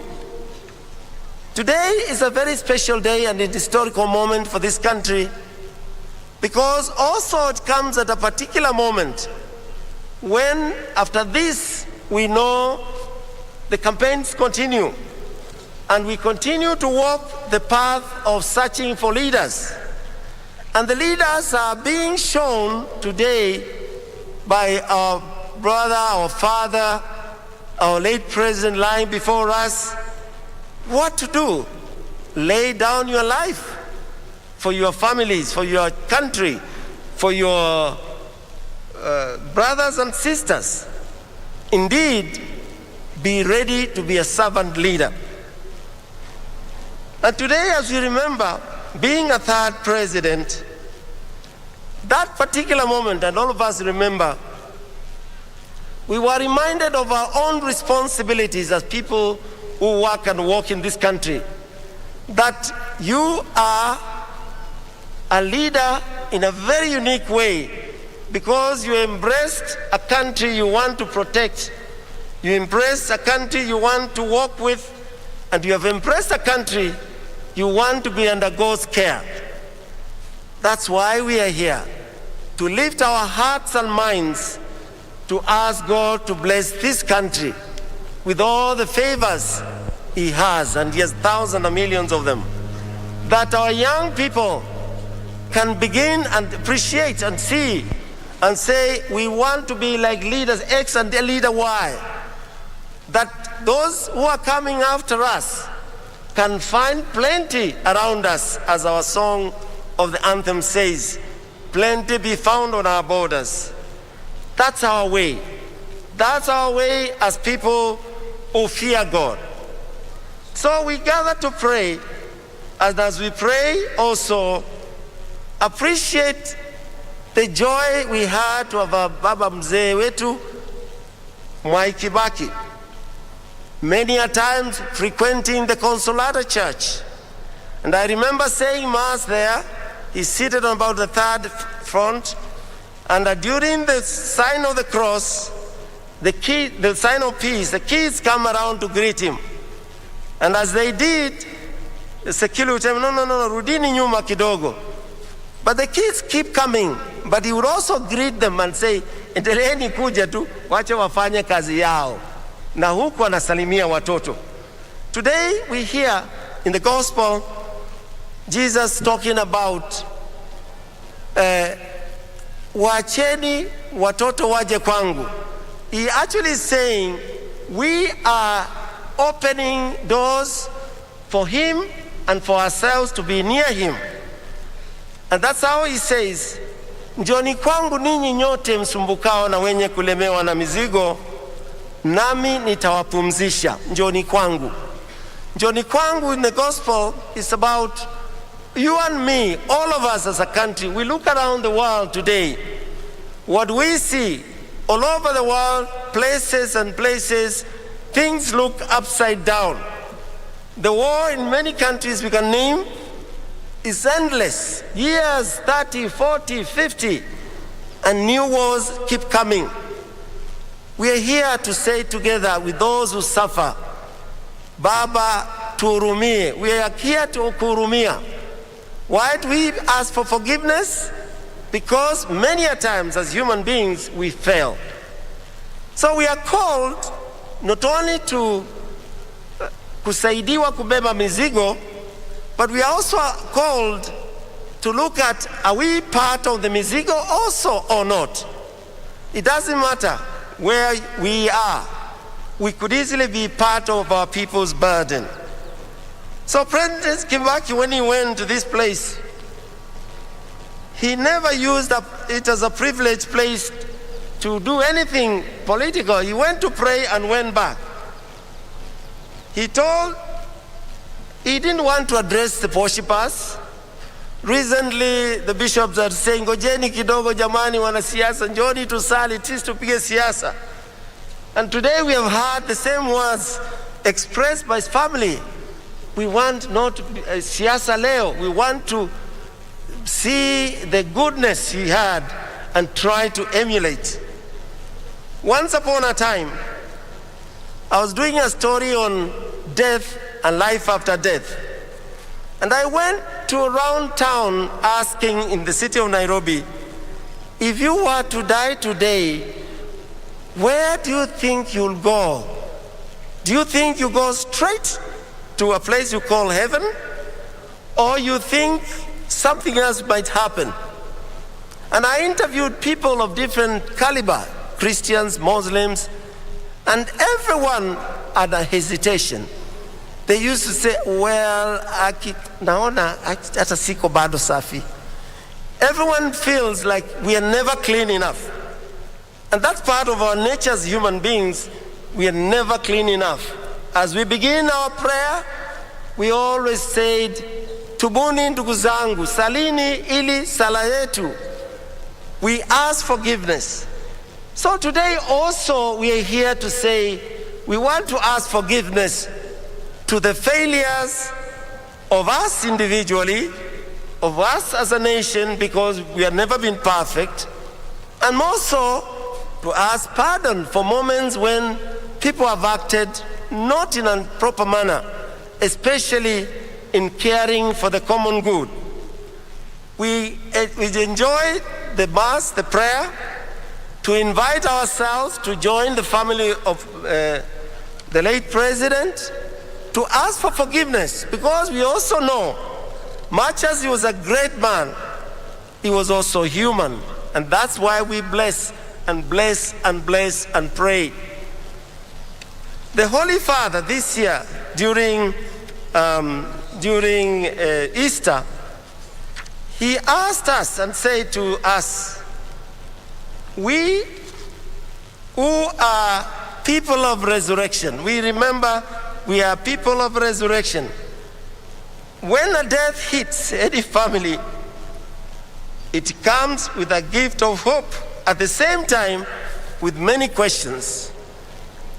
our questions are, what do we do differently after Baba goes? And I think obviously, like we learned from Jesus before he went, he called his friends and said a prayer with them. He said a prayer and said to look, listen to me, I pray for you so that you are one. I pray for you that the evil one don't destroy you. By your unity like the Father, the Son, and the Holy Spirit will be a sign that others know I'm your God. So it's the same thing I call upon here. As we are here, it's a moment at the end, and even now, we lift our hearts and minds to ask for God's unity in our country, unity in our families. Families are suffering due to many things, even after Corona. And anytime a family breaks down, every time a community breaks down, you're aware that that's a weakness on that particular community, because death does not take away that kind of a scenario. So we call ourselves, my dear brothers and sisters, to express our thanks for the many things our late president gave, shown, did. At the same time, the fingers pointing at us and saying, what are you doing yourself? What am I doing myself? What am I encouraging others to do?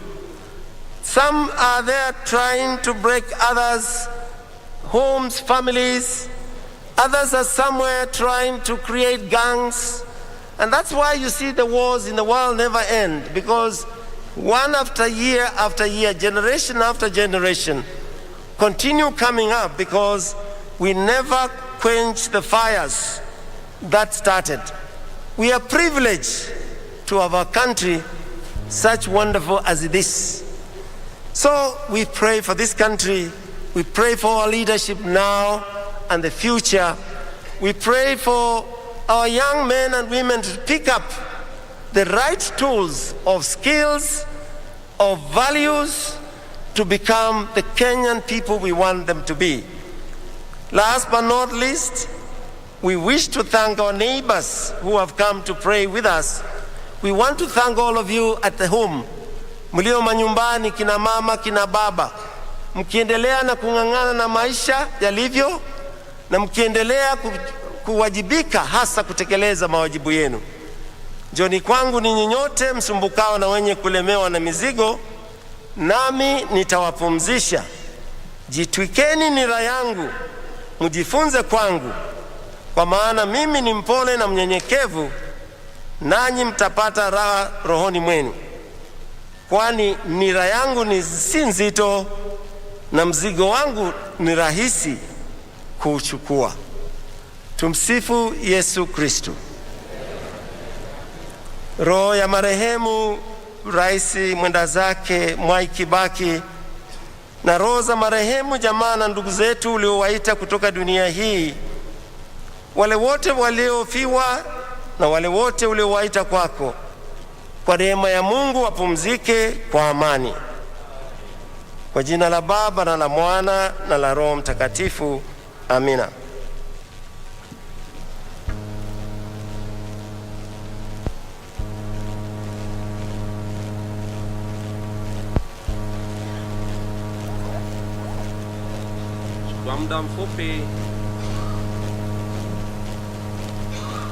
Kwa muda mfupi tuweze kuwaza yale ambayo tumehubiriwa na Askofu Martin. A brief moment to reflect on what has been preached to us this day.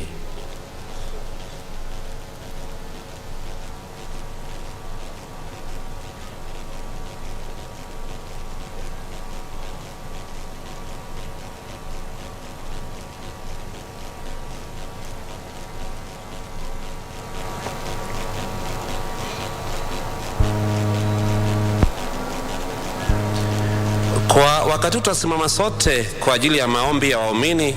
I request all to arise for the prayers of the faithful.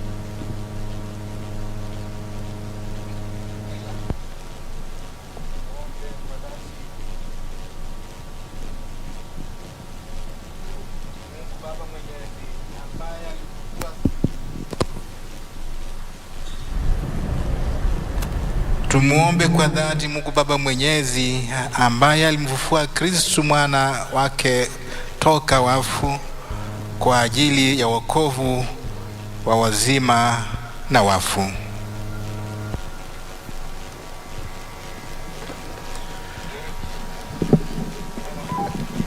A prayer for the church. We pray for the church that during this Easter season, the risen Christ may continue blessing and guarding Francis our Pope, the communion of bishops, clergy, and all united in the risen Christ. May all who participate in the mystery of the risen Christ find joy, peace, and serenity while embracing corporal and spiritual works of mercy demanded by our vocation as baptized members of the church. Lord, hear us. Lord, graciously hear us.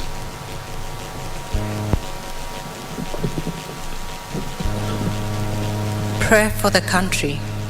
O God, our Creator and Redeemer, we thank you, our dear country, Kenya, of which the late His Excellency Mwai Kibaki ruled for 10 years. We thank you for the current President, His Excellency Uhuru Kenyatta, his Deputy President, Honorable William Ruto, and all government representatives who believe in your truth and govern our country. We thank you also for all of us citizens who participate in the growth and development of our country, Kenya. Lord, make us instruments of your peace. Where there is hatred, let us sow love. Where there is injury, pardon. Where there is doubt, faith. Where there is despair, hope. Where there is darkness, light. May you bless us all with all our resources that emanates from the fruit of our labor as Kenyans.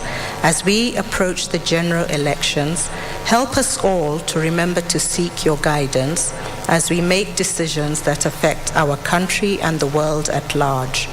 Give election candidates the strength to choose integrity, both in their campaigns and in their terms in office. Help them not to seek individual glory, but your glory, and to propagate peace instead of war. God our Father, through your Holy Spirit, may peace and serenity reign in our country, Kenya, now and forever. Lord, hear us. Lord, graciously hear us. Prayer for the family of the late His Excellency Mwai Kibaki. God our Father and Creator of all, we give you thanks for the gift of our families and the bond of love that you bestow on each and every family. We also thank you, Lord, for the physical bond that grows in every family as they live together. We know that when these bonds are broken through death, it is always painful. We ask you, O Lord, to grant the family of His Excellency, the late Mwai Kibaki, the strength to bear this loss. May you bless them and keep them in your care. Grant eternal rest to His Excellency Mwai Kibaki. Let your perpetual light shine upon him, and may his soul rest in eternal peace. Lord, hear us. Lord, graciously hear us. Bwana, tunaomba sana dua na maombi yetu yawasaidie watumishi wako marehemu ili wafute dhambi zao na wafikishe kwenye ukombozi wako kwa njia ya Kristo Bwana wetu. Naomba tuweze kuketi sasa. We may all be seated. Right now we shall have the offertory, and we shall have only the presentation of the wine and host. Sasa tutakuwa na msafara mfupi wa kuleta mkate na divai. Kwa mtuongoze basi kwa nyimbo za matoleo, nyimbo za sadaka.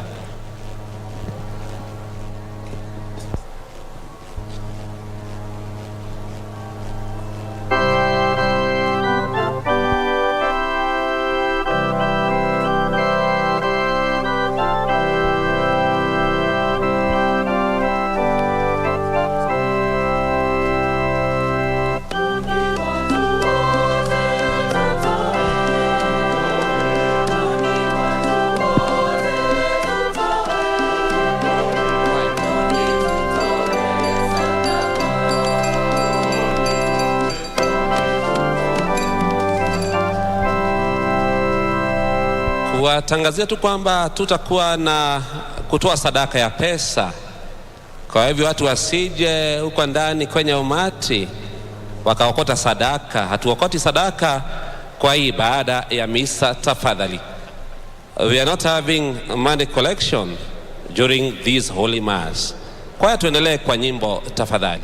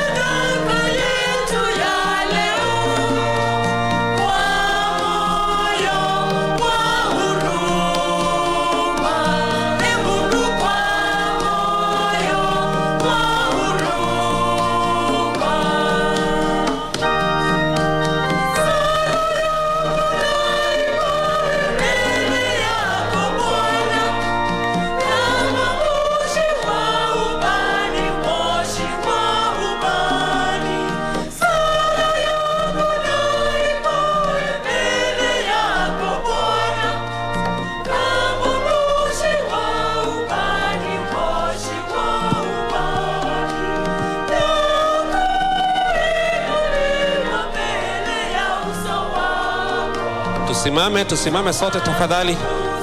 Tusimame sote tafadhali.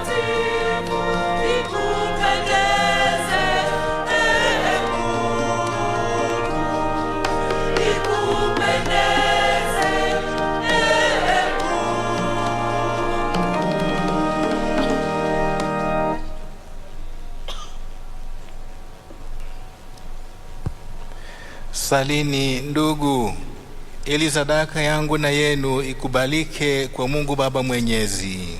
Bwana pokea sadaka mikononi mwako kwa sifa na utukufu wa jina lake, na pia kwa mafaa yetu sisi na mafaa ya kanisa lake lote takatifu. Bwana, uwe radhi kuvipokea vipaji vyetu, ili huyu mtumishi wako Mwai Kibaki, rais wa taifa letu uliyemwita kwako, apokelewe katika utukufu pamoja na mwanao, ambaye kwa njia ya sakramenti yake kuu ya upendo wote tunaunganishwa naye, anayeishi na kutawala daima na milele.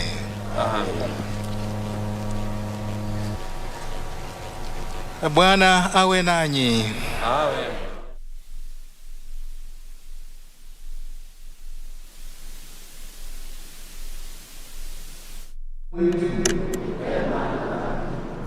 Kweli wema na haki tendo la wokovu, tukushukuru wewe daima na popote, Bwana Baba uliye mtakatifu, Mungu mwenyezi wa milele, kwa njia ya Kristo Bwana wetu.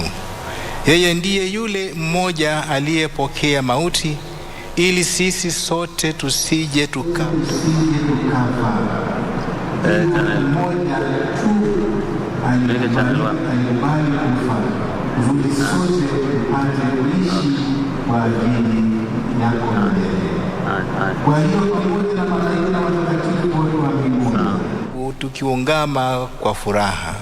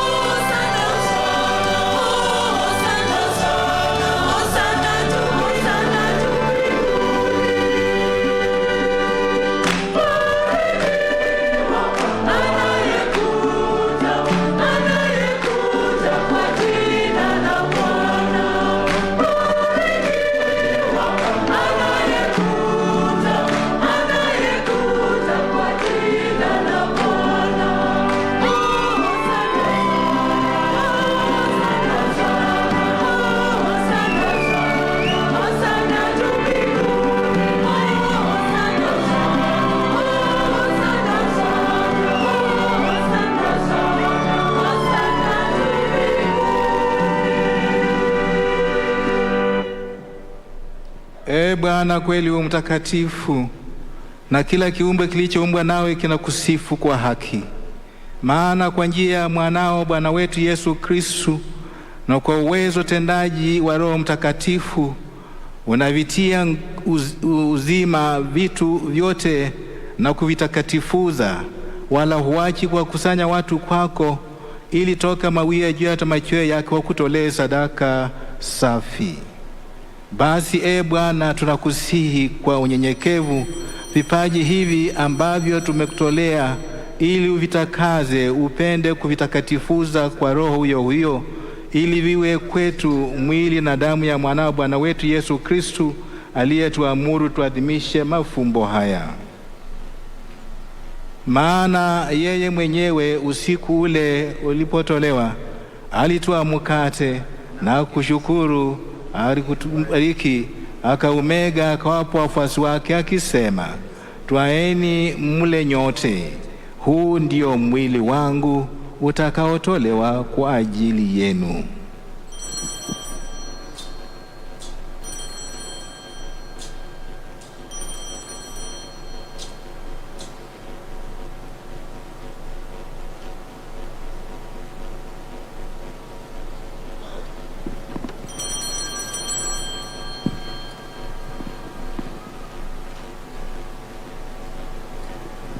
Vivyo hivyo baada ya kula, akitoa kikombe na kushukuru, alikibariki na akawapa wafuasi wake akisema, twaeni mnywe nyote, hiki ndicho kikombe cha damu yangu, damu ya agano jipya la milele, itakayomwagika kwa ajili yenu na kwa ajili ya wengi kwa maondoleo ya dhambi.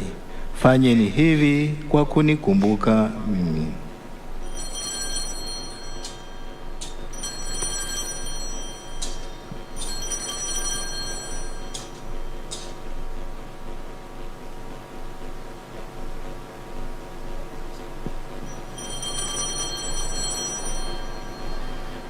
Fumbo la imani.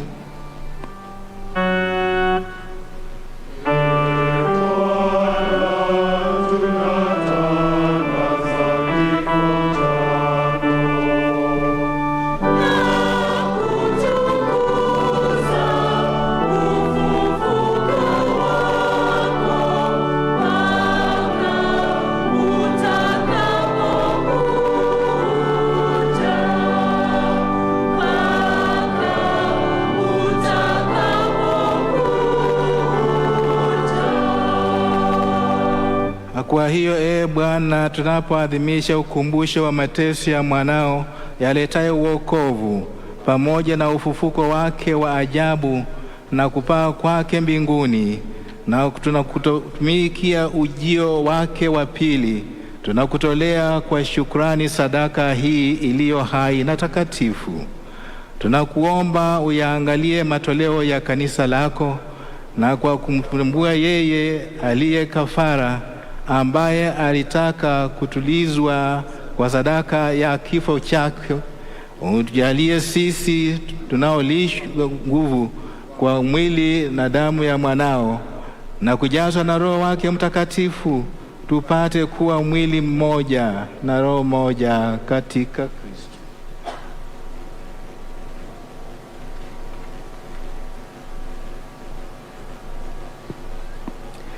Yeye atufanye sisi tuwe kwako sadaka timilifu ya milele, ili tuweze kupata urithi pamoja na wateule wako, kwanza kabisa pamoja na Bikira Maria mwenye heri, mama wa Mungu, na Mtakatifu Yosefu mume wake huyo bikira, na mitume wako wenye heri, na mashahidi wako watukufu,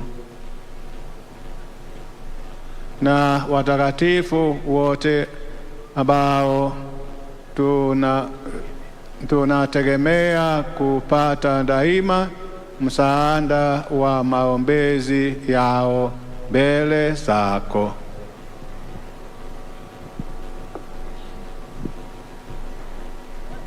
Tunakuomba Bwana, huyu aliye kafara ya upatanisho wetu, alete amani na wokovu duniani kote. Alete upende kulikamilisha katika pendo na kanisa linalosafiri hapa duniani, pamoja na mtumishi wako Baba Mtakatifu wetu Francis, na askofu wetu Philip Anyolo Kamau, na maaskofu wote na waklero wote na watu wote waliofanywa kuwa taifa lako. Usikilize kwa wema sala za jamaa hii iliyo hapa mbele yako. Baba uliye mtakatifu, kwa huruma yako wakusanye kwako watoto wote waliokusanyika popote duniani. Umkumbuke mtumishi wako mwenda zake uliyemwita kwako kutoka dunia hii, Emilio Mwai Kibaki. Umjalie kwamba yeye ambaye alishirikishwa kifo cha mwanao hapa kwa ubatizo, hali kadhalika ashiriki ufufuko wake, siku ambapo atafuata machozi ya wafu katika miili yao kutoka ardhini, hapo atakapofananishwa mwili wake wa unyonge wetu na mwili wa utukufu wake. Pia uwapokee kwa wema katika ufalme wako ndugu zetu marehemu na wote walioaga dunia wakiwa wamekupendeza. Nasi twatumaini kufika katika ufalme wako ili pamoja tushibishwe milele kwa utukufu wako. Ndipo utakapofuta kila chozi katika macho yetu, maana kwa kukuona wewe Mungu wetu kama ulivyo, tutafanana nawe milele yote na kukusifu bila mwisho. Kwa njia ya Kristu Bwana wetu.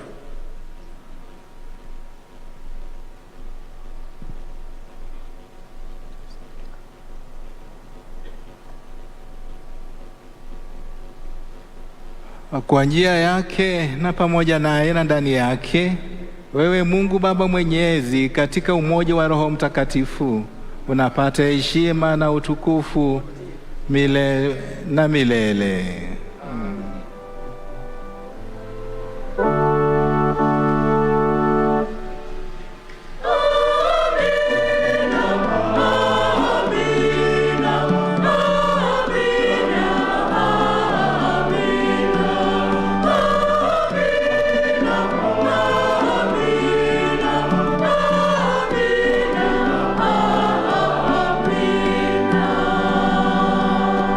Kwa kulitii agizo la Mwokozi wetu na tukifuata mafundisho yake ya kimungu, tunadhubutu kusema: Baba yetu uliye mbinguni, jina lako litukuzwe, ufalme wako ufike, utakalo lifanyike duniani kama mbinguni.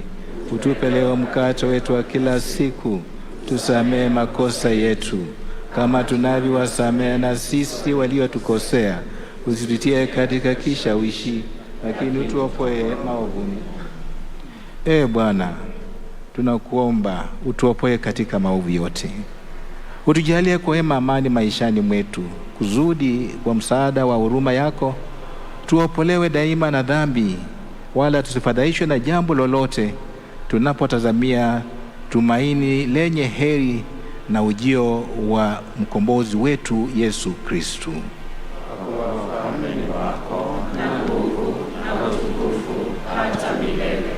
Bwana Yesu Kristu, uliyewaambia mitume wako, amani na waachieni, amani yangu na wapa, usitazame dhambi zetu ila tu imani ya kanisa lako. Upende kulijalia amani na umoja kama yalivyo mapenzi yako, unaishi na kutawala daima na milele. Amen.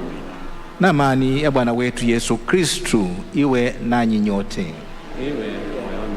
Mpeane amani.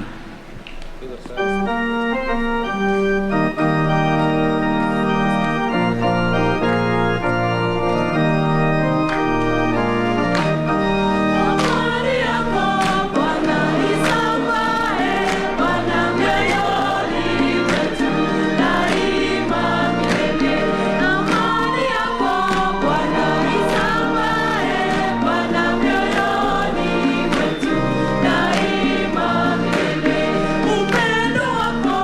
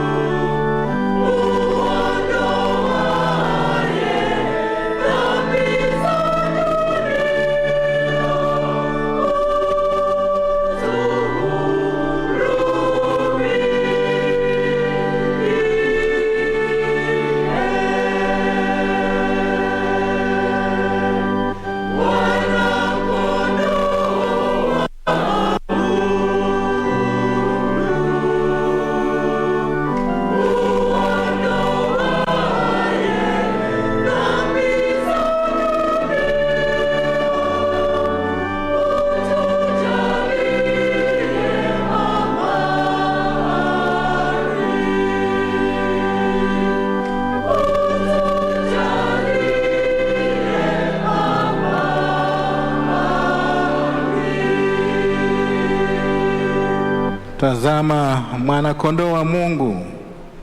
Tazama aondoaye dhambi za ulimwengu. Heri yao walioalikwa kwenye karamu ya mwana-kondoo. Bwana, sistahili uingie kwangu, lakini sema neno tu na roho yangu itapona. Mwili wa Kristo unilinde nipate uzima wa milele.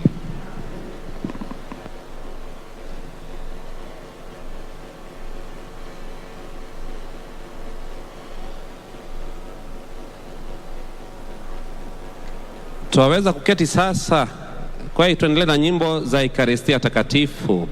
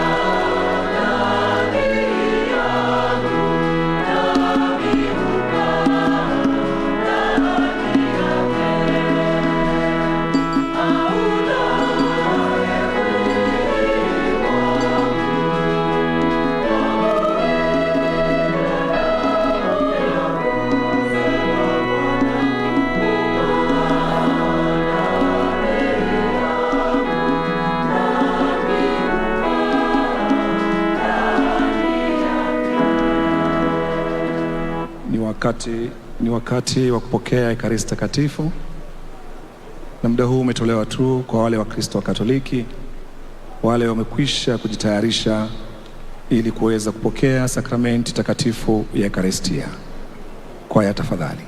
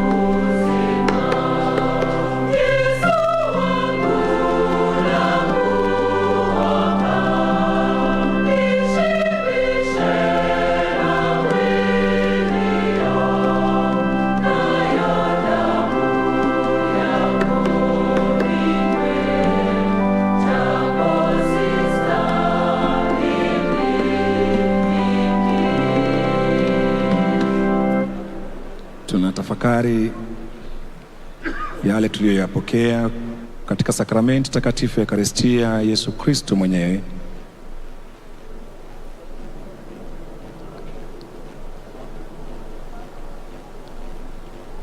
Sote tusimame. Roho ya Kristo.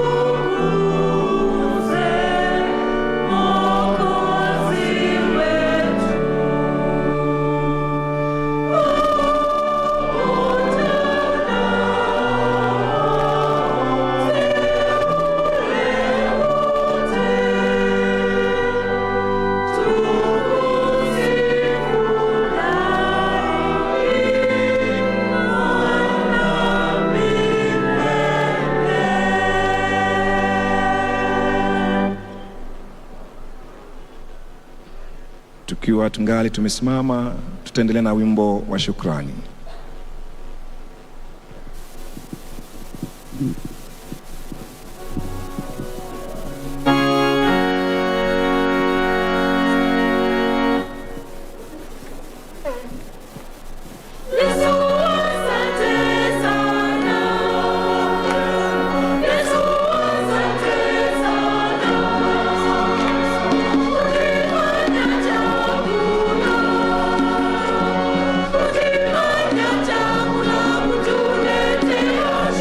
Hello.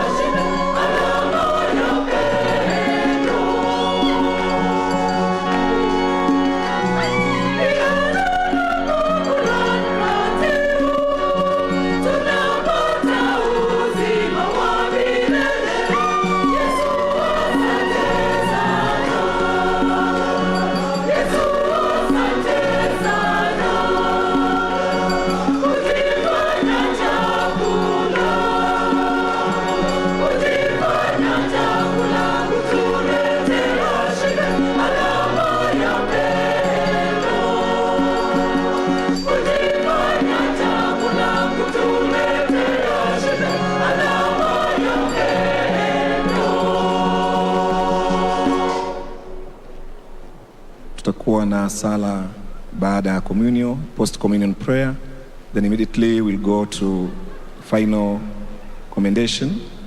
So kindly be requested to remain standing. Na tuombe. Bwana, tumeadhimisha sakramenti ya Pasaka kwa ajili ya mtumishi wako marehemu Mwai Kibaki, rais wetu. Tunakuomba umjalie aingie katika makao ya mwanga na amani kwa njia ya Kristu Bwana wetu. Basi tukiwa tungali tumesimama, Baba Askofu ama Mhashamu Askofu Mkuu ataendelea kwenda kufanya final commendation.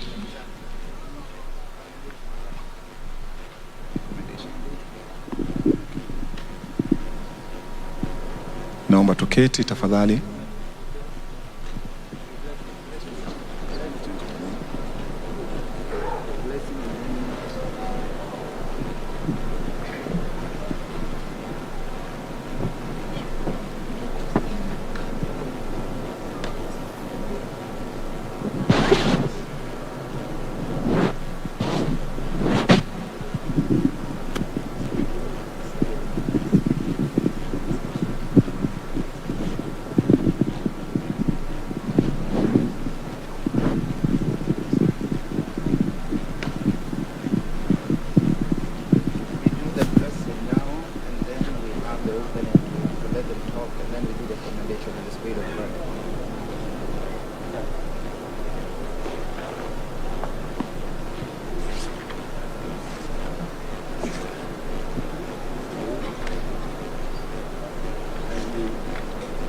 Kindly let us be upstanding.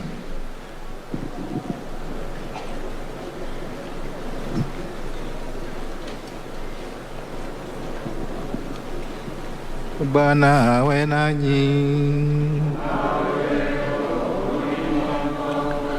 Inamisheni vichwa kwa baraka. Mungu aliyependa kuwajalia mema ya ukombozi na kuwafanya wana kwa ubatizo wa mwana wa pekee, awajalie mfufuke kwa pamoja baraka yake.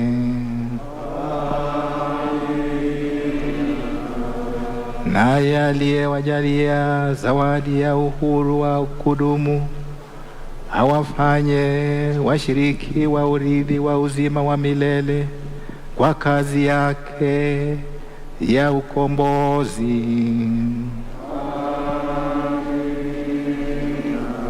Nanyi mliofufuka katika ubatizo kwa njia ya imani, mustahili kuunganishwa naye katika makao ya mbinguni kwa kuishi kiadilifu hapa duniani.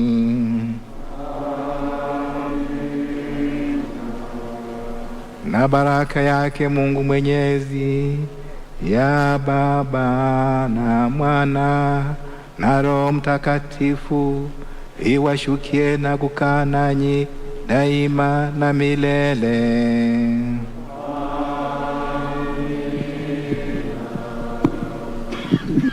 Kwaya, wimbo wa mwisho.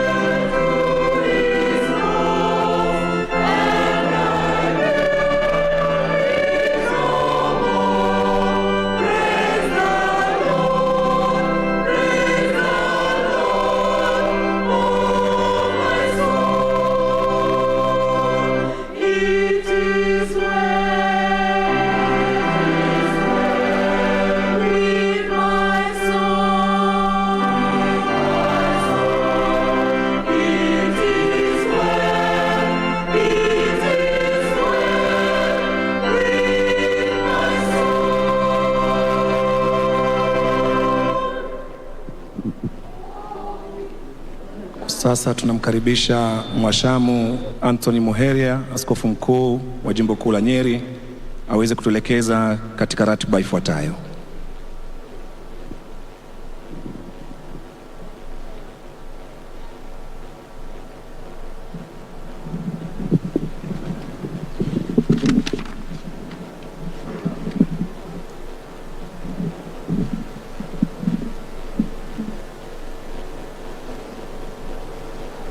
Your Excellency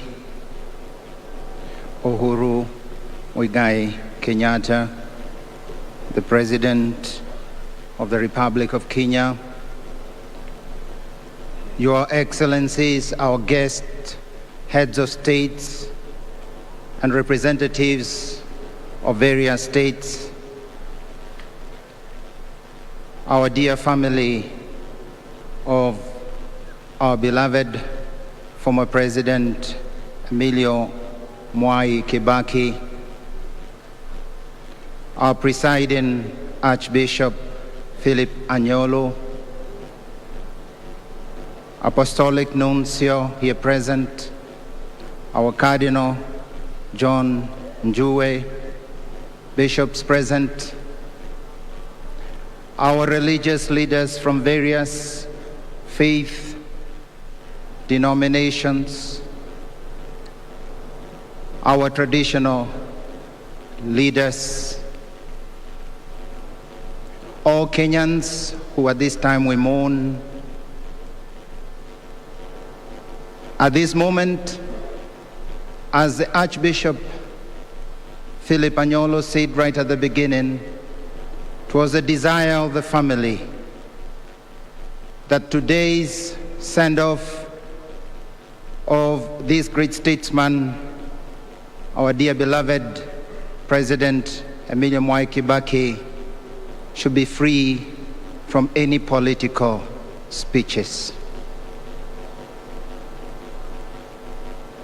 The Catholic Church endorses fully this desire, as we have been trying to keep our places of worship only for God and sacred. I have been given the duty within this context of prayer, and while we still are to conclude the service with a final commendation, to just request on our behalf just people to make a 4-minute tribute to our former president. They will do that on our behalf.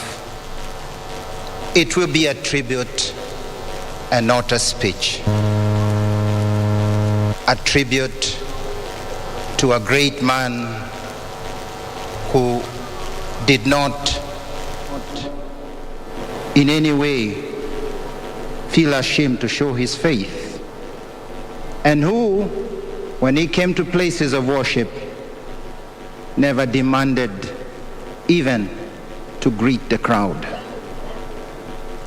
I pray we respect this desire of the family and to make today's send-off worthy of such a great man. Allow me then to invite first the family who would like to present a tribute to their father, to their grandfather, to their great-grandfather, and their great mentor.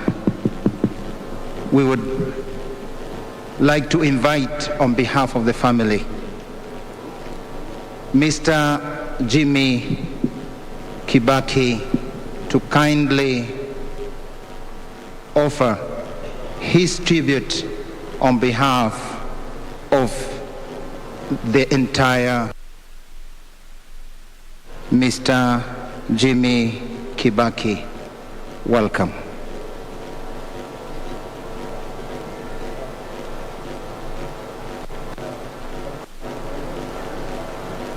Your Excellency. Uhuru Kenyatta, Your Excellency the First Lady, Mrs. Margaret Kenyatta, Your Excellencies visiting heads of state and government, Your Excellency the Deputy President, Dr. William Ruto, Your Excellency Mrs. Rachel Ruto, ladies and gentlemen, Your Excellency, today my heart feels very heavy. It has been quite an arduous week, and today I woke up with a tremendous sense of sadness and loss. And I did not know whether I would be able to speak, but because as a family we have been told wherever somebody has shown you anything good for you, you have to express your gratitude. I stand here on behalf of my family, my immediate family, and the entire Kibaki family, to say, first of all, we are very grateful to you, Your Excellency, for all the care, the love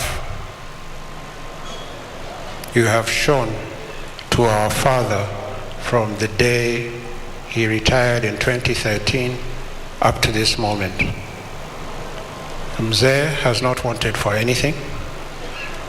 Your government has assisted him in everything that he has required. Indeed, in his latter years, in his final years, when his medical condition deteriorating, you personally ensured that he had access to the medical care.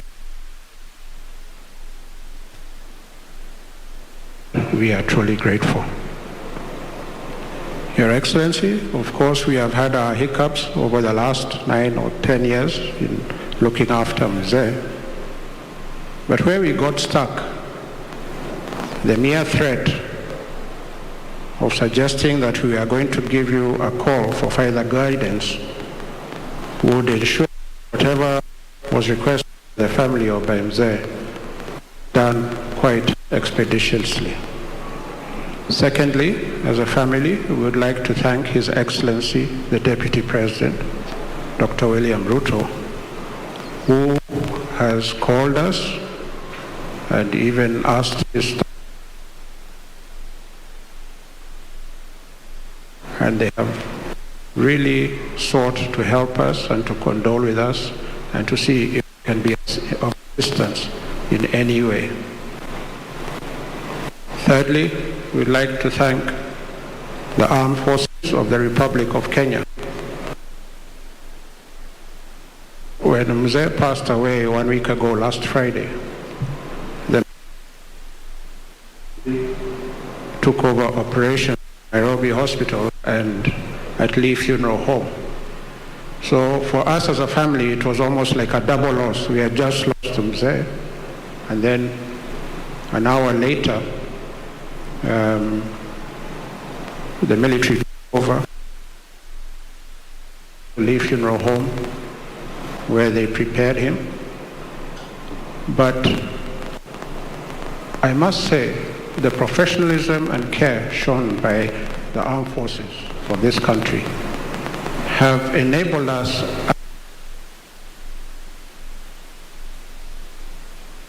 to honor him in a way that in which we are truly humbled. I have met colonels, I have met brigadiers. Indeed, I have even been saluted by generals. And I remember when I was walking into Parliament buildings where Mzee was lying in state on Tuesday, and I was saluted by so many military officers,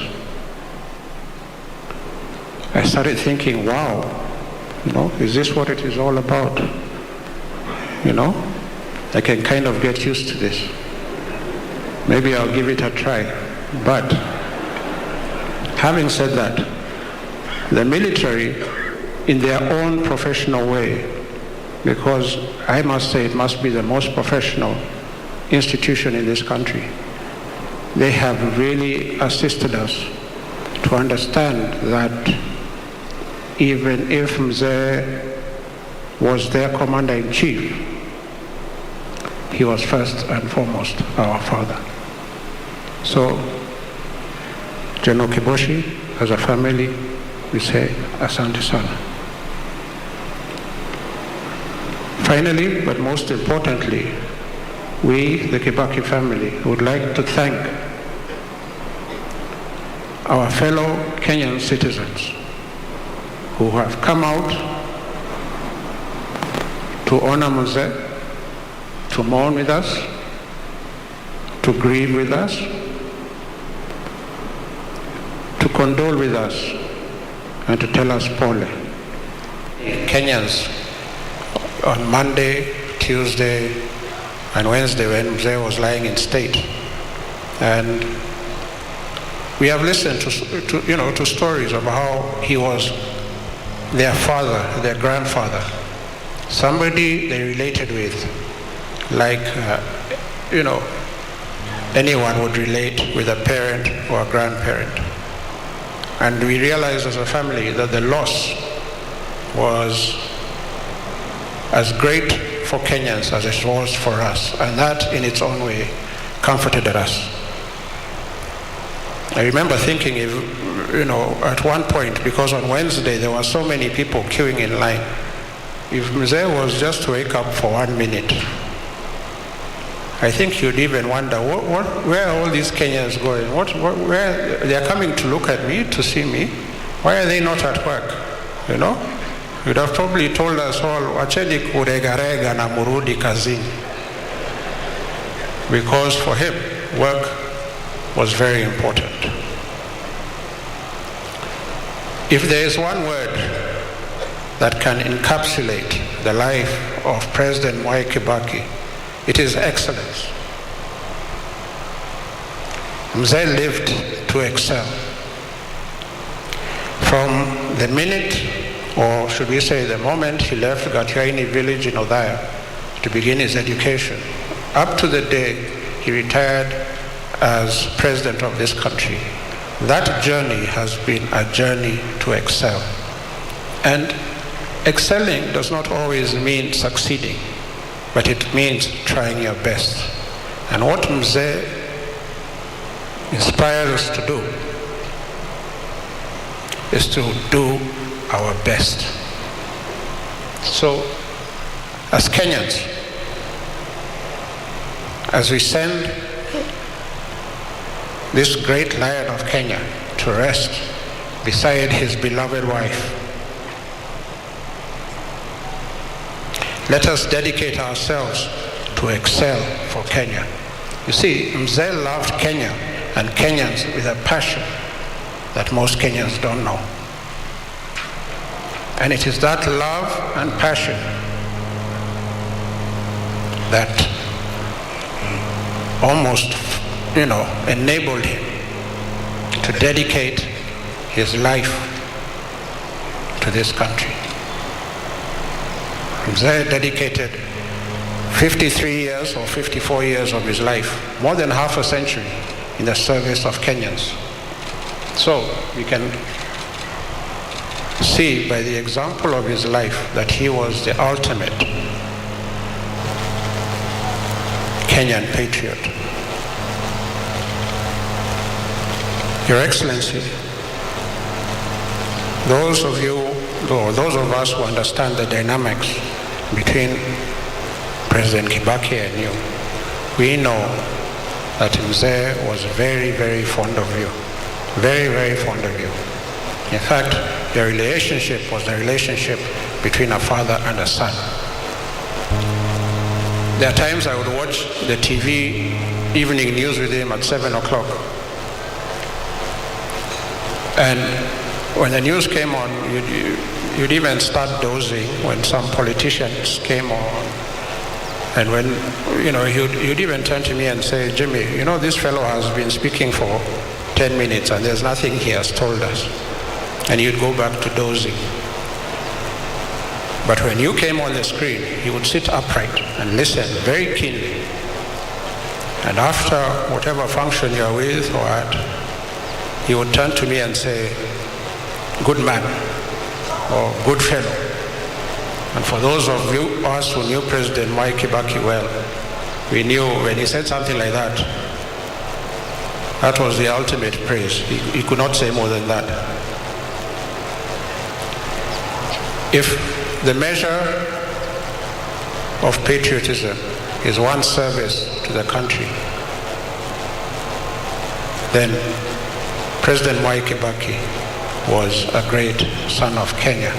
I want to thank you all for this tribute. We are overwhelmed and we are very grateful. Thank you.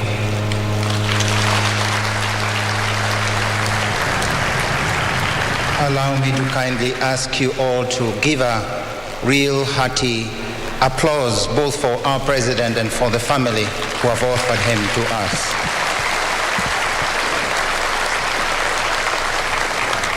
Thank you, Mr. Jimmy Kibaki and the entire family for that tribute and gratitude. Still within this context of prayer, each one of us, whatever faith you are, we invite you to continue praying for the soul of this dear father, grandfather, and mentor for many. Do not leave this place without having left your prayer. And so, within this same context of prayer, allow me kindly to invite our former Prime Minister, Right Honorable Raila Odinga, to also make his brief tribute. We invite all of us to observe respect to our late president as we invite our leader to say a few words of tributes. Your Excellency, Honorable Raila Odinga.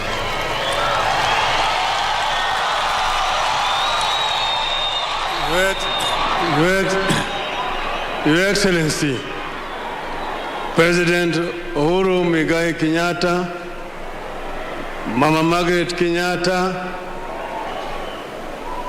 Excellencies, Presidents, and other leaders from other African countries who have joined us today as we mourn our third president, Deputy President, diplomats who have been here, ladies and gentlemen, wananchi wote, hamjambo.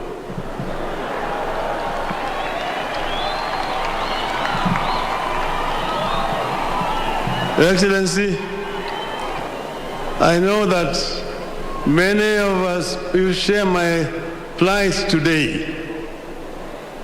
My plight today is just like a member of the clergy, either a father or a padre who is asked to eulogize a bishop, but not to talk about the bishop's religiosity or religion.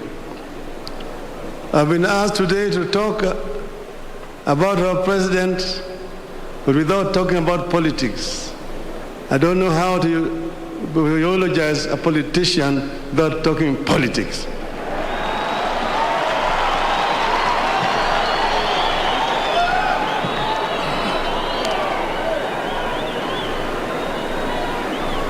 The family of Mwai Kibaki, led by Jimmy, we are all with you as the nation of Kenya at this very, very sad moment when we say farewell to a great Kenyan patriot, Emilio Mwai Kibaki. But then, how did Mwai Kibaki come into where he came into?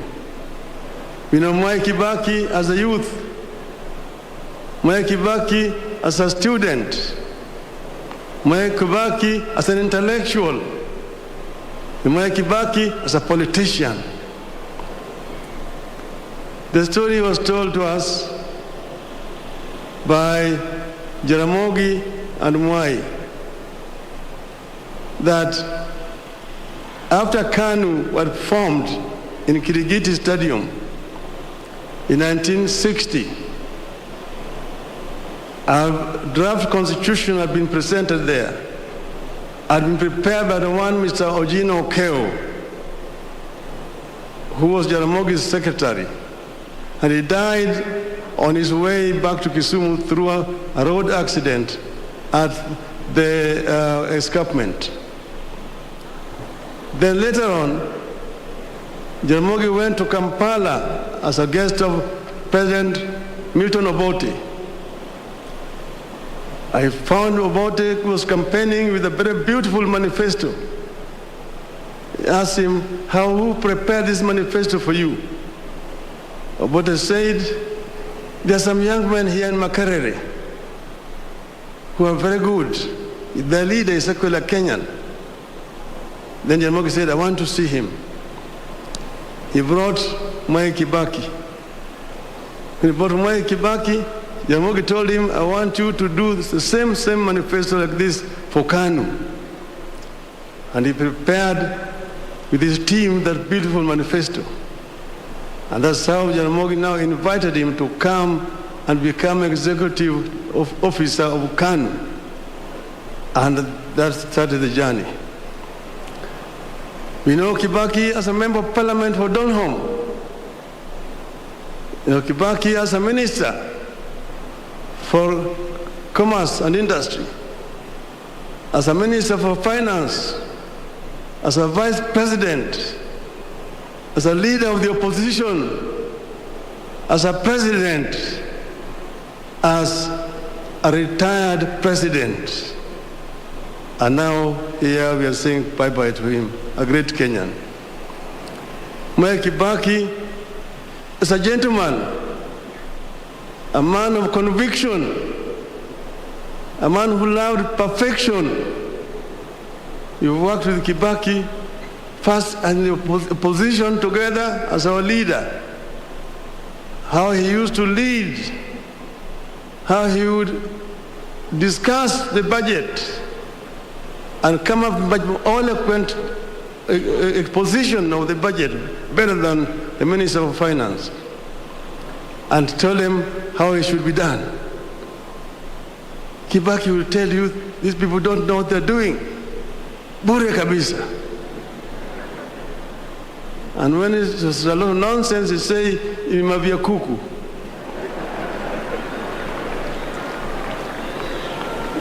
But he was a gentleman by excellence. In the cabinet, we worked together. He would allow a lot of debate in the cabinet. And he also gave the ministers a lot of authority and power to run their ministries. So long as you do not get yourself involved in graft. The biggest enemy of corruption, Mwai Kibaki. And nobody is indispensable when it came to issues of corruption. So we have learned a lot from Mwai Kibaki. We came with almost a bankrupt economy and transformed it. At one time when we were living, it was rising at a rate of 7% per annum because of Mwai Kibaki. Of course, we have had also our differences.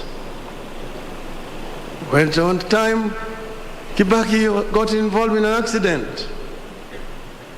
Other opportunists took advantage of that position. We never held it against Kibaki. At the time when we were negotiating post-election violence, the stocks had collapsed at Serena. Kofi Annan invited me and Kibaki for a meeting. We sat in the office of the president, President Kikwete, President Mkapa, Grace Machel, and Kofi Annan. We talked and talked In the end, I said, I'm ready to come down to this point. This is the reduced minimum. And Kibaki then agreed. So when we agreed, we shook hands. After shaking hands, the other people now wanted to come into the room to try to persuade him not to agree. He told them, tumemaliza kila kitu. Sasa hakuna kitu tena, tunakwenda kuongea na dunia sasa. And we came out and shook hands with Mwai Kibaki, and he kept those words. There were differences sometimes in the course of running the government, but all of them were able to resolve them amicably. So in retirement, we will continue to remain friends. Each time he has been an advisor to me in many ways. So I've really lost a friend. The country of Kenya has lost a true patriot, a great leader whose value will only be known with the time as time continues to unfold.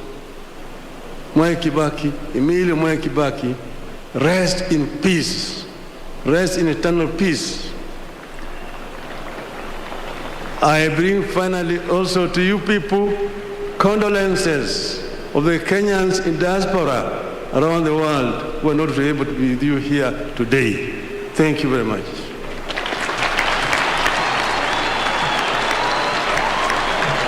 Thank you, Right Honorable Raila Odinga, for a wonderful tribute. Allow me now to invite for his brief tribute our Deputy President, His Excellency Honorable William Samoei Ruto. Again, we request our dear Kenyans, out of respect to our late president, to give him the honor he deserves. Your Excellency, Deputy President William Ruto. Thank you very much, Bishop. Your Excellency, Honorable Uhuru Muigai Kenyatta, President and Commander-in-Chief of Kenya Defense Forces, Your Excellency Margaret Kenyatta, our First Lady, Your Excellencies, heads of state and government, and representatives of other countries present here, the family of the third President of the Republic of Kenya, led by Judy Kibaki, Jimmy, David, Anthony, and all the family members, both immediate and extended, colleagues, leaders present here, Your Excellencies, ambassadors and high commissioners, Kenyans from all walks of life. Today, we are gathered here to mourn the departure and the demise of a great son of our country, our third president. President Mwai Kibaki is a man of great simplicity, brought up in Dunguri village in Othaya. The journey through tending to goats, a journey that made him a great scholar and the finest economist our country ever had. A distinguished public servant that rose through the ranks both in the opposition and in government. And of course, the greatest president Kenya ever had.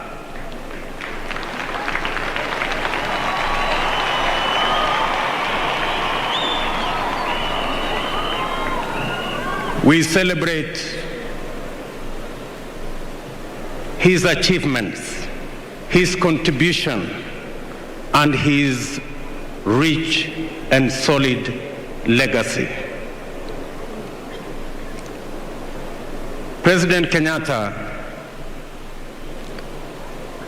has been a good student of President Mwai Kibaki. I know that as his deputy.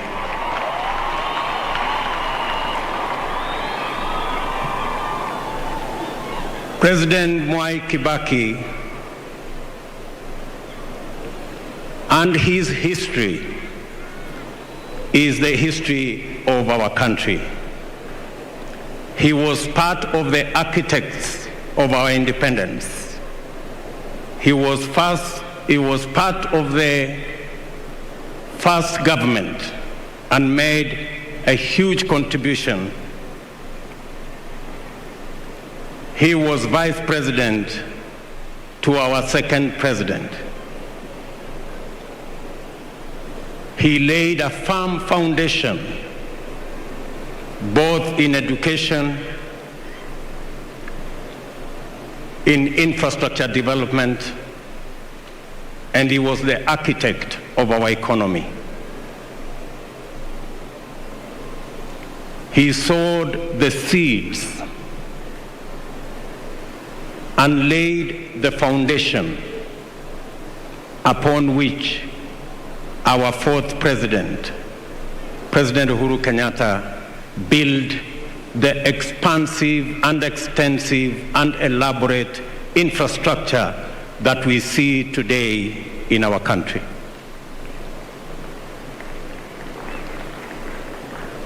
I also can see his shadow and influence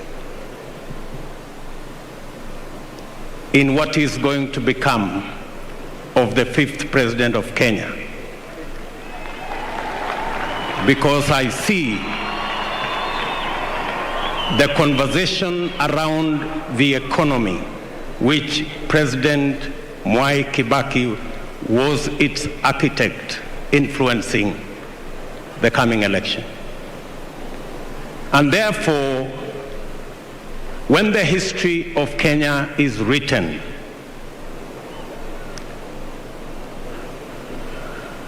Mwai Kibaki will not fit into paragraphs. I don't think he can fit into chapters. We might need a separate book for Mwai Kibaki because of what he has done for our country. And finally, in a quick 3 years, Your Excellency, we have bade farewell to our second president in 2019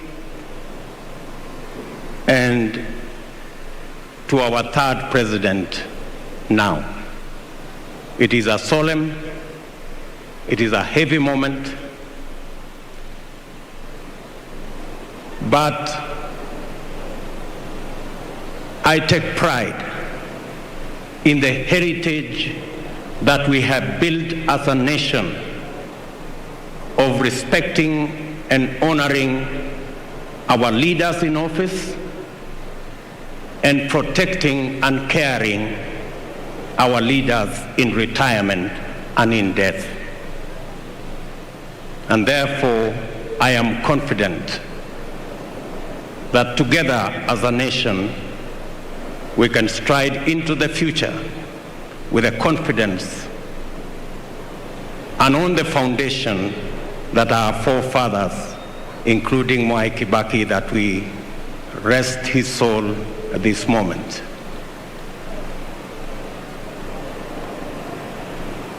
I want to say from me and my family, may Mwai Kibaki's soul rest in peace. Thank you very much.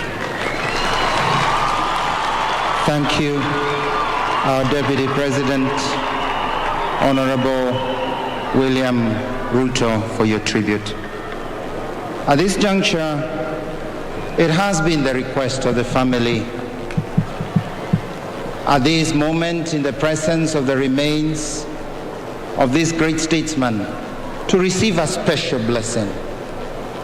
And so, kindly, still in this context of prayer, I would wish to invite the family of our President Mwai Kibaki to move near the casket as we also join at their request His Excellency the President of this Republic, Uhuru Muigai Kenyatta, who is in many ways a son to Honorable President Mwai Kibaki, to move near the casket. We will invite Archbishop Martin Kivuva to be and lead the prayer.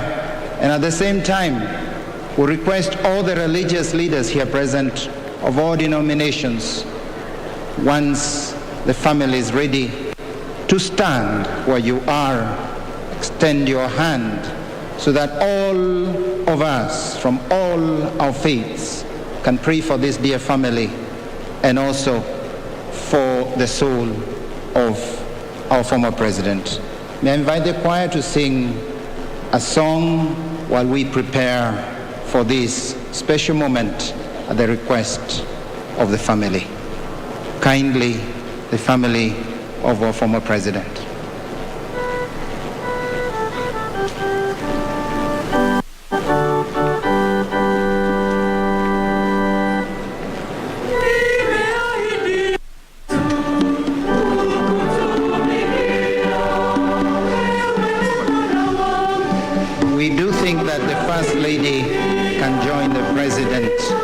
She is also a daughter.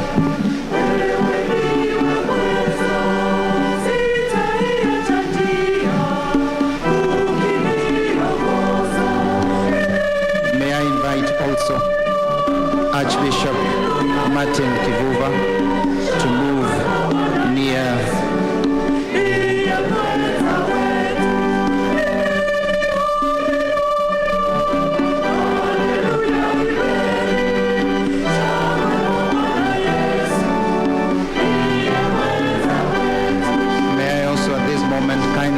the religious leaders here present from all faiths to stand where you are.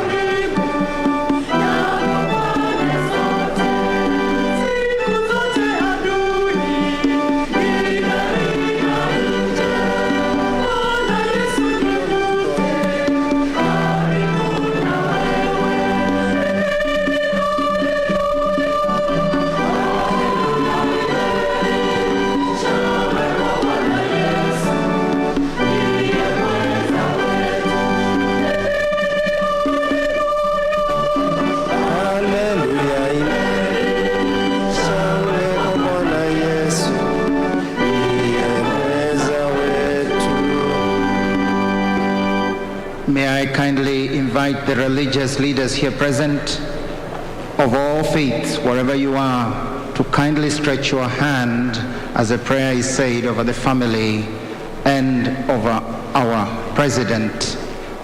Welcome our Archbishop Martin Kivuva. May the Spirit of the Lord come down.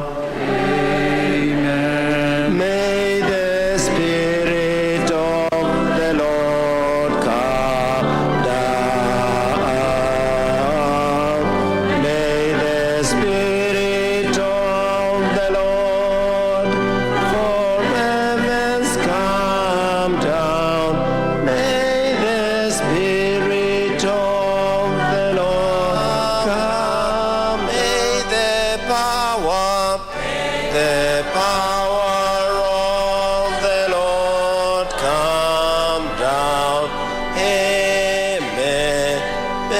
May the power of the Lord come down.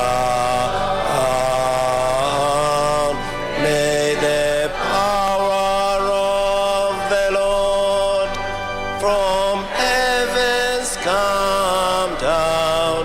May the power of the Lord come down.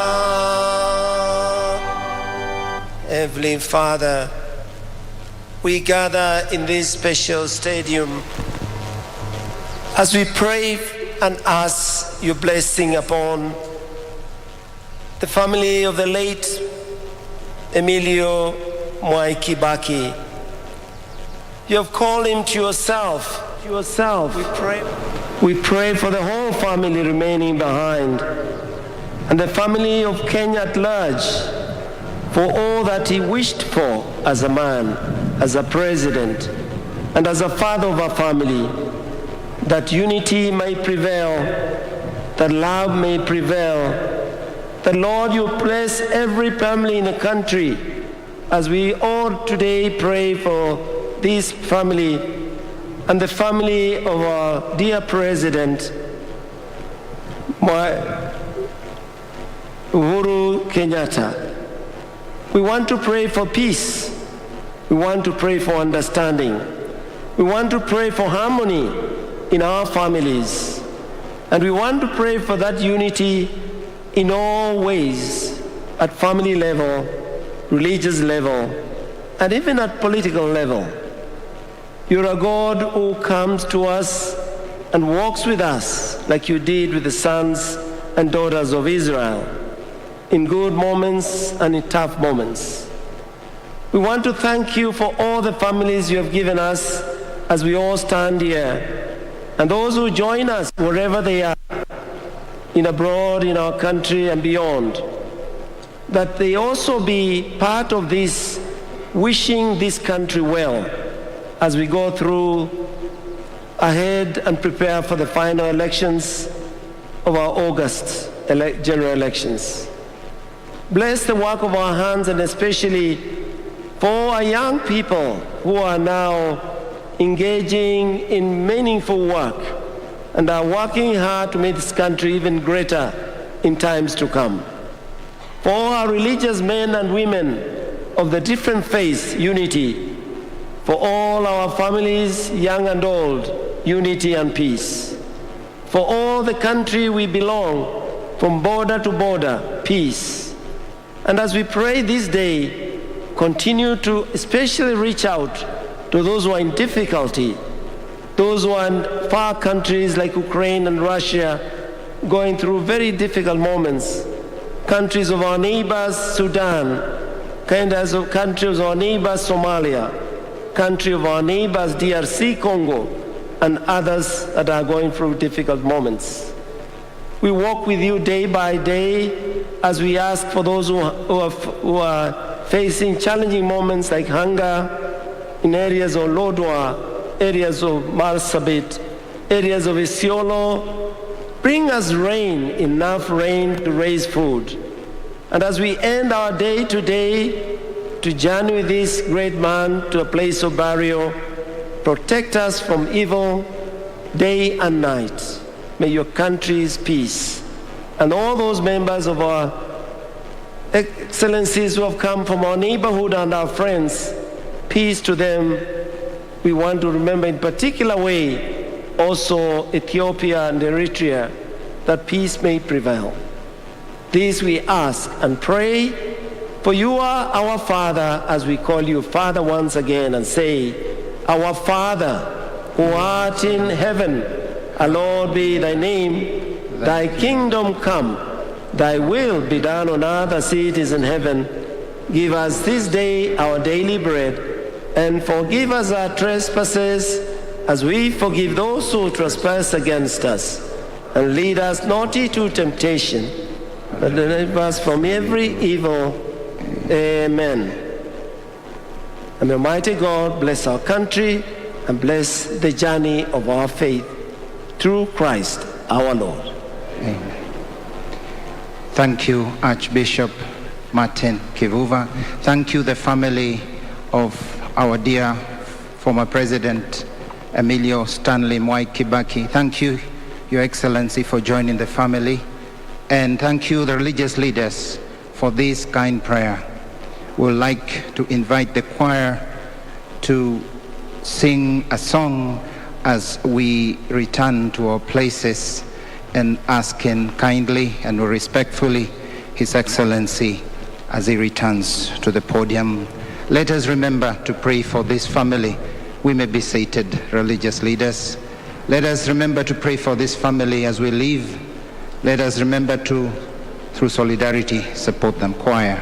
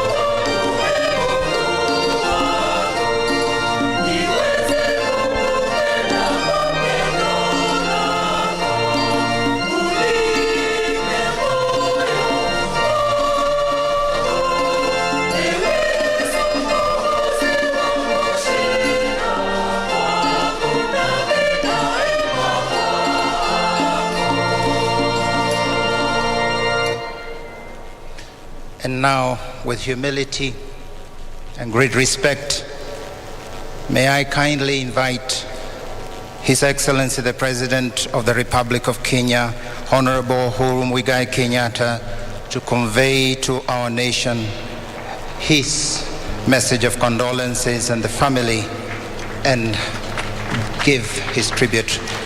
Your Excellency the President, sir. Thank you very much.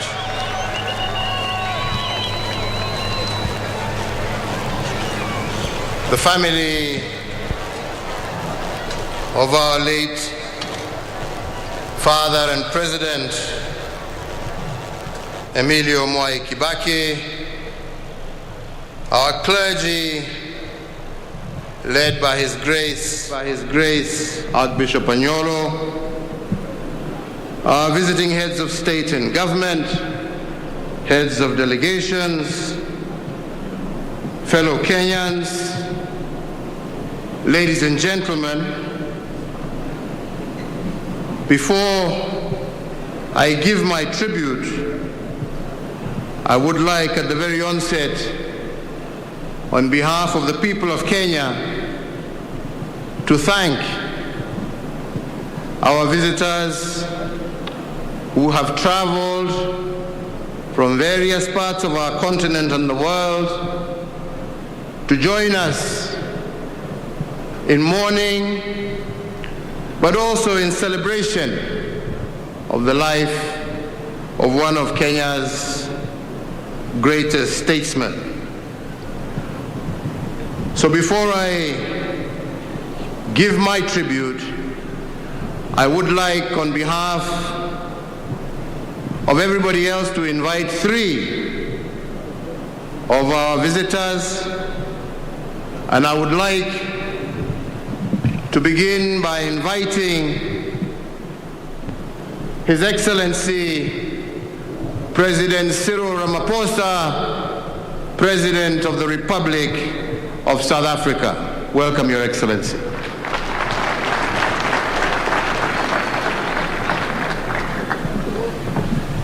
Your Excellency, President Uhuru Kenyatta, President of the Republic of Kenya,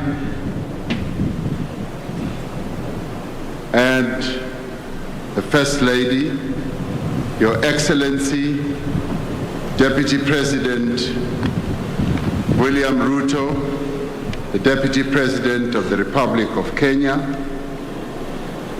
heads of states who are here present, as well as those who are representing a number of countries that are represented here. The leadership of the clergy and various leaders of other organizations that are here, Your Excellencies, ambassadors and high commissioners, as well as the leadership of the Armed Forces of Kenya, and fellow mourners and fellow Kenyans. As South Africa, and indeed as the Southern African Development Community, we were saddened to hear of the passing of President Mwai Kibaki. The news of his passing touched our hearts, and our hearts and condolences were extended to you as Kenyans. We are here to extend and pay respects and our condolences to all of you as Kenyans, and especially to President Uhuru Kenyatta, and indeed as well as the Kibaki family.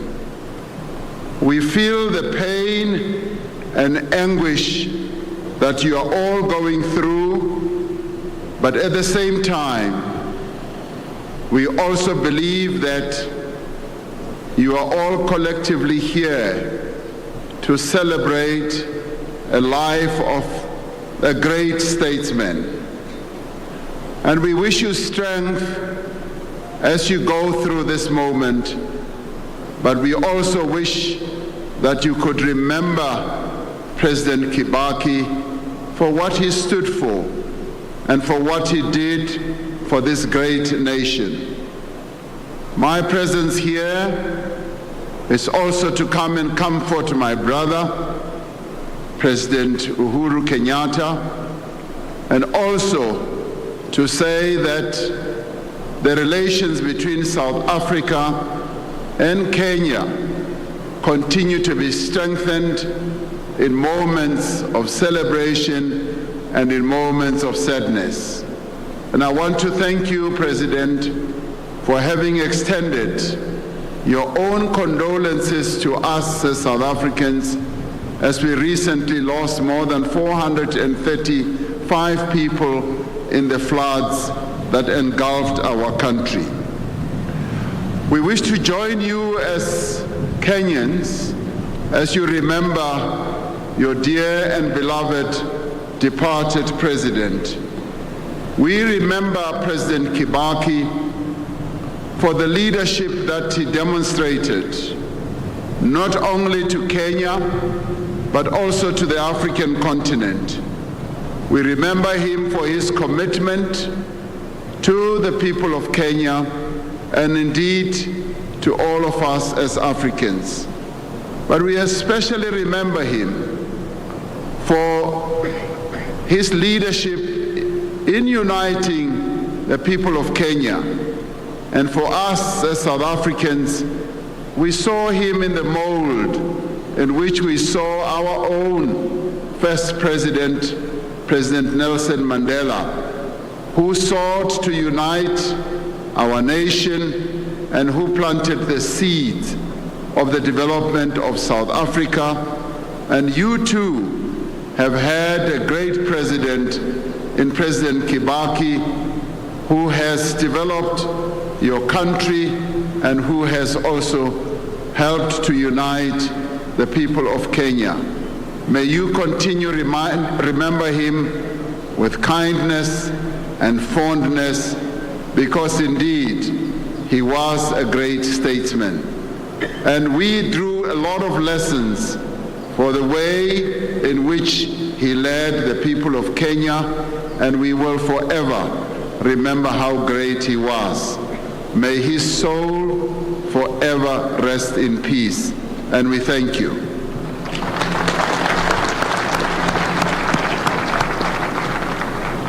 Thank you very much, Your Excellency. And I would now like to invite Her Excellency President Saleh of the Federal Democratic Republic of Ethiopia to also pass her tribute and message of condolence. Welcome, my sister.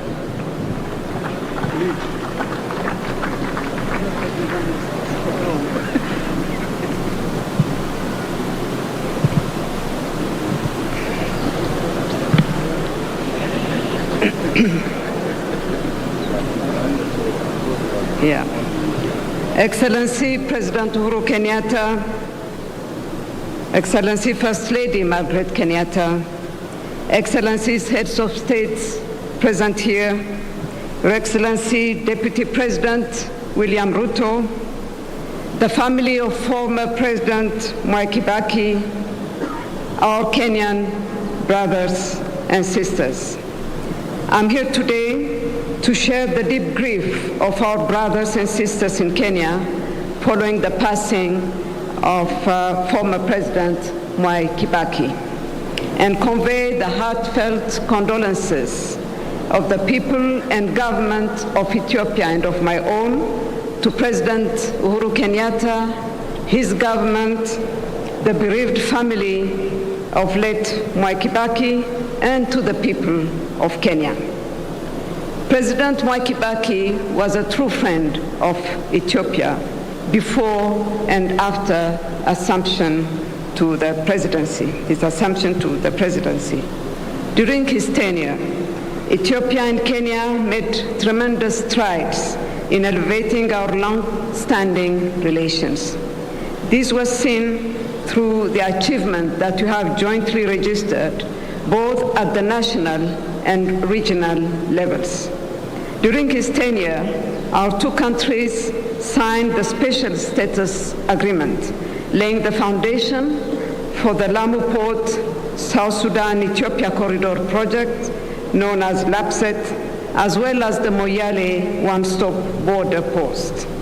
At the regional level, Kenya, with our regional organization, IGAD, has been very active and host of a series of Somali peace processes held here in Kenya in an effort to find a lasting peace in this sisterly country, and also in the Sudan peace talks seeking to end 2 decades of bloody warfare.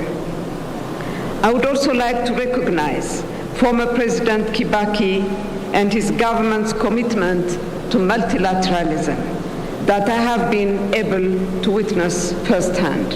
His support to one of the United Nations offices away from headquarters based in Nairobi, and its first dedicated Director General that I was, played a big role in elevating this duty station.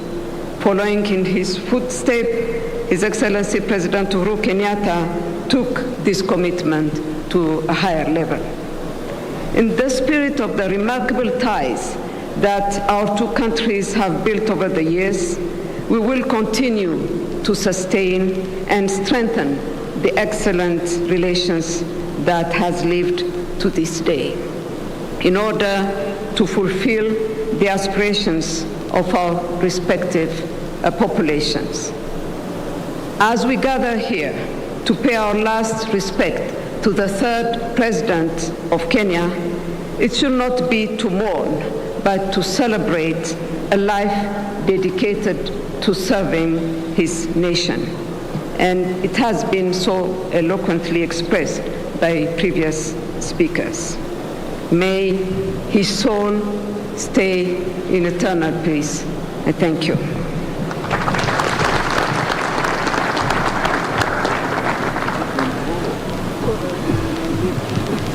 As many of you know, the Sudan Peace Accord was negotiated and signed here in Nairobi, was done and concluded during the tenure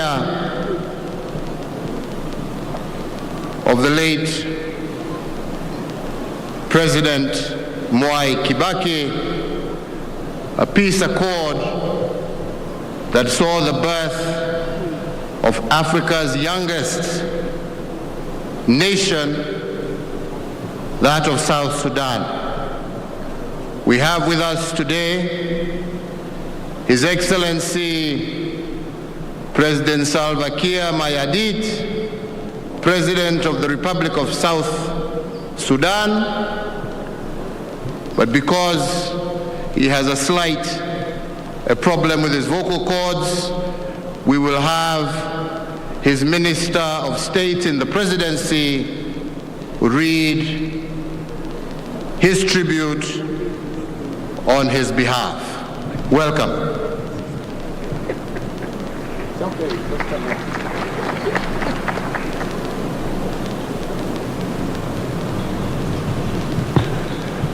Your Excellency, President Uhuru Kenyatta, on behalf of my President Salva Kiir Mayardit, allow me to recognize with respect presidents present today and vice presidents and delegates from various countries.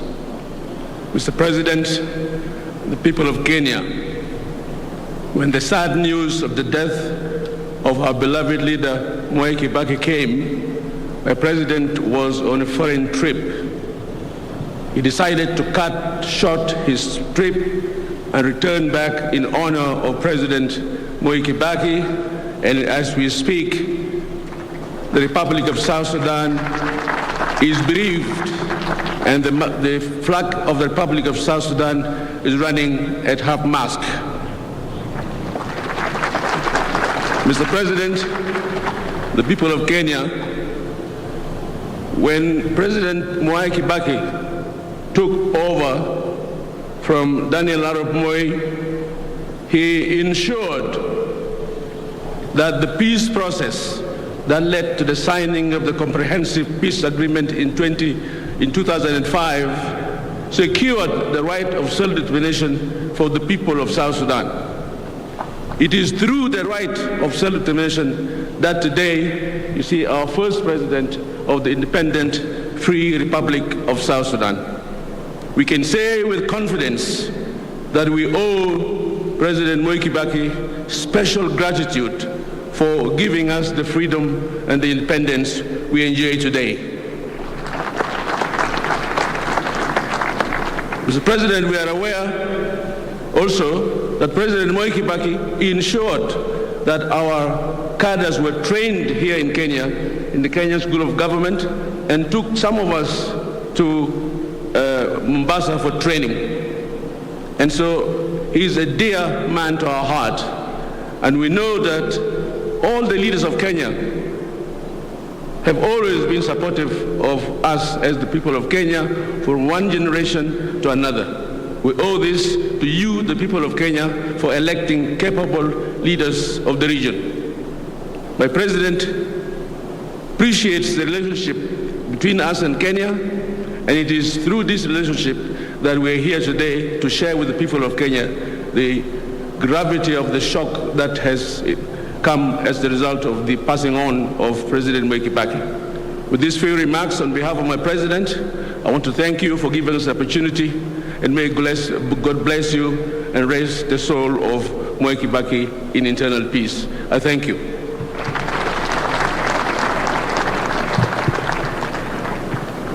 Asante sana. Kwa niaba ya Wakenya wote, chukua fursa hii kuwarudishia hawa wageni wetu ambao wametoka mbali. Asante kwa kuja kuomboleza pamoja nasi, pamoja na wenzetu kutoka Rwanda, Uganda, Tanzania, Malawi na nchi zingine jirani, kwa kuja kuwa pamoja nasi. Tuwapigie makofi ya kuwashukuru. Asanteni sana. Fellow Kenyans, we congregate here today to honor one of the founding fathers of our beloved nation. We are here not only to mourn an incalculable loss, but also to celebrate a magnificent life. We celebrate a man of faith, a man of family, a man of honor, and a man who always put Kenya and Kenyans first. So my fellow citizens, whereas President Kibaki has rested and a remarkable life ended, his service to our country will not rest until the last mile of his bold vision for our country, Kenya, is complete. We honor and salute him today for his toil in the run-up to our nation's independence, and most notably, as amongst the leading architect of the modern Kenyan state.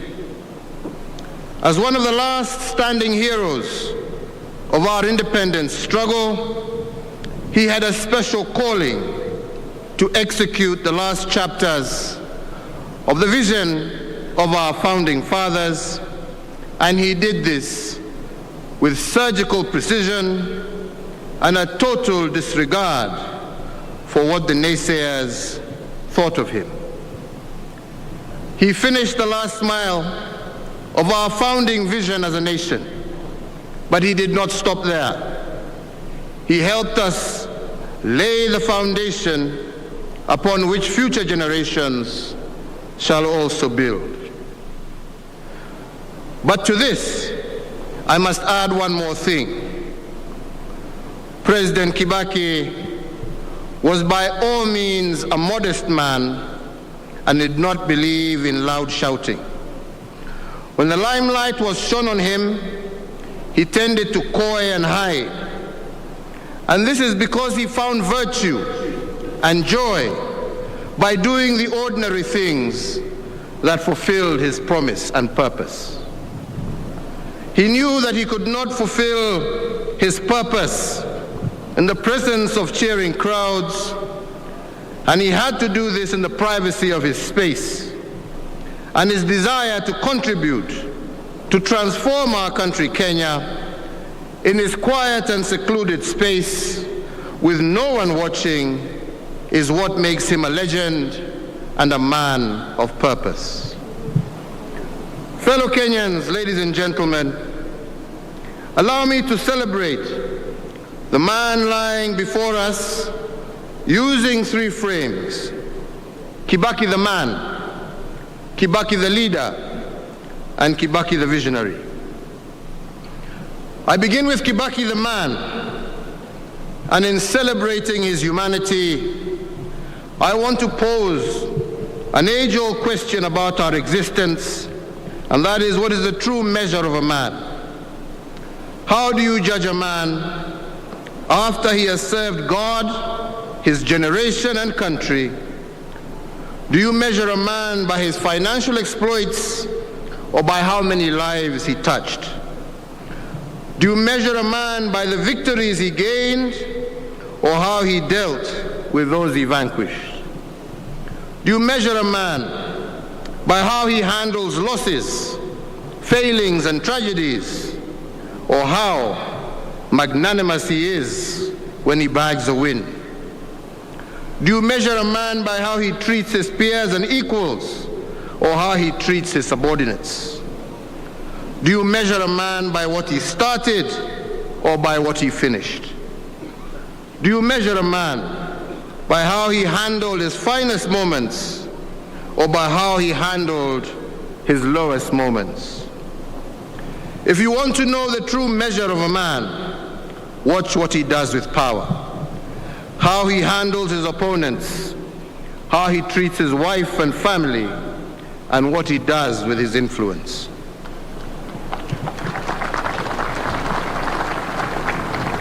But fundamentally, as Martin Luther King Jr. taught us, and I quote, the true measure of a man is not where he stands in moments of convenience and comfort, but where he stands in times of challenge and difficulties, end of quote. In other words, the true measure of a man is how he behaves when misfortune hits. And the question before us today, who was Kibaki the man? How do you measure a man who was sworn in as president in a wheelchair? How do you measure a man who suffered ill health during his first year of his presidency, and in his lowest moments, he did not give up, but he soldiered on? How do you measure a man under whose watch Kenya experienced our darkest moment in 2007, yet in this moment, President Kibaki shook the hand of his opponent and invited him to form government with him on a 50-50 basis, despite opposition from some of his own supporters. Kibaki, the man, had an incredible gift of tolerance. He had the ability to take in pressure and pain without showing distress. And this is why he was known as a man of few words. From his 50 or so years of active politics, he learned not to rush into judgment and decisions. He learned to lay in wait until the swollen river had found its course. When moments were dark, he chose to be the light. When reason was scarce, he became the voice of reason. And when hope was down, he encouraged us all to exercise the gift of long suffering. And if a man is not measured by what he started, but by what he finished, then the record must reflect that the Honorable Mwai Kibaki finished very strong. The end of Kibaki the man can only be summarized by the words of Apostle Paul when he said this of his own life, and I quote, "I have fought the good fight, I have finished the race, and I have kept the faith."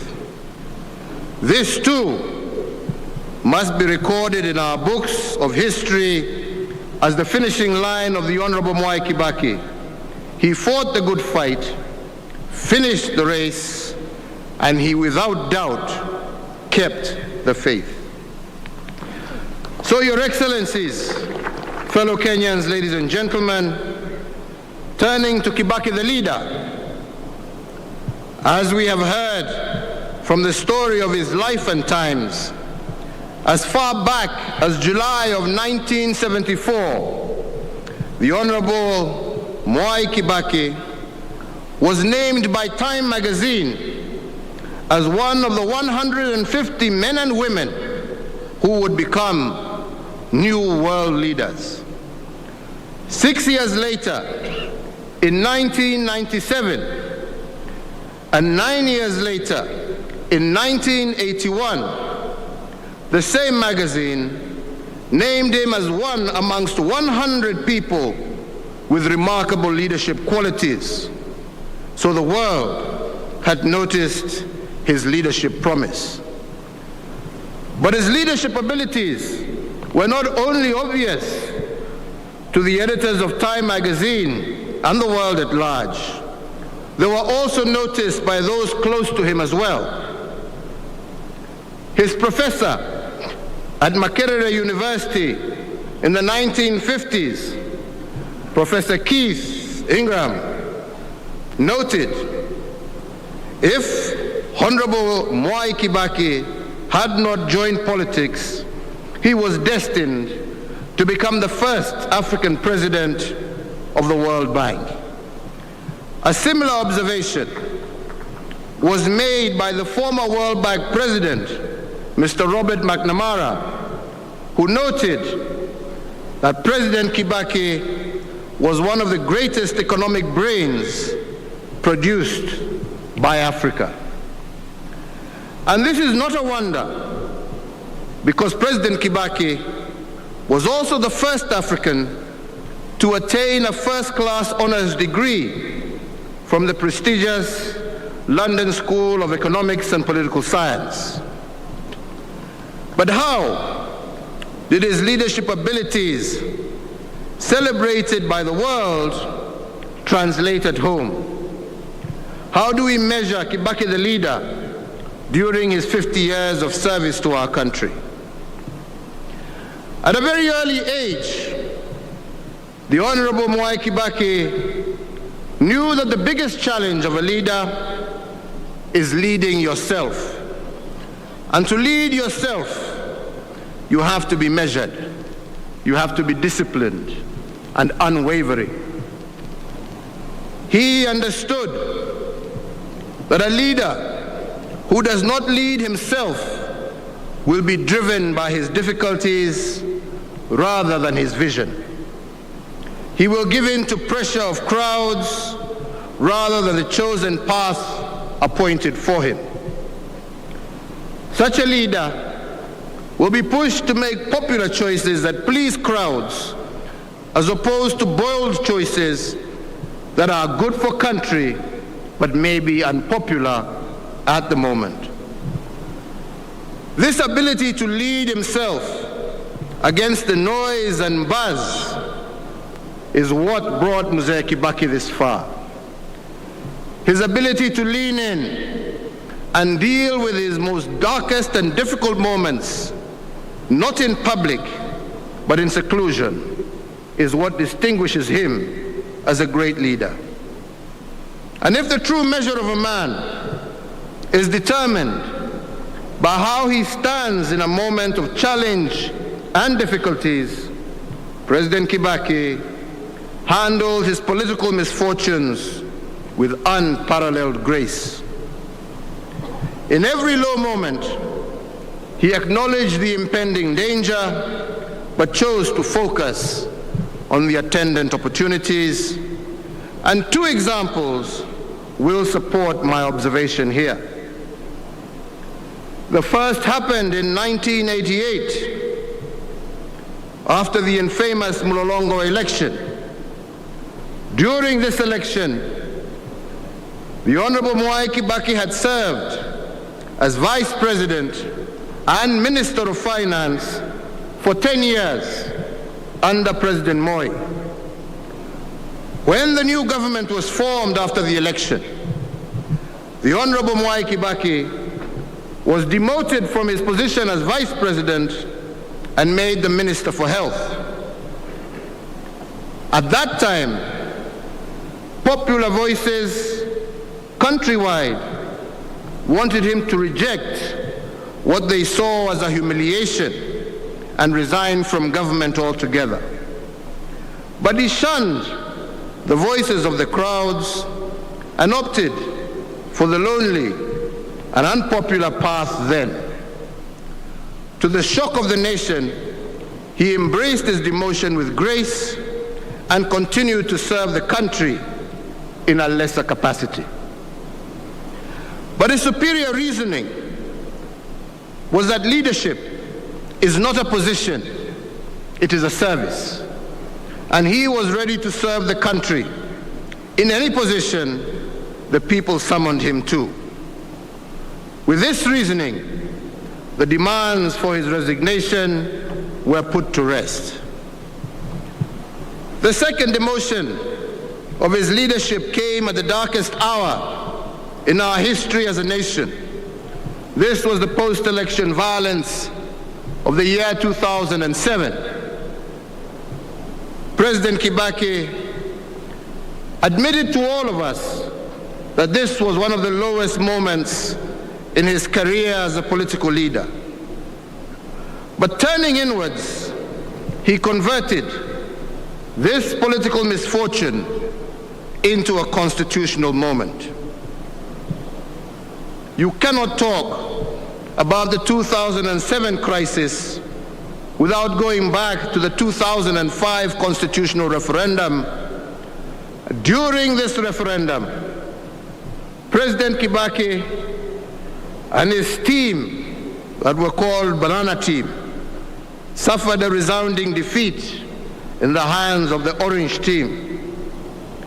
But he banked the referendum loss as a dream deferred. And he knew that one day, someday, we will fulfill Kenya's clamor for a new constitutional dispensation. Then the 2007 crisis presented itself. At first, it was devastating. But with time, it gave him the opportunity to engage in a constitutional reset executed through bold and uncharted waters. First, and against the wishes of many, he ceded half of his government to his rival then, and he invited Prime Minister Raila Odinga to co-create government with him. Second, he needed to build consensus around his decision, and he did this because he understood that leaders do not look for consensus, rather they build consensus, as once again Martin Luther King Jr. told us. In March of 2008, he led the enactment of minimal constitutional changes to our independence constitution, which established the position of Prime Minister and 2 deputies, of which I am proud to have served as one.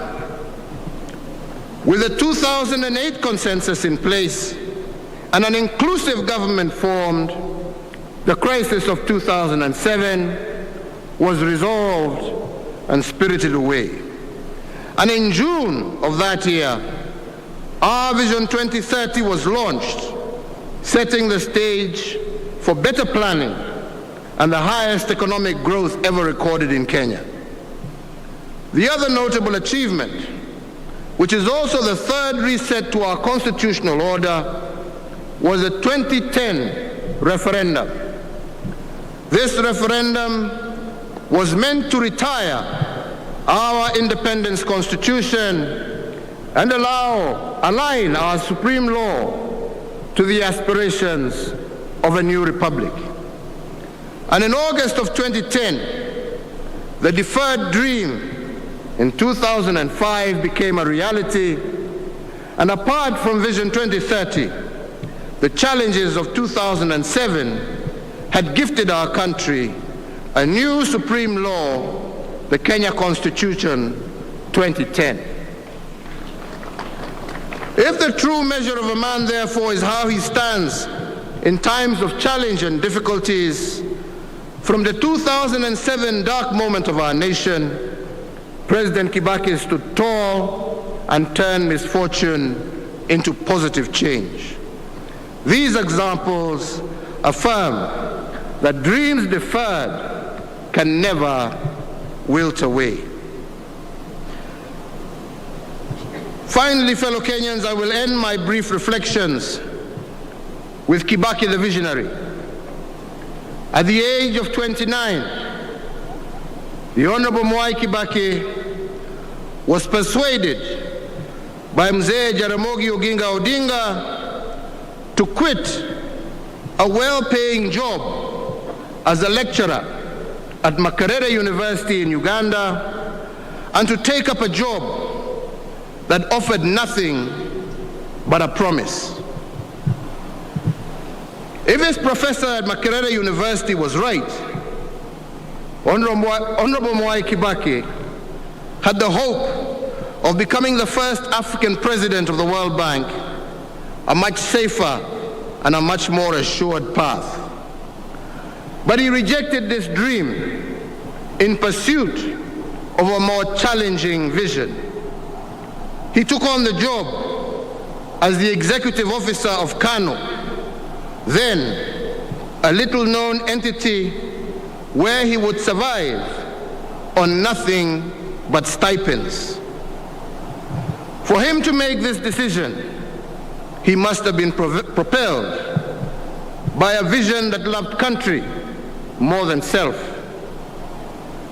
Although identified by the international media as a world leader, he chose not to take the trodden path. Instead, he opted for the uncharted path of an independent Kenya and leave a trail.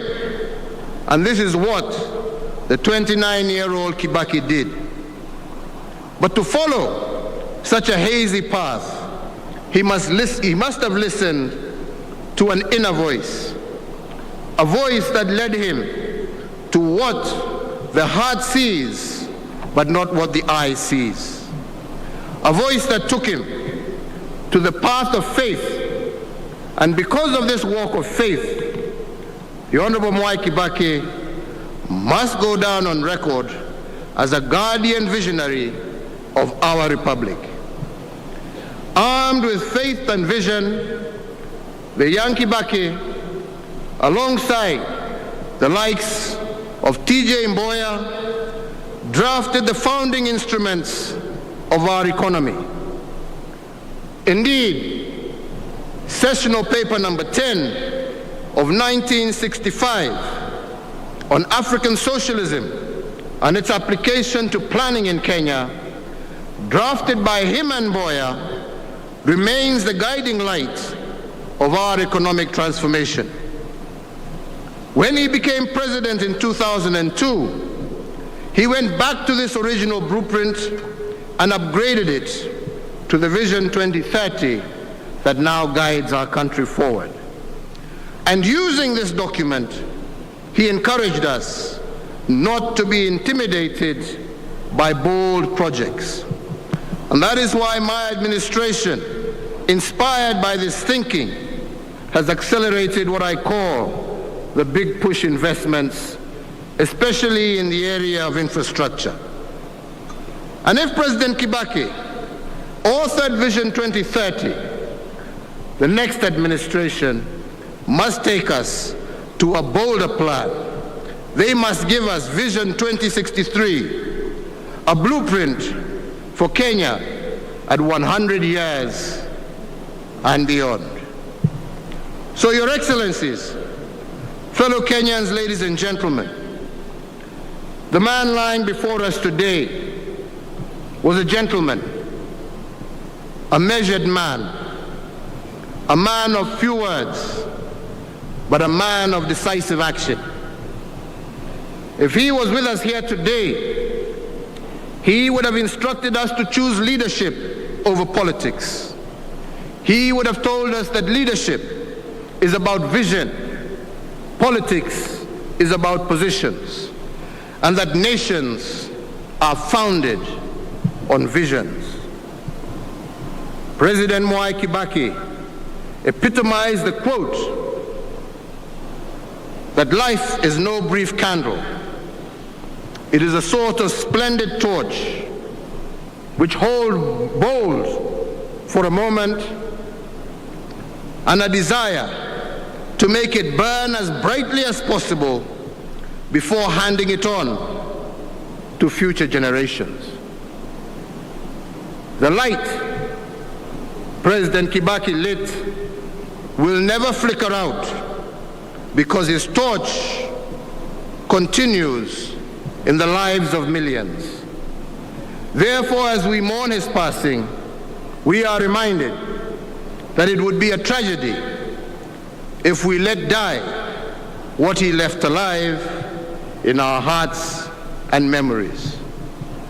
On this day, President Mwai Kibaki's enduring legacy illuminates our nation and our great African continent, placing him as one of the greatest African statesmen of his generation. To his family, to you, Judy, Jimmy, David, and Tony, and to your families and the entire extended Kibaki family, I deeply share in the pain of your loss and pray that you will find comfort in the words of the psalmist when he said, and I quote, "Hold on, my child, for weeping may endure only for a night, but joy comes in the morning. Remember, my dear brothers and sisters, that no night can last forever. The sun will always rise, and with dawn comes hope and light. May God bless you all. May God bless Kenya. May God bless this great continent of Africa. Na Mungu amlaze baba yetu pahali pema, ampatie amani, na tutaendelea kuwaombea na tukae na huo umoja ambaye ametuachia. Mungu awabariki na Mungu awalinde. Asanteni sana.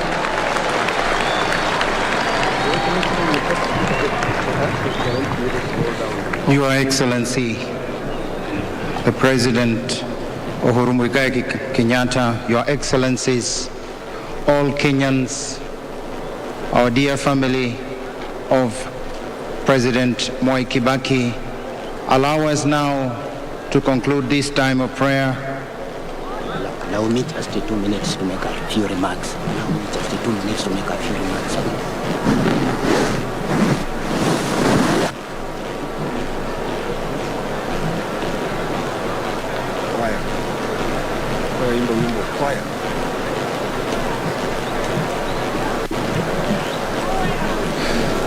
He is a son of one nation who is emotional at the loss of a president. Treat him well. Your Excellency the President, Your Excellencies, allow us now to conclude our service by having the final commendation, in which we'll kindly invite the Apostolic Nuncio of the Holy Father, Pope Francis, to Kenya and to Sudan to lead us in the final commendation, after which we will conclude the service, the Mass, and hand over this ceremony back to the military. We'd like to kindly invite the Apostolic Nuncio, accompanied by Archbishop Philip Anyolo and our dear Cardinal John Cardinal Njue, to please come and stand in front of the casket for the final prayers of commendation, and would like to request all of us at the time of that prayer to kindly stand in honor and respect to our beloved father, elder, patriot, and great statesman, President Mwai Kibaki.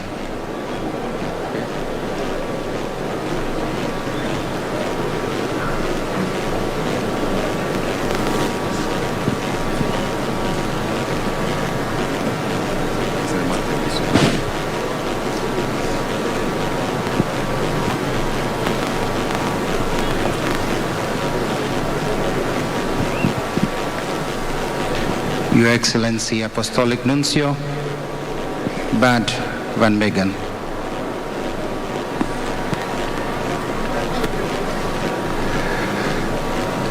Before we go our separate ways, let us take leave of our brother Mwai Kibaki. May our farewell express our affection for him. May it ease our sadness and strengthen our hope. One day we shall joyfully greet him again, when the love of Christ, which conquers all things, destroys even death itself.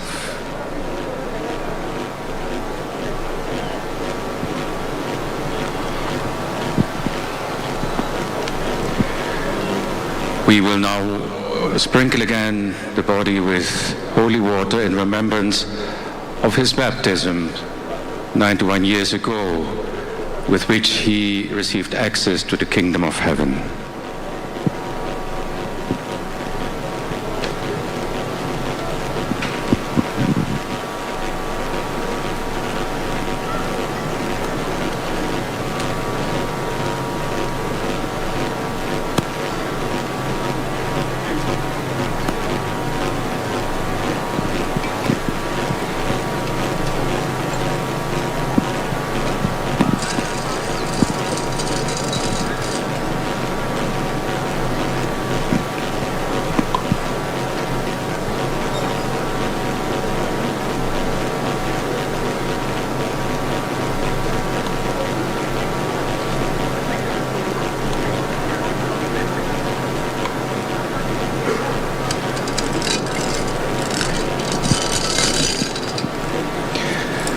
We incense his body to remind us that in baptism, our bodies become a temple of the Holy Spirit.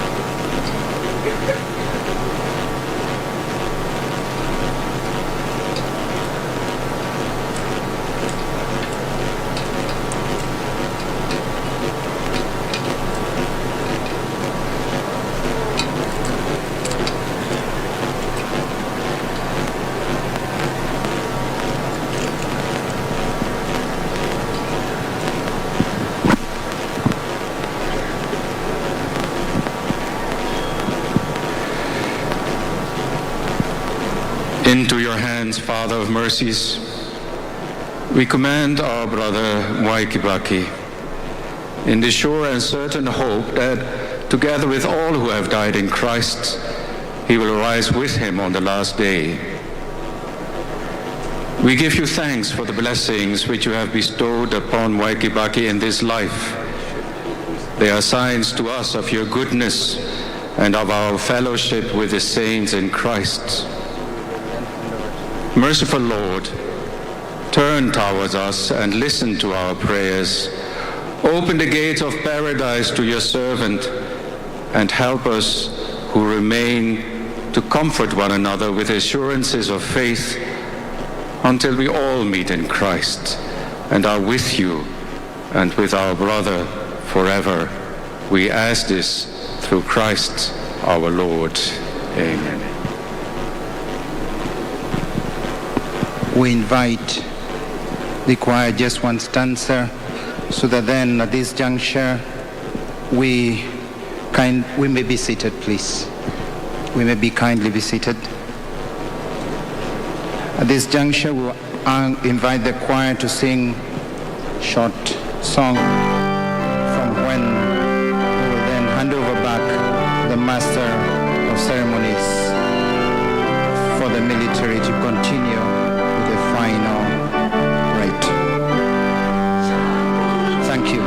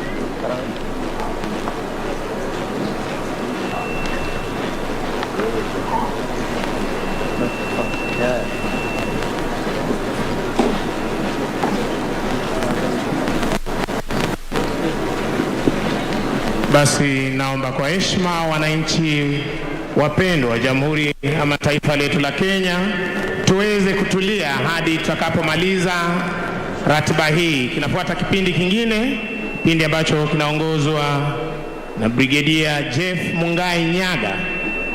Kwa hivyo naomba wananchi tuweze kutulia tafadhali.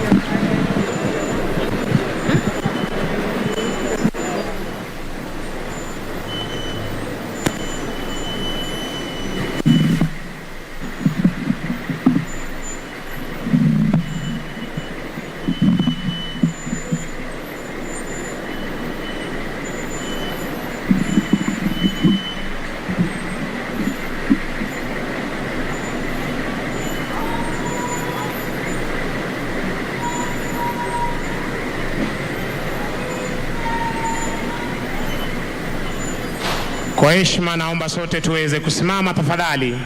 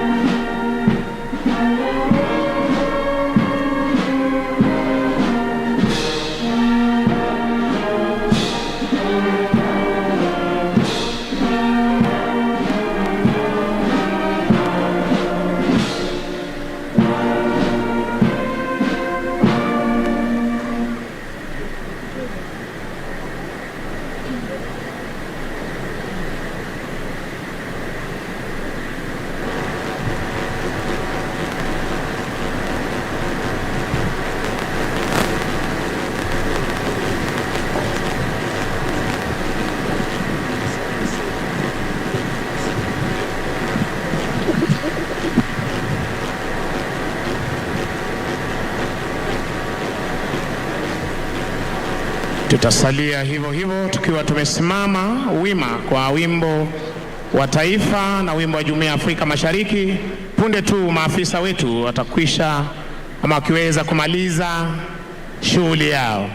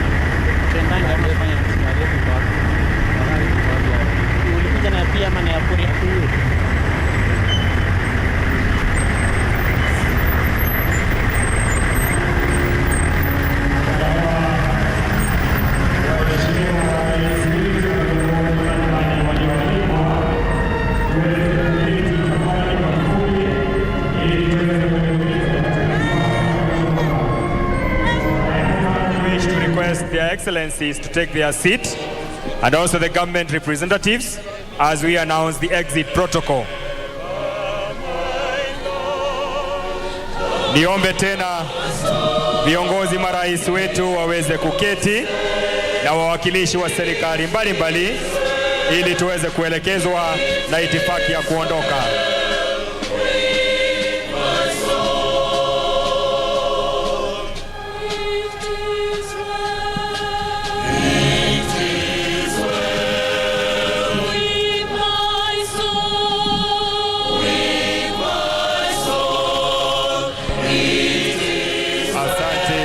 Asante sana kwaya na bendi yetu. Thank you. Thank you. Thank you. Thank you so much. Niombe viongozi wetu wote tafadhali, their excellencies the president, to take their seats and also the representative of the government as we usher them out with an exit protocol.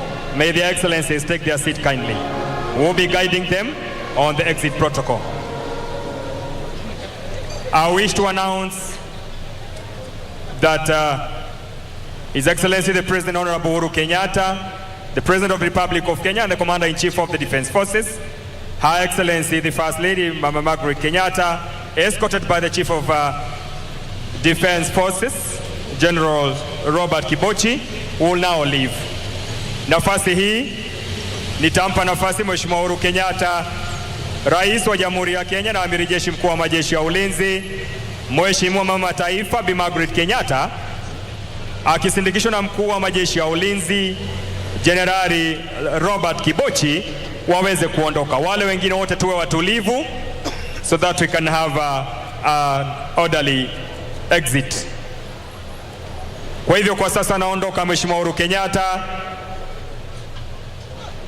Rais wa Jamhuri ya Kenya na Amiri Jeshi Mkuu wa Majeshi ya Ulinzi, na viongozi wale wengine wote tafadhali tutulie. Nitaomba viongozi wale wengine tutulie, tuwape marais wale wageni kuondoka. All the other leaders from the country from Kenya, tafadhali tutulie. Thank you so much, Your Excellency.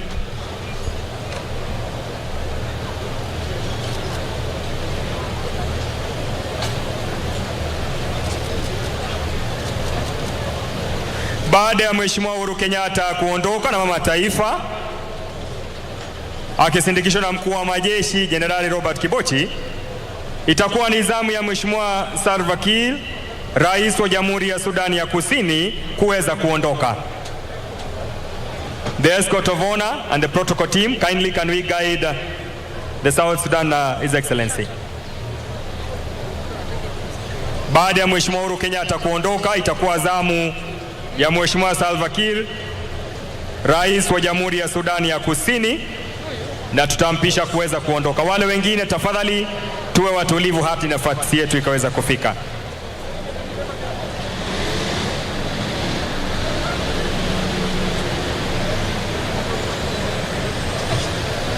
Kwaya, wimbo mfupi, kwaya.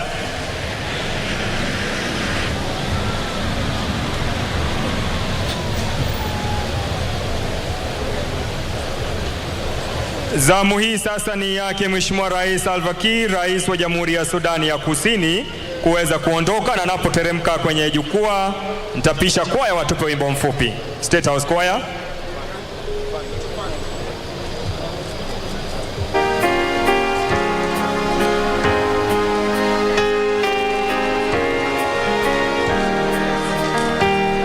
Na niombe viongozi wale wengine, wajumbe, magavana, tafadhali tuwape waheshimiwa marais nafasi kuondoka kwanza, kisha tafuata.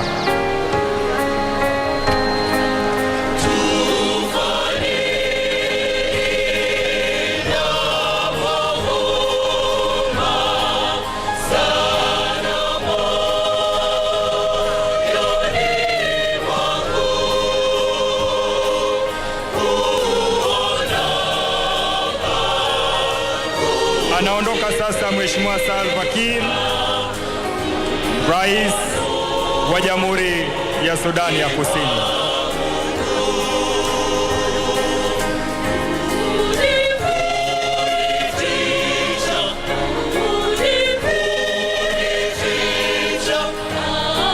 Thank you so much.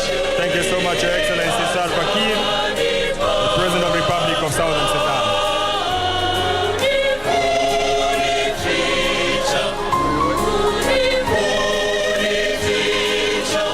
Baada ya Mheshimiwa Rais wa Salva Kiir, Rais wa Jamhuri ya Sudan kuondoka, nitampa nafasi Mheshimiwa Cyril Ramaphosa, Rais wa Jamhuri ya Afrika Kusini kuweza kuondoka.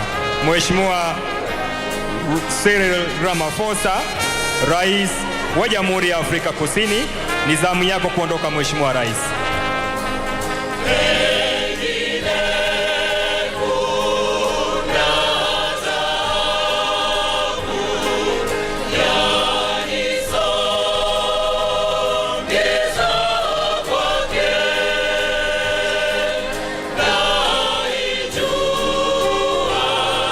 Anaondoka sasa Mheshimiwa Salva Kiir, Rais wa Jamhuri ya Sudan ya Kusini, na atakayefuata ni Mheshimiwa Cyril Ramaphosa, Rais wa Jamhuri ya Afrika Kusini.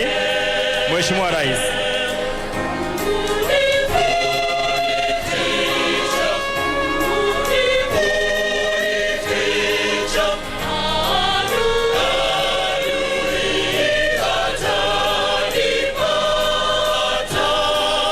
Naomba kwa heshima tafadhali Vice Chief of Defense Forces pamoja commanders waweze kuteremka kuweza kuabiri magari yao. Protocol team tuweze kuleta magari ya service commanders tafadhali.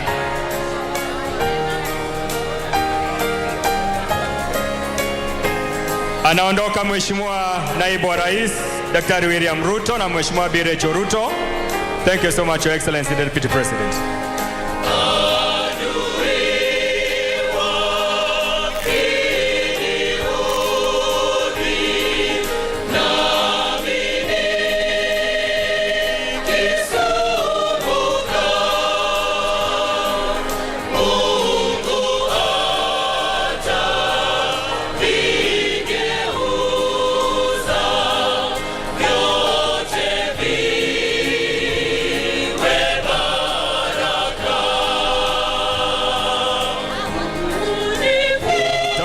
Msafara wa magari ya Mheshimiwa Cyril Ramaphosa, Rais wa Jamhuri ya Afrika Kusini, uendelee tafadhali, tufanye nyuma kidogo.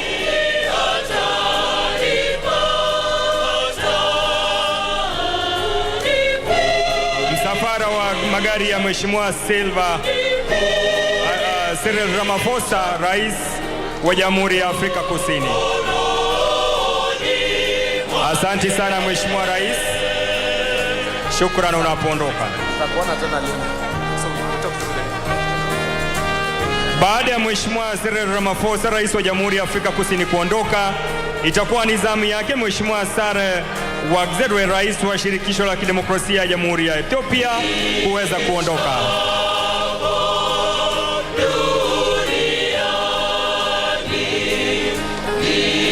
Baada ya Mheshimiwa Cyril Ramaphosa, Rais wa Jamhuri ya Afrika Kusini kuondoka, itakuwa ni zamu yake Mheshimiwa Sare, Rais wa Shirikisho la Kidemokrasia ya Jamhuri ya Ethiopia kuweza kuondoka.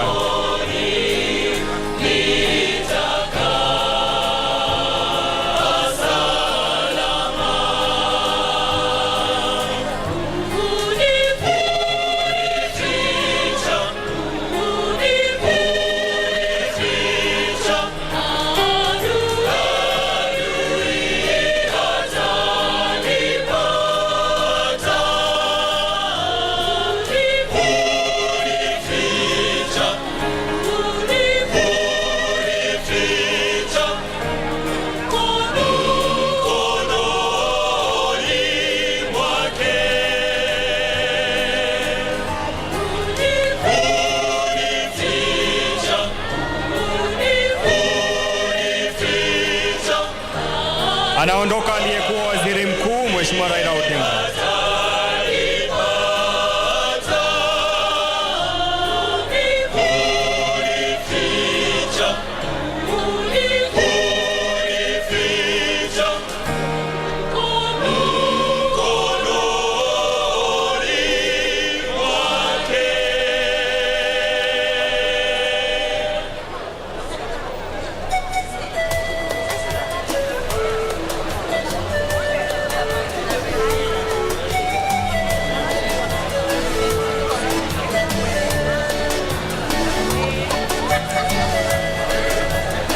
Shukran Mheshimiwa Saleh Waga Zewde, Rais wa Shirikisho la Kidemokrasia ya Jamhuri ya Ethiopia, unapoondoka.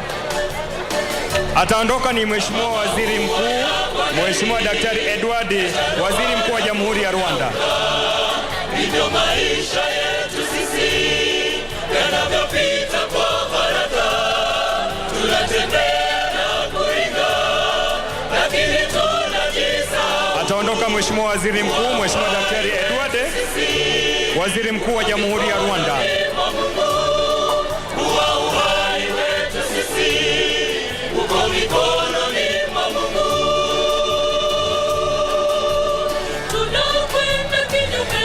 Baada ya Waziri Mkuu kuondoka, utafuata msafara wa Mheshimiwa Makamu wa Rais wa Jamhuri ya Zimbabwe, Daktari Konstantino Chimwenga.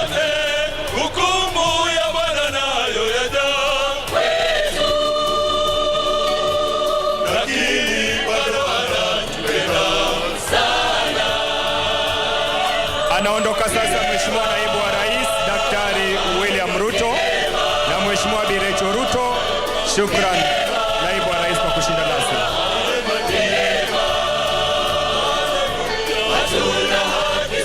Baada ya Makamu wa Rais kutoka nchi ya Jamhuri ya Zimbabwe kuondoka, atafuata Makamu wa Rais Mheshimiwa Philip Isdor Mpango wa Jamhuri ya Muungano wa Tanzania.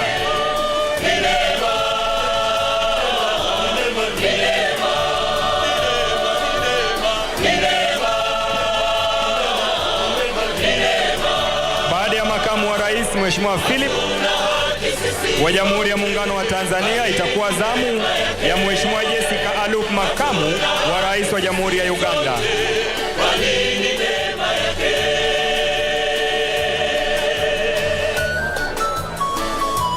Mheshimiwa Makamu wa Rais Jamhuri ya Zimbabwe Dr. Konstantino Chimwenga, akifuatiwa na Makamu wa Rais Mheshimiwa Philip Isdor Mpango wa Jamhuri ya Muungano wa Tanzania, na kisha itakuwa ni zamu ya Mheshimiwa Jessica Alup, Makamu wa Rais wa Jamhuri ya Uganda, wakifuatana mtawalia. Na asanteni sana kwa kuja kuomboleza nasi.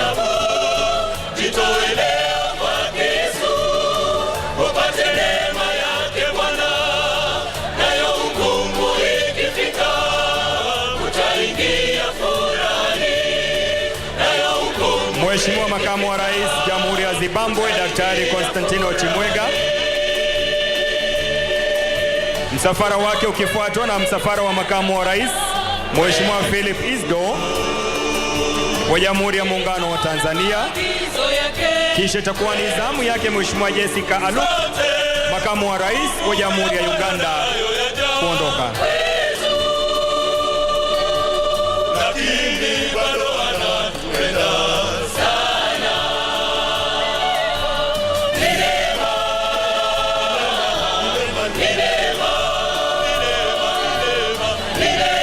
Wanaondoka sasa ni Makamu wa Rais kutoka nchi mbalimbali, akiwemo Makamu wa Rais wa Jamhuri ya Zimbabwe, Makamu wa Rais wa Jamhuri ya Muungano wa Tanzania na Makamu wa Rais wa Jamhuri ya Uganda.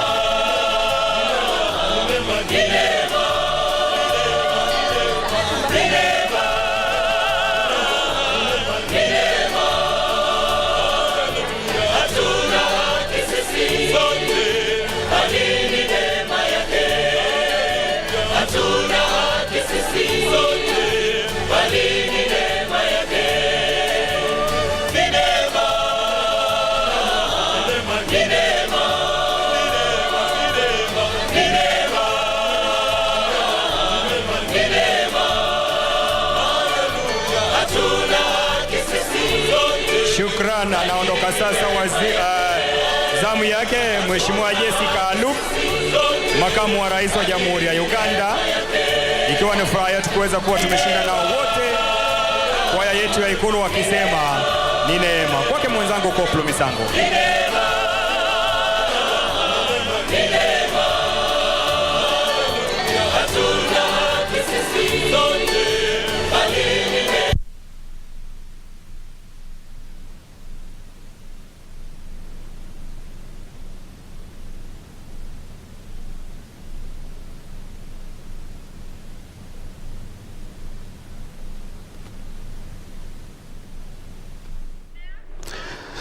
Indeed, that has been part of the former President Mwai Kibaki final journey. There, as you have seen, his convoy snaking through Uhuru Highway, Kenyatta Avenue, Valley Road, and back to the Lee Funeral Home. Well, the program is not yet up, as we still have the final journey tomorrow, but for today it was the interdenominational prayers en masse for the departed president that has been graced by 9 presidents, vice presidents, and heads of government, just to underscore the importance of the event and what the former president did to not only Kenya as a republic, but also Africa as a whole. And perhaps a recap of what has been discussed, or what has been part or formed part of the tributes, beginning with President Uhuru Kenyatta, who has hailed him as his mentor, and talking about great men must be judged by what they say and what they do. Kibaki said what he was going to do for Kenya, he did it since way back in the 60s and in the 70s, not to mention when he became president for 10 years, beginning in the year 2002, when he became Kenya's 3rd president. The president has hailed, President Uhuru Kenyatta has hailed former President Mwai Kibaki as one of the founding fathers of the nation, a man of faith, family, honor, who puts Kenya first, are just hardly suitable words to describe this great nationalist and a true Pan-African. He suffered in ill health and came up and soldiered on just to show his resilience. And during the dark moments of Kenya in 2007, he decided he was going to shake hands with his opponent for the sake of Kenyans, just to show what kind of a man Kibaki was, and just to also to underscore what his memories were.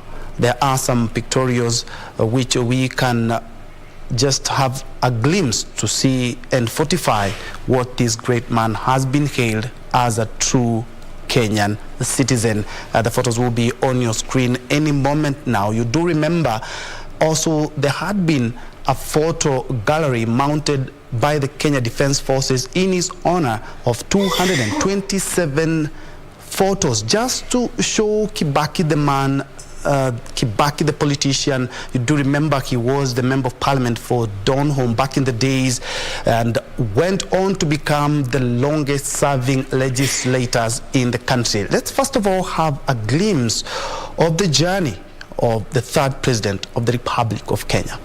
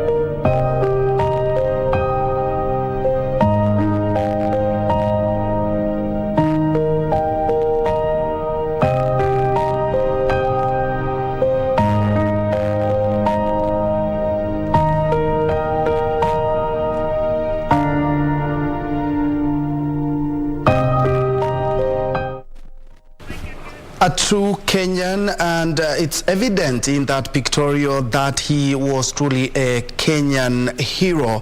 They are being celebrated, and of course we are more than grateful that you have been with us throughout that journey. And today interdenominational prayers have just underscored the Kibaki, the man, and also how he was ardent when it came to matters religion. And it's not yet over, because the program will be concluded tomorrow after his interment. And perhaps to just a quick glance at what to expect tomorrow is that from 7 a.m. to 10 a.m. There will be a state funeral procession departs from for Odaya through Thika Super Highway or Expressway, and they're expected to be in here at about 10 when the funeral mass is expected to begin. And very quickly the mass will begin with the blessings of the body. Then there will be the entry procession, the Bible procession, all the way to eulogy, tributes, and exit of the procession. Then from 3 p.m., that will be from 1 p.m. to 3 p.m. Then 3 p.m. to 4 p.m. the interment ceremony will begin or will commence at the graveside. The state funeral procession, military honors. Remember, 19 gun salute is a must. There will be the committee prayer, interment, music tribute, floral tributes, and then of course guests will be allowed to leave at their own leisure.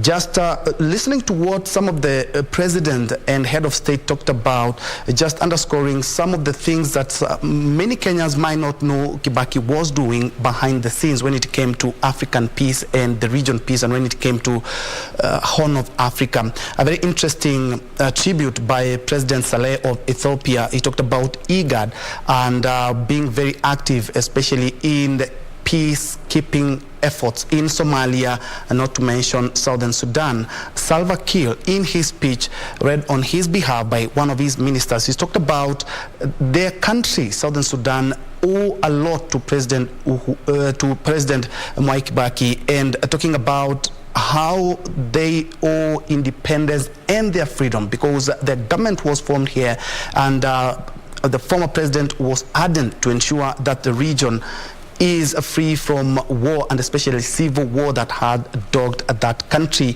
And to this day, they owe that to the late president. And another interesting one by his son, Jimmy Kibaki, talking about how the government has come through since the president left office in the year 2013. And a funny one talking about how Kibaki wanted each and every one of us to go and work and work and work. And I remember he really did talk about kuregarega, usiregarege, you know, don't be lazy, go back to work, because he was a true Kenyan citizen, a true Kenyan hero. He will be remembered for so many things that he did, not only for Kenya, but for Africa and the world at large. Indeed, we are so much grateful for having been with us since we started out, ever since his death was announced by the head of state, President Uhuru Kenyatta, and we'll still be here and also in Odaya. When it comes tomorrow,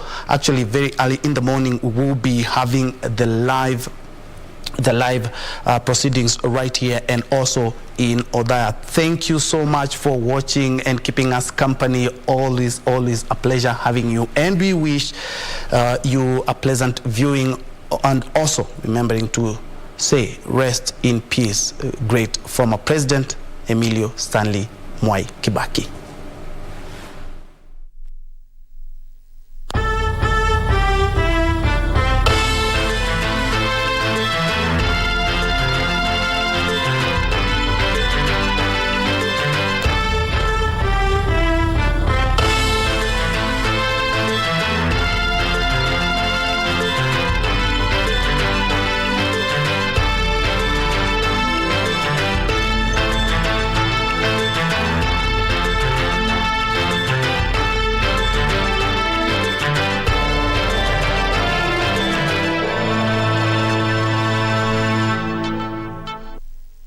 Wengi wanasema kumbukumbu yako au legacy yako yatakuwa mazingira au na mabarabara hiyo ni kweli, lakini zaidi ni kupatia wananchi au wenye nchi wa Kenya uhuru wa kweli. I first met the president at Alliance High School when he was Tom Mboya's parliamentary secretary.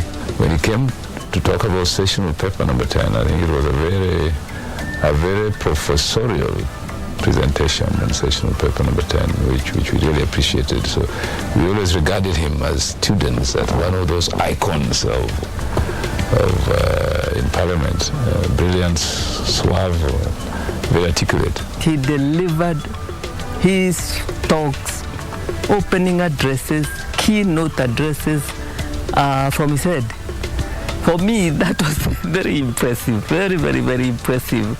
Towards the end of the 1950s, a young man named Mwai Kibaki from Kenya started his public service as an assistant lecturer at the economics department of Makerere University. Soon he moved back home and took up the position of the first executive officer of the Kenya African National Union, KANU, at the age of 30. He was elected to parliament in 1963 to represent the then Donholm constituency, now Makadara. From that point, Mwai Kibaki never looked back and has dedicated his entire working life to public service.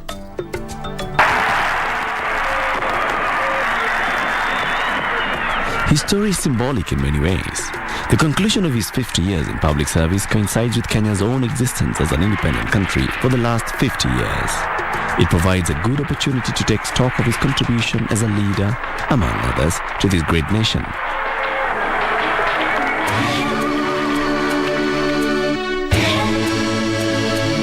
On the 24th of January 2012, President Mwai Kibaki took a nostalgic trip back to Makerere University in Kampala, Uganda's capital, to get bestowed with the prestigious Honorary Doctor of Laws, Honoris Causa, of Makerere University. It was conferred on President Mwai Kibaki in a colorful ceremony, which was graced by President Yoweri Museveni of Uganda and presided over by the Chancellor of Makerere University, Professor Mondo Kangonyera. By virtue of the authority entrusted to me, I confer upon you the honorary degree of Doctor of Laws, Honoris Causa of Makerere University. Congratulations, Your Excellency. Kibaki excelled with distinction at all levels of education at Makerere, where he graduated with a first-class honors degree in economics, and the London School of Economics, where he set the record of being the first Kenyan to be awarded a first-class honors degree in economics and public finance.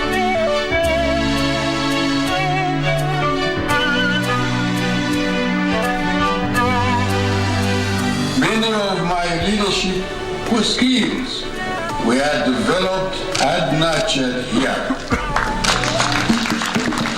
Now, 52 years after my departure from Makerere, I reflect with gratitude on my long career starting here as an academic, continued into politics and public service in Kenya, and culminated in my election by the people of Kenya as their president. By any standards, Mwai Kibaki has had a distinguished career in public service. He became you can say, the founding executive officer of KANU, which was formed in February 1960. From that time, you can appreciate that Kibaki had become a national asset.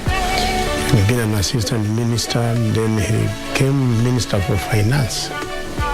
The last days of President Jomo Kenyatta, he had been Vice President.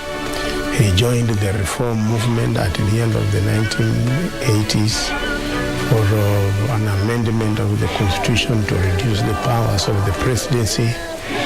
He had been leader of the opposition, so that by 2002, he was the single common presidential candidate.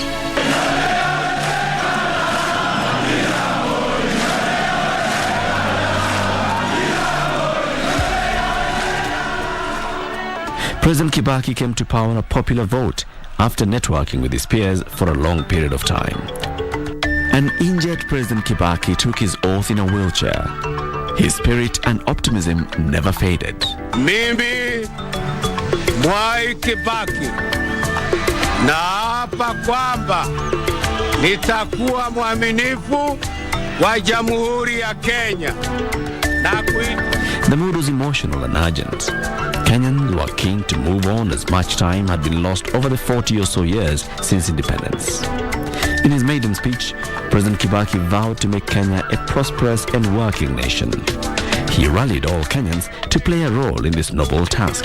Now, all of us, both young and old, men and women, Kenyans of every group, every race, every creed, have embarked on a journey to a promising future with unshakable determination and faith in both.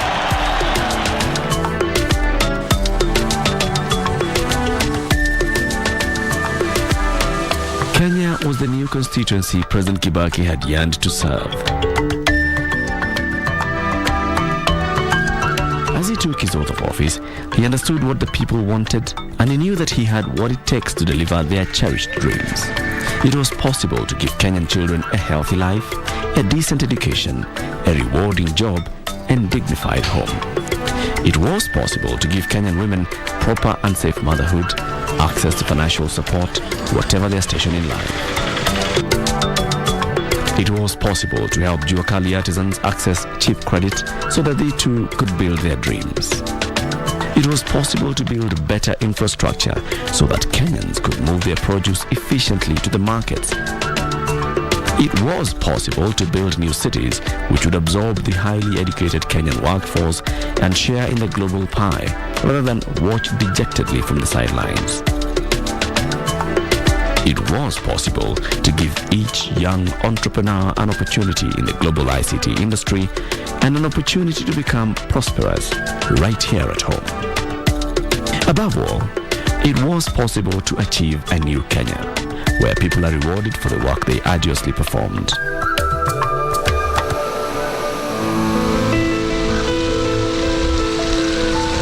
Upon entering office, President Kibaki's National Rainbow Coalition administration found Kenya's economic growth at its lowest ever.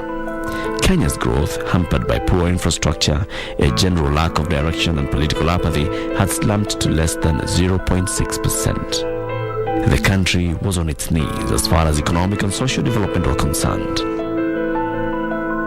Early in his presidency, President Kibaki also faced several heart-wrenching moments when several government ministers, members of parliament, died in air accidents. Perhaps the biggest blow came when he lost his deputy and friend, the Honorable Michael Kijana Wamalwa.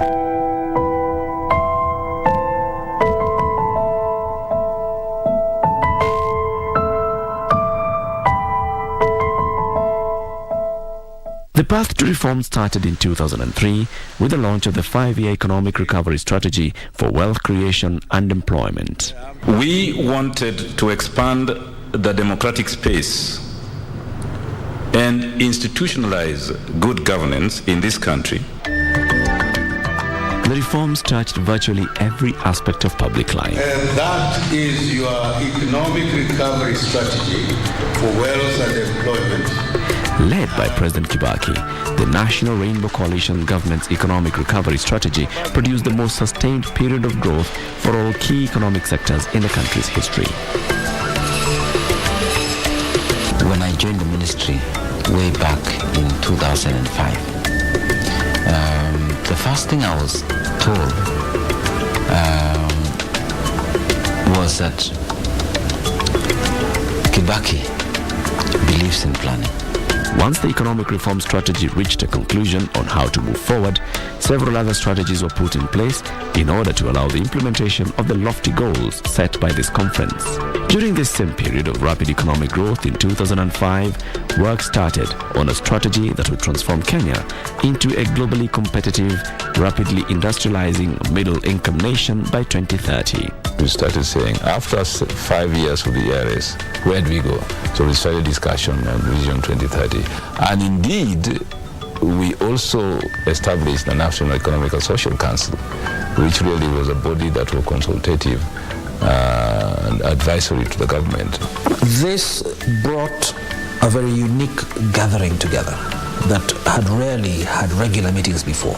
Cabinet ministers, private sector leadership, academia, international experts in growth and national development. The vision was agreed by the council that it should be what we are now calling the overarching vision 2030, that Kenya will be a globally competitive and prosperous country, offering a high quality of life to all citizens. The first 5 years of that strategy worked reasonably well. In fact, in certain respects, actually economically, remarkably well. We moved from about 0.2% very anemic growth to 7.1% in 2007. I believe the president has laid a foundation that will make achievement of Vision 2030 irreversible. The second thing he did was to create a framework in terms of a vision that articulates what is it that we need to do so as to achieve our dream. And that is what is called the Vision 2030 blueprint. And now Vision 2030, like sessional paper number 10 of 1965, is the blueprint that will govern the economy of this country until 2030.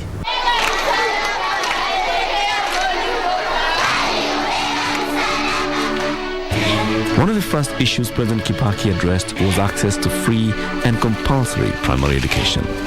Hata mimi siku kwa shule, nilirudi shule, nilikuwa nimeshaaja shule, ndio nikarudi sasa shule, nikaanza kusoma kuanzia standard 4 mpaka standard 8. I'm glad we had a government that was supporting education so fully. Don't forget that since independence, Kenyans had been very interested in education, so much so that even during the colonial times, some communities had established their own schools. The cost of education in Kenya had been identified as a great hindrance to access of many children. There was the issue of preference of boys. When parents had to make a choice, then invariably they chose boys to go to school and not the girls. A stakeholders conference drafted the new education strategy that was premised on a sector-wide approach. The country has over the years made significant strides in the development of the education sector, which has recorded rapid expansion from primary level up to the university level with a corresponding increase in enrollments. Tunahitaji katika Kenya nzima watoto wasome wote. Sio tu primary. Primary siku hizi ni kitu kidogo. Primary hapana masomo. Hiyo ni mwanzo tu, mtoto anaanza kusoma primary basi. Hiyo wewe hapa ulipokuwa bado kusoma, ulifikiri mtu akisoma primary amesoma. Hapana. Hiyo ni kazi ya mtoto. Anasaidiwa asome hiyo. Just of course. Masomo yanaanza wakati ameingia high school. I remember Saitoti and I coming to State House to say the half of the year is gone, money is spent. It was spent, in fact, during the elections. What do we do about it? You looked me straight in the eye and told me, David, I've made you Minister for Finance. Go and look for the money.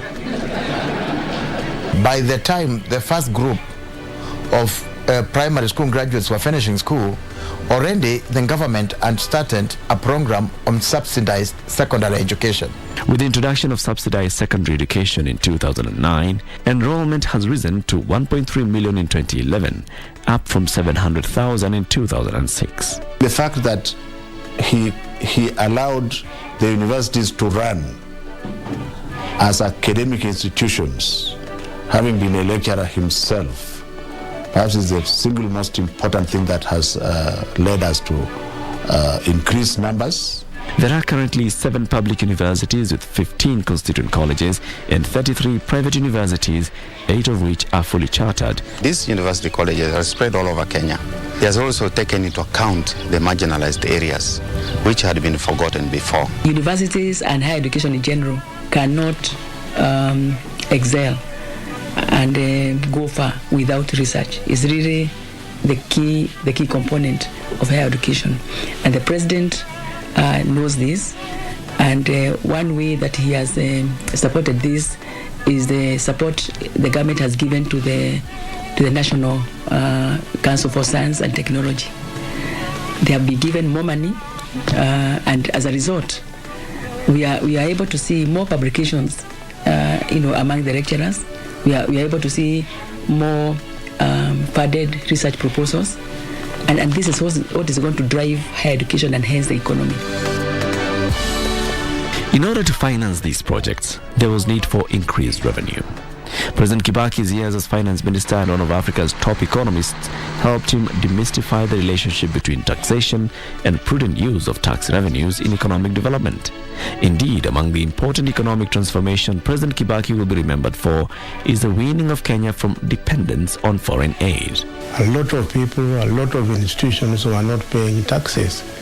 And in fact, it is one area where President Kibaki can be very proud that he kept asking, where does our tax money go to? Kuna jambo moja limetokea. Sasa zamani zile tulikuwa kodi mliokuwa mwatoa ilikuwa kodi kidogo. Pesa ilikuwa kiasi kidogo. Sasa tumezingatia nyinyi mpaka mtoe kodi njia sawasawa, na ndio sasa tuweze kuelimisha na kuwapatia mambo haya mengine yote. Na yule ambaye ana mali na tumempatia mali na hataki kulipa kodi, huyo usimuonee huruma, tutafuata yeye mpaka mwisho. His government achieved this first by growing the economy. The country's GDP has tripled in the last 8 years. This made it possible to widen the taxable collections by reforming the institutions charged with this responsibility. The Kenya government still has dependable development partners working with it in areas where it may not have the resources or expertise. However, it has taken charge of its economic destiny by avoiding unnecessary foreign aid.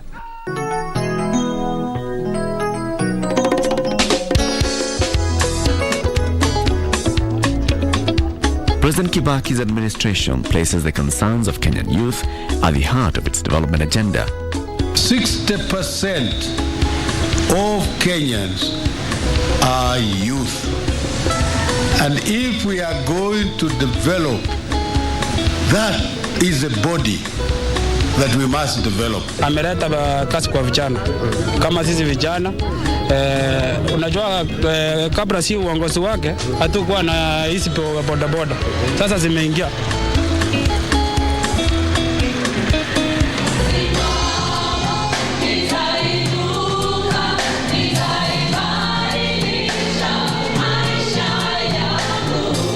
Women Enterprise Development Fund was introduced in the 2007-2008 financial year to provide support to women entrepreneurs. Tumeweka tayari pesa ile ya kusaidia kina mama kufanya biashara yao vizuri na kufanya kazi yao nzuri zile wanataka, na pesa hizo zitakuwa nyingi kama zile tuliletea akina youth.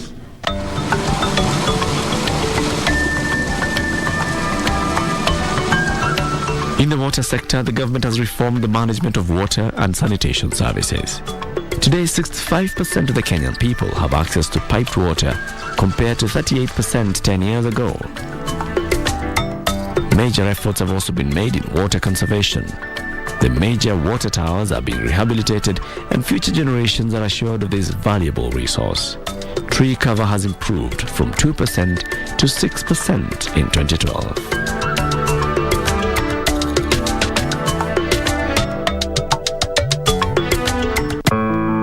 The housing sector has seen immense growth during President Kibaki's tenure. Affordable housing for Kenyans has therefore been one of the government's key focus areas. For the first time in over 30 years, civil servants are beneficiaries of homes which they own. The National Housing Corporation continues to develop homes for the low and middle income groups in the country in order to bridge the housing deficit. One of his administration's major concerns over the last 10 years is the upgrading of slums, a project the government is undertaking in the major slums of Nairobi. Several private real estate firms are engaged in the development of commercial and residential properties, yielding the biggest building boom since the country's independence.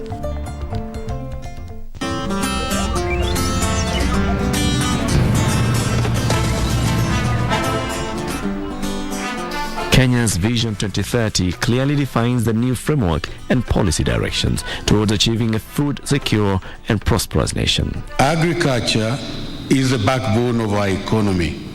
The sector contributes about 30% of the gross domestic product and a further 27% through linkages with other sectors. The agricultural sector has the greatest impact on overall economic performance. Since independence, agriculture sector has never grown as fast as it has grown during Kibaki's time. To grow from -3 to plus 6.4, that is a leap of nearly 9.4%. We are the #1 tea exporter in the world. We are #1 flour exporter in the world. You would like to see everybody practice farming as a business. You would like to see us move away completely from thinking of agriculture as a subsistence enterprise to a commercial, economically viable business. A lot of money was pumped into KCC Eldoret, around 110 million. We revived a big dryer that is doing 100,000 liters of milk every day. And that gave the farmers a lot of hope, a lot of future. Even the youth are now so much involved in the dairy industry. Kazi ametufanyia kwa upande wa maziwa ni mzuri. Tunaona tunalipa mzuri. Hatuna wakati imejelewa. Kuna mwezi imeruka kwa mwezi ingine. Na tunaona ni furaha sauri tunaweza kupanga. Innovation has always played a role in Kenya. The country is today home of some of the world's most important ICT innovations. It's going to have a big impact in terms of improving productivity in every sector, from agriculture to healthcare to education. In healthcare, for example, we are working on digitizing practically every record. Every patient record. What this happens is that soon we would improve the processes in all hospitals and cut the cost. We estimate we can cut up to 40% of the cost of the healthcare cost, meaning we can now plow back to ensuring that every Kenyan has insurance or every Kenyan can access healthcare. This is what IT can do. Kenyan internet users have grown from 2 million 5 years ago to 15 million today. John Mwai, the CEO and founder of the Virtual City Group of companies, is one of Kenya's emerging IT entrepreneurs. He is the winner of the $1 million 2010 Nokia Growth Economy Challenge. If you look at the environment for us in the ICT sector in the last 10 years compared to the previous 10 years, it's almost unimaginable what the difference is. And a lot of that has to do with the infrastructure that was put in place, whether you're talking about the fiber cables or you're talking about the telcos, mobile networks going all the way beyond the cities into the rural areas. That infrastructure has enabled us to be able to set up our businesses and offer services in the market. His winning application is now changing the lives of thousands of tea farmers all over Kenya. The iHub is a place that many startup incubators and information technologies have emerged. In the past 3 or 4 years, all the awards, $1 million wins, have come to Kenya because we have given access to technology, and the kids now and the youth are developing these new applications which have changed the world. M-Pesa is a worldwide brand now. Statistics show that 4 billion shillings passes across mobile money platforms in Kenya daily. Konza, a completely new city being built on 5,000 acres and is due to be complete by 2018. Konza is a great opportunity for businesses and investors. Konza offers probably the best location to do business in Africa and will be one of the most sought-after international commercial investment opportunities, served by excellent communications and the best ICT infrastructure in Kenya. Na ile hapa Konza ambao mmeshaelezwa, wengine hamuamini, lakini hamuamini namna gani? Na watu ambao wako Amerika na Europa na pengine wanaamini, na mtu anakuja na ndege anachukua kiwanja huko ili ajenge factory yake. Anajua mahali hapa itakuwa ndio mahali pa kujengwa viwanda ambavyo vitatumikia East Africa, Afrika yote hii. Shirikisho la Afrika wote tumechangamuka.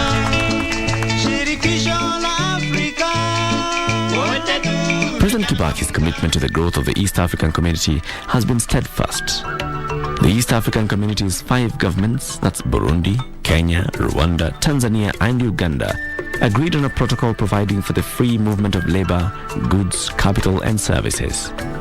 Already, the East African Community Customs Union, which is the starting point for the integration process, is in place. In November 2012, he was present to witness the opening of the East African Community Secretariat.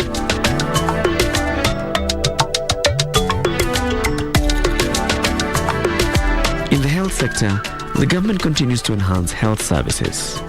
Investment in the sector includes expansion of the health infrastructure, modernizing of technology, and rationalizing systems such as digitizing medical records, provision of free medicines for tuberculosis, HIV/AIDS, and distributing over 20 million mosquito nets. The government is also working on a health program that will ensure every Kenyan has access to free health care. At least kila sub-location unaweza kupata kwamba kuna health center, kuna dispensary mahali fulani. HIV/AIDS transmission rates have declined, and the government has facilitated the provision of antiretroviral drugs. 10 years ago, only 10,000 Kenyans had access to life-saving ARV drugs compared to the current 500,000.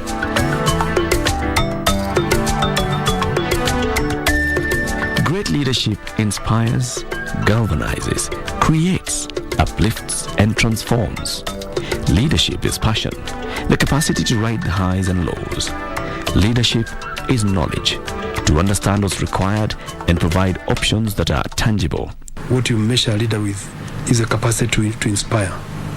That when you meet this leader, does he inspire you or does he make you perspire? So do you leave his office in your heart, even if you went with a document that possibly didn't meet the standard? But the president he will inspire you, he will influence your thinking, he will guide you as to what to do. He will never shout at you. He will never castigate you. He will correct you and let you, give you the reason why you should do it the way he thinks it should be done. Life in Kenya today presents plenty of challenges and opportunities for its citizens. Going to school, getting a job, marrying, setting up and furnishing a home, educating the children. And as the pace of life creeps along, we all worry about how to prepare for old age. We all have aspirations. Each of us yearns for an environment in which we can pursue dreams and grasp opportunities when they arise. President Kibaki perceived this early in his presidency and has worked towards ensuring that all Kenyans get a better deal.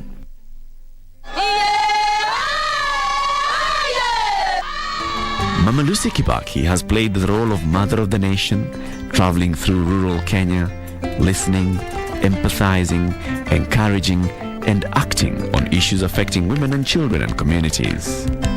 Kazi yangu ni kuokoa wasichana wale wanafukuzwa kwa ukuta kama hao ili waelimike kama wavulana.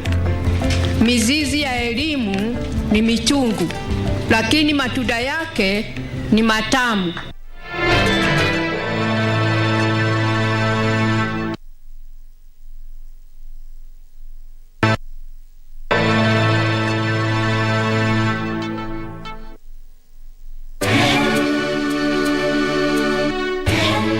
The foundation to move Kenya into a middle-income country by 2030 has been firmly laid. In the current 1.45 trillion shilling budget, President Kibaki's government has set aside 123.6 billion shillings for roads and another 79.9 billion shillings for energy. The issue of infrastructure, even within Vision 2030, it's quite clear that it's a cross-cutting foundational issue that creates now the foundation for the economy to begin to develop. And so his focus on infrastructure was actually right on track, in the sense that it is a foundation where other aspects of development can now kick in. Public transport in and around the Nairobi metropolitan region has been characterized by congestion, accidents and delays, with the country losing up to 50 million shillings daily. There was need to rethink and create a viable option.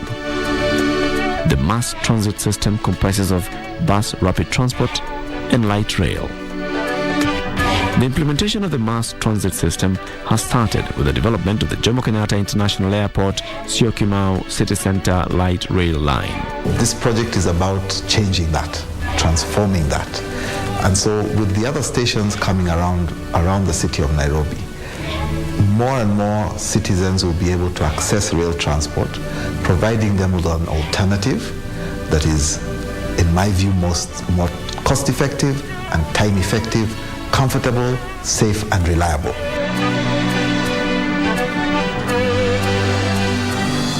On 13th of November 2012, President Kibaki launched the Nairobi commuter rail services and opened the Syokimau railway station. This is a crucial Kenya Vision 2030 flagship project. Development of similar commuter railway services in the coast and lake regions is at planning stage. The rehabilitation of the existing meter gauge railway by the concessionaire Rift Valley Railways is ongoing. The government is also in the process of developing a standard gauge railway from Mombasa to Nairobi and onwards to Malaba with a branch line to Kisumu.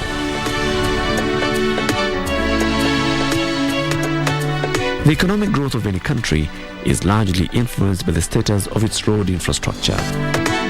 Construction of the Dongo Kundu bypass in Mombasa will ease congestion between Mombasa and the south coast by creating a free-flowing traffic link to this economically important tourist destination and the Kwale region.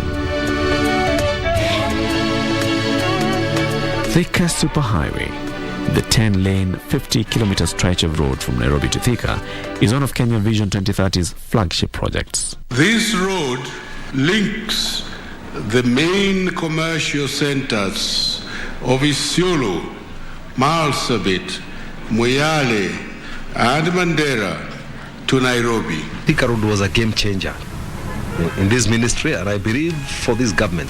It is the first big project that was conceived in this ministry, designed and implemented and completed within 4 years.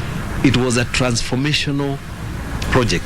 People can see what it means to have a good road from Nairobi to Mombasa, that you can drive your car knowing that your car will arrive in Nairobi without any damage. When the road from Isiolo to Merire was opened, when they saw the first tarmac, they were kissing the tarmac and crying. In fact, when the president launched the construction of Marsabit Turbi, some of the people who spoke during the opening were so emotional that they nearly shed tears. Yeye kama ni 100 nitapatia 100% because aliwacha maneno yake yote kwa akatumikia wa Kenya kuwasaidia barabara, ma district karibu, ma dispensaries, ma health centers. Hiyo tumeona kama yeye mwenyewe anastahili. Kama ingelikuwa ni uwezo yangu, ningerudisha yeye akalie hii kiti tena. Since independence, Kenya's urban development took place close to its only railway line and main trunk road from the sea. 70% of the country was therefore marginalized and left out of its development. The LAPSSET project, in as far as Kenya is concerned, has a major objective being the opening up of a hitherto marginalized area and introducing social and economic activity in that particular area. To do this, however, it was, I think, important to try and identify synergies with our neighbors. And to have seen that groundbreaking happen earlier this year, in which he brought in not just Kenya, but his neighbors, the Ethiopian Prime Minister, the late Meles Zenawi, the South Sudan President, President Salva Kiir Mayardit, to jointly start the LAPSSET project.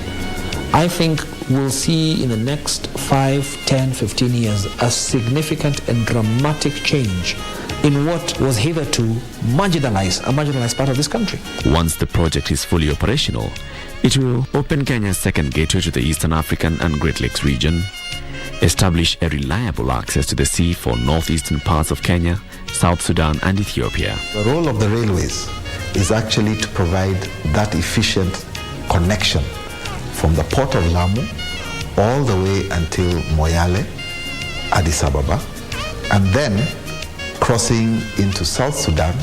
And in fact, that railway is intended to form a land bridge, finally, across Africa, from Lamu all the way until the western coast of Africa. LAPSSET is a critical project because its completion, its logical conclusion, by the connection of the two oceans, Indian and Atlantic, via the land bridge, will result now in placing us right dead center in the middle of global trade and increase that. And what does that mean? Jobs and all the socio-economic development that this country, this region, and Africa needs. This will, when completed, reshape international shipping, international trade. Once we complete Lamu Port, ships will be able to discharge cargo at the port of Lamu. And in a few days, using standard gauge fast trains, we will be able to get that cargo to Douala Port and all the way to the US.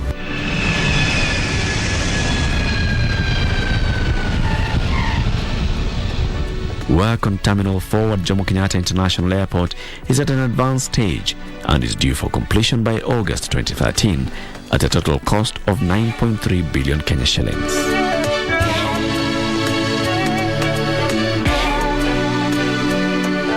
Landing ya ndege iko. Upgrading of the Kisumu Airport to an international airport was launched in September 2008.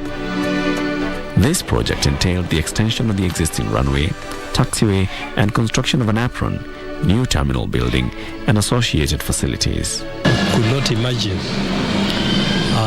that we could have such a wonderful airport in Kisumu. Sisi tuko kama waraia tunajua tu hiyo ni nini ya Kibaki, maendeleo ya Kibaki. Energy is one of the key important catalysts of economic growth. In order to achieve the goal set in the Kenya Vision 2030 strategy, the development and expansion of the energy sector is therefore critical. Small business people engage in wealth-generating activities, children get the opportunity to study with clean energy, rural health facilities provide better healthcare services, industries operate at more cost-effective levels, and homes turn into places where dreams are built and enjoyed. The nationwide grid expansion through the Rural Electrification Authority has been consistent and efficient, taking electricity to the remotest parts of the country.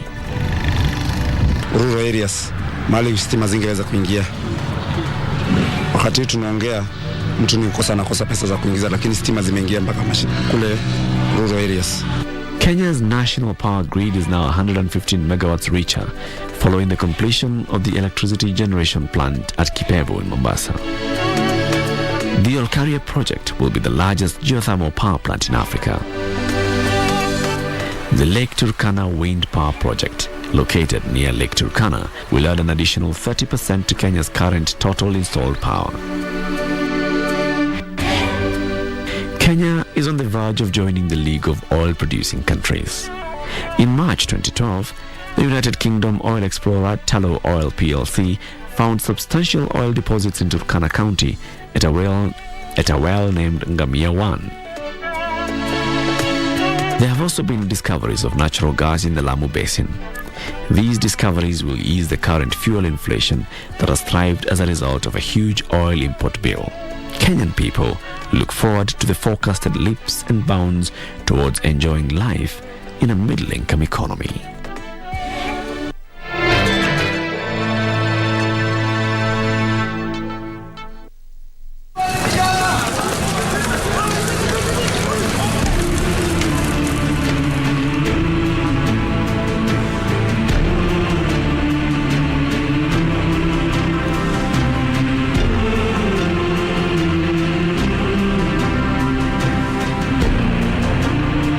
In 2008, the country faced the most trying moments in its history. A close election that led to unexpected violence and a scarred nation. A disorganized electoral commission and immediate misunderstandings that followed the election drove the country to its lowest levels since independence.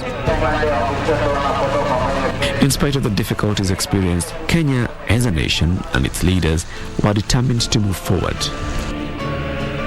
On February 28, 2008, President Kibaki and Prime Minister Raila Odinga signed the National Accord, bringing the long-drawn stalemate to an end and putting the country back onto the road to harmony and prosperity.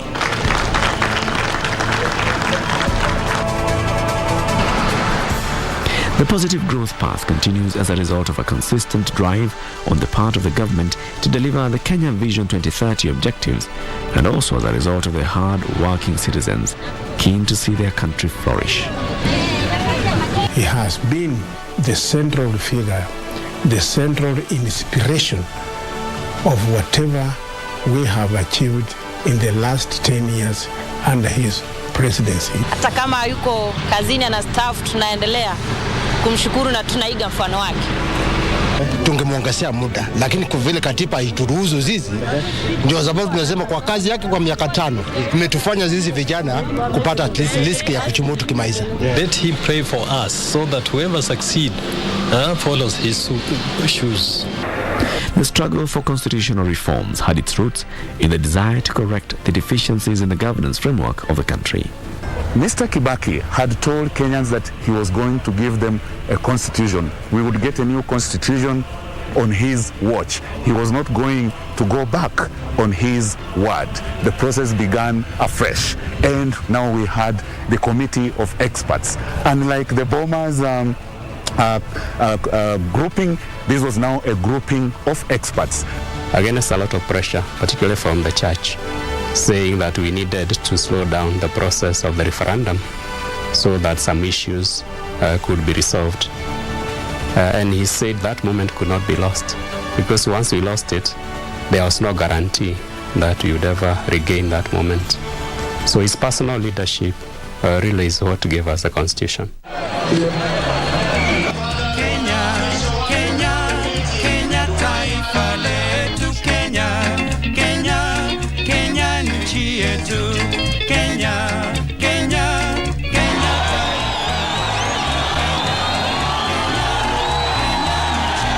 Uhuru Park, Nairobi, on August 27, 2010. A special day for all Kenyans, wherever they were. Those who could make it to Uhuru Park were elated. They were here to witness Mwai Kibaki, Kenya's third president, receive the new constitution of Kenya following 20 years of failed attempts at constitutional reform.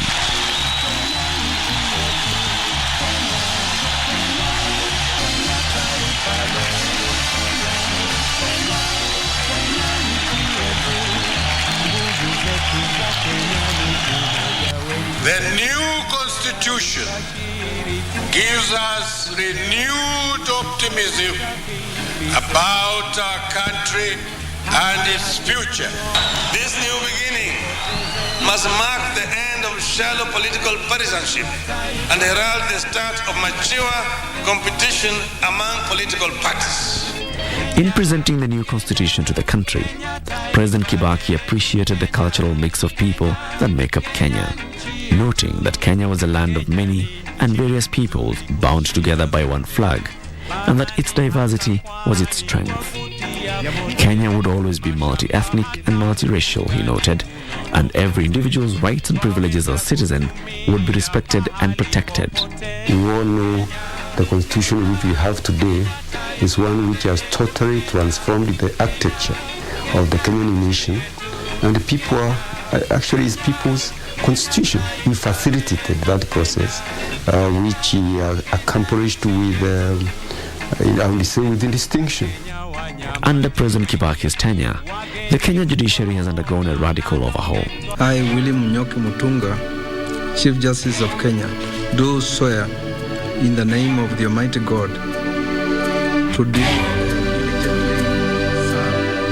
As a result, public trust and confidence in the Kenyan judiciary is at an all-time high.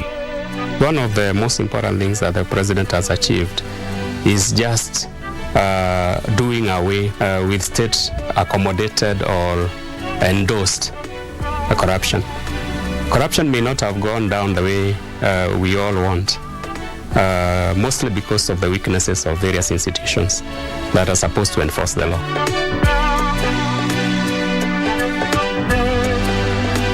In terms of expanding the democratic space, it is across the board. It is not just in political terms. We have got about 65 political parties, but it's not about that. It is on every sphere of our development. Gone are the days when journalism students could not express their views. Gone are the days when journalists themselves cannot express the situation on the ground. But right now, anyone can comment. Anyone can express facts as they are. This day we honor a magnificent man, a legendary fighter for the downtrodden. My pride and joy is to see you get unchurched in church. Just stay. A saint in our lifetime. Resilient, strong and nimble. But so are his enemies. This man killed my family. Honorable Commissioners, I protest. This is a well-orchestrated campaign by my political enemies to destroy my reputation and political career. Over the last 10 years, during the Kibaki administration, we felt a sense of freedom. The system became more tolerant of divergent views, and we have been free as artists to express ourselves.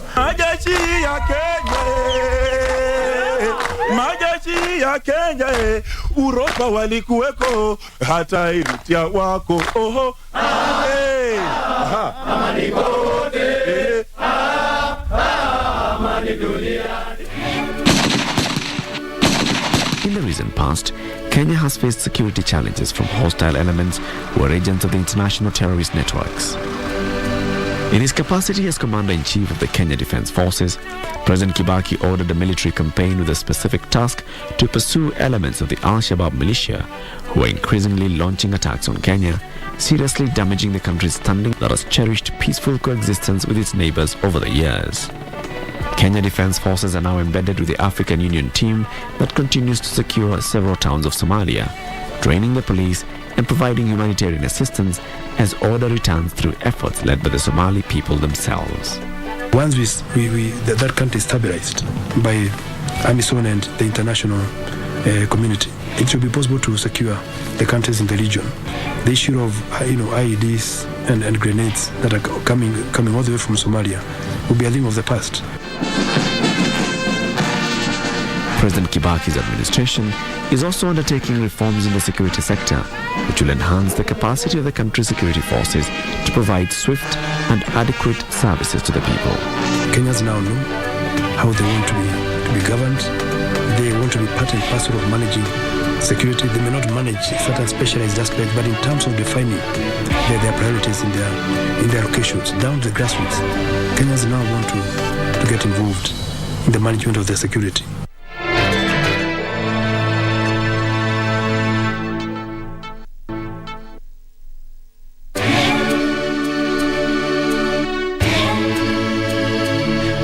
4th December 2012, 10 years after assuming office, President Kibaki presided over his last Jamhuri Day celebrations as President of the Republic of Kenya.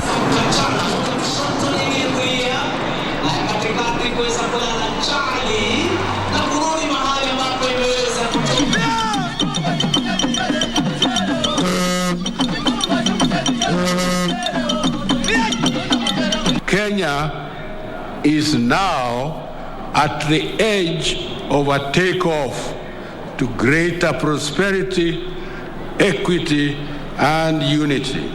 We must keep our eyes on the goal of building a great Kenya for present and future generations. Soon after addressing the nation for the last time at the country's 49th Jamhuri Day celebrations, President Kibaki bid his parliamentary colleagues bye. There were many nostalgic moments. Your Excellency led this House from the front to the enactment of the new Constitution in the year 2010. In this regard, and generally, I wish to acknowledge and appreciate the unfailing and continued support that I, as the Speaker, and indeed the whole of the National Assembly have received from Your Excellency. President Kibaki and his wife, popularly known as Mama Lucy, are family people who've brought up a God-fearing, charming family of 4 with several grandchildren. Good values and love for one another are the cornerstones of their relationship. They have lovingly imparted these values to their offspring. We as a family, we thank the Almighty God for enabling you to give the best of yourself to Kenya and Kenyans for over 50 years. Thank you, Dad.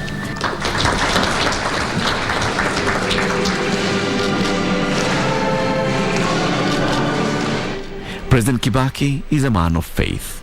He regularly attends Mass, where he takes time to seek inspiration and guidance for the immense tasks and responsibilities he shoulders.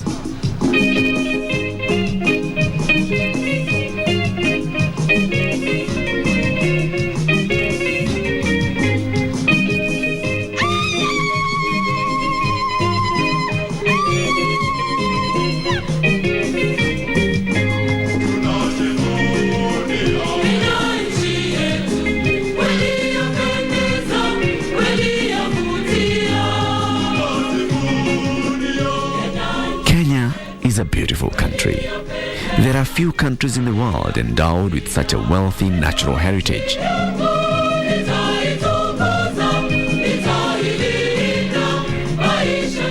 We are just beginning to understand how rich and blessed we are as a country.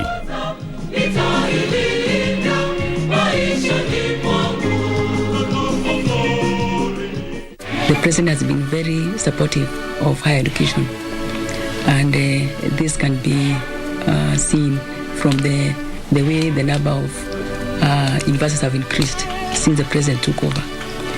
Even when you make your own mistakes, which we often make as readers, he is very patient with you. For the time I've worked with him over the last 10 years, Kibaki worked for the country. He listens a lot and comments when need be.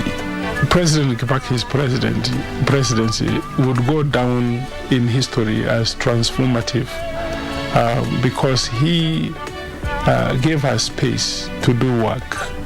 The biggest impact he has had is to allow or to give room for the intellectualities, for professionalism to prevail. Everything must be put on paper before you start thinking about execution. Hakuna kipande cha Kenya ambako hakuna maendeleo haya mazuri ambayo yameendelea kule, kwa sababu sisi lengo letu ni kutumikia kila mtu mahali alipo.